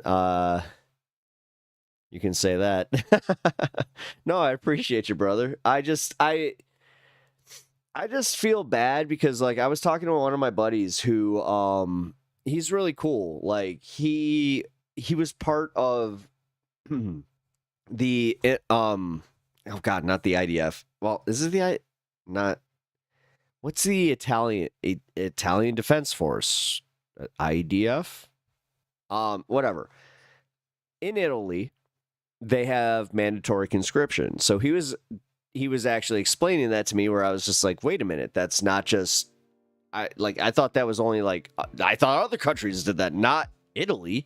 And he was like, yeah, bro, like, I had to go back, and he was a dual citizen, and he's like, no, I had to go back to Italy, do my service, I think it was until he was 19 or something like that, and then he had to come back, and, like, he had a job here and everything. Like, that was wild to me. I was just fucking blown away by that. Which, you know, I'm not sure if you guys have ever talked to, like, somebody that, like, during the Vietnam War, was drafted and all that. Like, it's kind of the same thing, except they tend to be like, no, like, we lost a lot of people, you know, a lot of friends that way. Unfortunately, I do kind of have, like, a little bit of something there where, unfortunately, you know what? No, fuck it. I need to honor his memory. My friend Pat, he died in IED explosion in 2004, and it was what made the war not just real. It was something that, you know, became personal to me, but it also started making me wonder, like, because before when he was on leave, we were talking about me going into the Rangers. Like, I was trying to go into the Rangers before. He made fun of me because I backed out, because I met a sergeant who made a joke about my name, because my last name is fucking, you know, Pepper. I've dealt with Dr. Pepper jokes my entire life, which, again, God bless my brother, he's becoming Dr. Pepper. I also look ridiculous with this fucking hat on right now. But yeah, I decided that I did not want to be part of the military. Not just because of my name thing, because I honestly did have, like, I had ideological differences. But the thing is, I was more conspiratorial at that point. I don't want to pretend, like, I am not sitting here pretending that I was, like, some based-ass leftist at, like, that time. I was not. I really wasn't. I was a conspiratorial fucking nutbag that was just like, oh, you guys are gonna use me to be on the front line for the New World Order. Yeah, it was a whatever. So, yeah. May he rest in peace. Thank you. I appreciate that. You know what? I haven't talked about Pat in a while. I'm glad that I can. I obviously I'm gonna keep it just at Pat, but yeah, man. That was the first time, like, outside of a family member or any of that kind of stuff, that, like, because he was on leave, not even, like, I think it was, like, maybe a month before, where that's when we got the news. Like, we were just, that hit me, where I was just like, I was just partying with that motherfucker. Which, he was doing things on leave, which he probably shouldn't have been doing, but whatever. We will not speak of this. Because my man Pat was a good man who would not partake. I'm just saying that it was at the party. Yeah. Yeah, it was weird, because, like, that was one of the times that I could talk to my mom, because like she had like all these stories about like losing, like one of her ex-boyfriends went to Vietnam and died, and like she would always like talk about that shit. And that was like one of the like first times I could like kind of sympathize with that, where I was just like, oh shit, yeah, like yeah. But it was just weird because like Pat believed in that shit, man. Like, God, he believed in that shit. He was like Semper Fi, motherfucker. Like that was him. Like, oh my God. You know what? But I'm glad that I can talk. Thank you for letting me talk about him. And just kind of, yeah, I haven't. God, that kind of felt good. I haven't talked about him in a long time. And it always feels weird because like talking about him in the like being in the context of the Iraq War, where it's just like, yeah, I 2000% disagree with what we were doing, but he was locked in. Like, dude, he enlisted the day after 9/11. Like, he was one of those guys. Like, he was a real motherfucker. Like, I'll say that much. He was a real motherfucker. He had a daughter pretty young, so he did leave a legacy. So, you know what? Damn, dude, I just realized I need to. Fuck, dude, it's been years. Anyway, Inverted Mystic, what up? What up, fam? APAP. I have a every PlayStation play. Oh, good flex. Even PS1. Do you have a PS1 with the flip up screen? If you got PS1 with the flip up screen, then you do. Because someone gave me a free PS4. Ooh. A Street Fighter original for PS2 in the case. Rare. Yes. Ooh, shit. Hell yeah. How about a PS Vita? You got a PS Vita?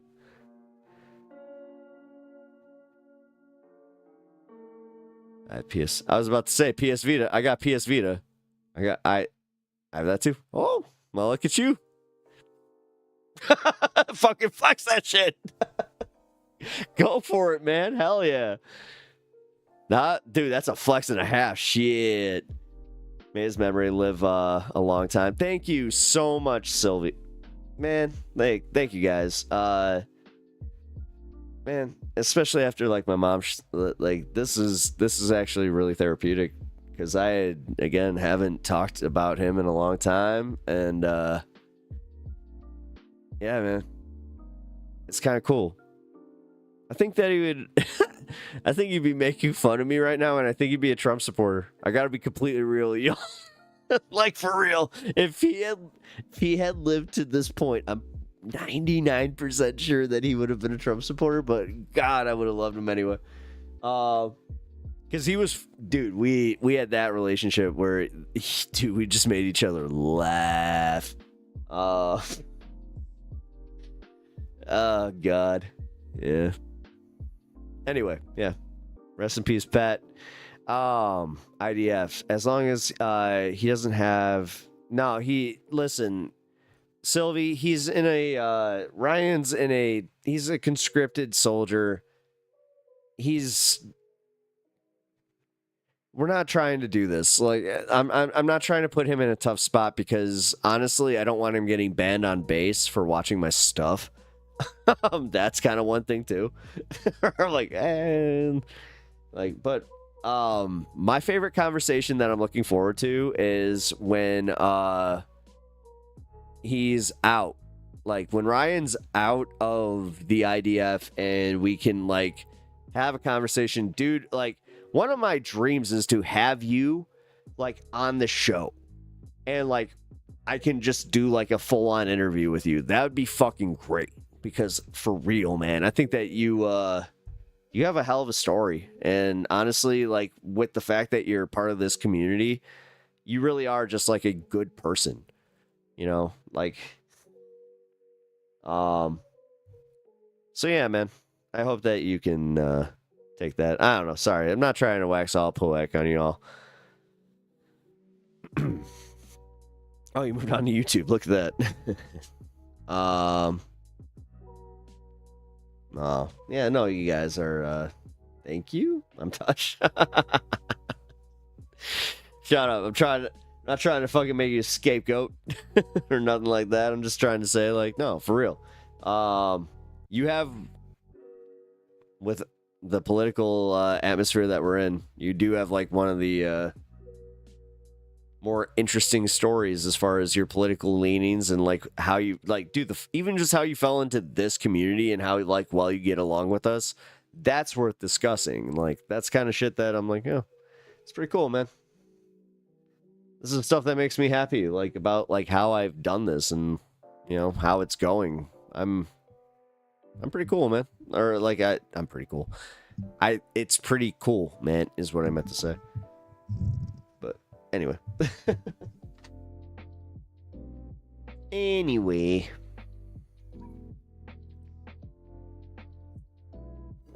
I have cotton mouth. That's pretty cool, Pep. It's okay. Oh, thank you, man. Appreciate that shit. Whew. You see, you guys see how rare that thing is? Yeah. No, man, like, I see how rare, like, this fucking, like, dude, not just, like, our chat participants, but, like, my audience. I have a rare experience here. Like, I know I'm just like 1,000 fucking viewer Andy or whatever the fuck, or 100,000 viewer, 1,000 sub, you know, 100 something viewer Andy, like whatever the fuck. Like, I'm not even trying to rip on myself. I'm literally just saying, like, this is where I'm at. But even with that, like, dude, I am so happy with my fucking community. I am beyond fucking ecstatic where I'm at. Like, I'm almost comfortable. Like, I thought about this shit. Like, any more growth, I'm not gonna be like, what? Like, then I gotta start charging for super chats and fucking shit. Like, no, I liked it. Like, this, if anything, with everything that's been going on with me, I have learned to live in the moment. I'm living in this moment. Like, I love this shit. I'm a smaller YouTuber. This is fun. I love this shit. I love you guys. Like, I love being able to actually talk to you guys, to have personal, like, you know, even, what do you call it? The fucking parasocial or whatever. Like, having closer parasocial relationships with people that have, you guys tune in daily. You guys are awesome. And then on top of it, just like, this show is awesome. I'm actually proud of what I built. Like, I finally have that where I'm like, no, I love this shit. Like, when I say that I built a stoner circle on the internet, I'm not just being reductive of myself or what I've built. That's what I wanted. And it's fine. People can make fun of it. And trust me, there are other leftist streamers that are going to make fun of me just for being even a stoner, where they're just, oh, why you lock yourself into being a stoner? But it's like, well, have you lived through just one day in 2025? I mean, I have a good reason, especially now. But at around 25k followers is when it gets hard. Yeah. I mean, listen, I'm not. This is why I hit 1,000. That was like why I set like a goal over with like subscribers over on YouTube. But now it's more so just, yes, sustained growth is great, but I'm also not like, I don't know, guys, like this is where I'm bad at the business side of this, where I shouldn't just like admit blatantly where it's just like, no, I'm happy with this. Because it's almost intimidating though. That's where I was going with that, where it's like, 25k even, like, what? Fuck. But that's where, like, with you guys, at least my OGs, the ones that I will like be able to just remember, like, you guys interact enough, you know, that's where a lot of people call it like the internet clicks or whatever the fuck, or the fucking chat clicks, you know. Vosh has his, every streamer has his, you know, but that's how it happens, though. Like, now that I'm a streamer, I get it. Like, I used to think that it was like an elitist thing. I'm like, no, these are the people that were there from the beginning. Like, they deserve priority. I'm just gonna say, you know. So like all y'all, like you are the priority chatters. When you want the big success, but the current success is so nice, though. I mean, I'm not sure if I want the like. I want the big I want the big success ish. Like, I don't know. Like, some days I think about it, I'm like, the numbers. It's the algorithm, the numbers, all that shit. But I just want to be able to sustain this channel, this stream, like what I'm doing. That's what I want to sustain, you know? And if that means getting thousands and thousands of subs, fine. But that doesn't, like, the one thing I mean, guys, I hope, like, I know this is going out there and I know this is going to be, like, forever clipped. But I don't want to change, like, for that. Like, I know I'm going to change organically, but I don't want to change for getting a bigger audience or any of that bullshit. And I don't want to lose, like, y'all, like, who are the real, you know, you guys are the reals. Like, you guys, you not only interact, but you guys care. Like, you're good people. Like, this is, again, like, I'm not, god damn it. Make me fucking get all teary-eyed again. But my mom, like, said it, like, my mom was a good, like, for all her faults, she was a great judge of character. And her watching the stream, like, and lurking the way that she did, which, again, adorable. The fact that she couldn't actually interact with you guys because she didn't know how to, was in itself beautiful to me. Because, like, yeah, she saw that you guys actually fucking care. And that's awesome, you know? So. Fuck. Ooh, I'm gonna drink some water there. And, yeah. Thank you, guys.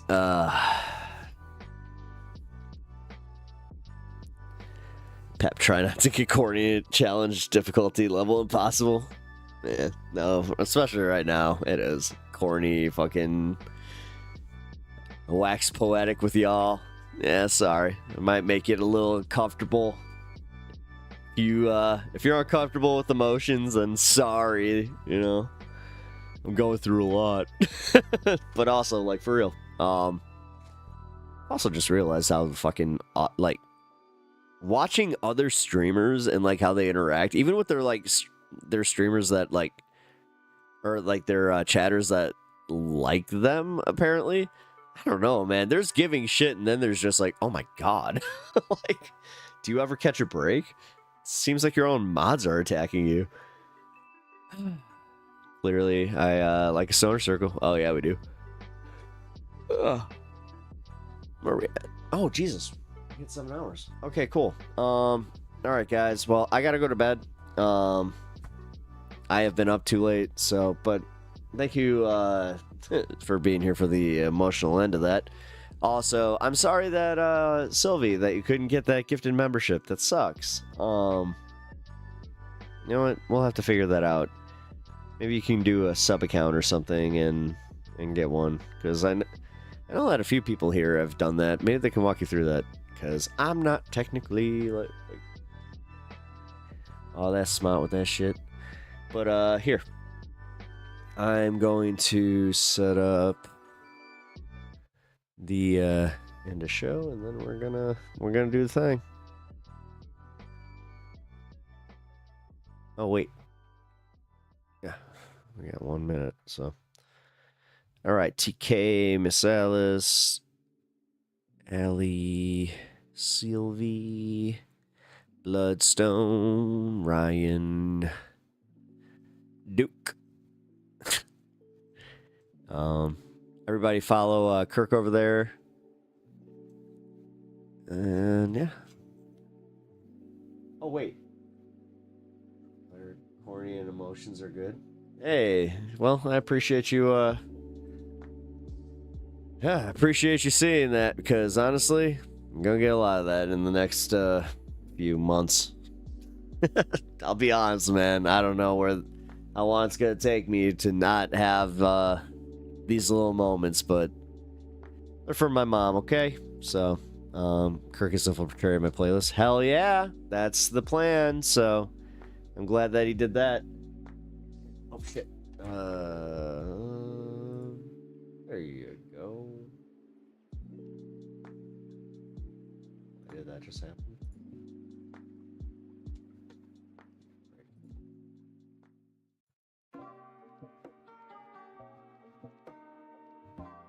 All right, guys. I will see you all tomorrow at 4 p.m. Central Standard Time. Keep your notifications on. Do I have anything else? I think I'm good. Yep, I'm good. All right, cool. All right, catch y'all later. Who the heck is Pep Talks? I'm not gay, but I fantasize about Marco Rubio. Pep Talks. Pep Talks. Let's eradicate the Kung Flu. Pep Talks. Pep Talks. Who the heck is Pep Talk? They want our women. They want our children. Pep Talk. Sometimes no means yes. Grab them by the pussy.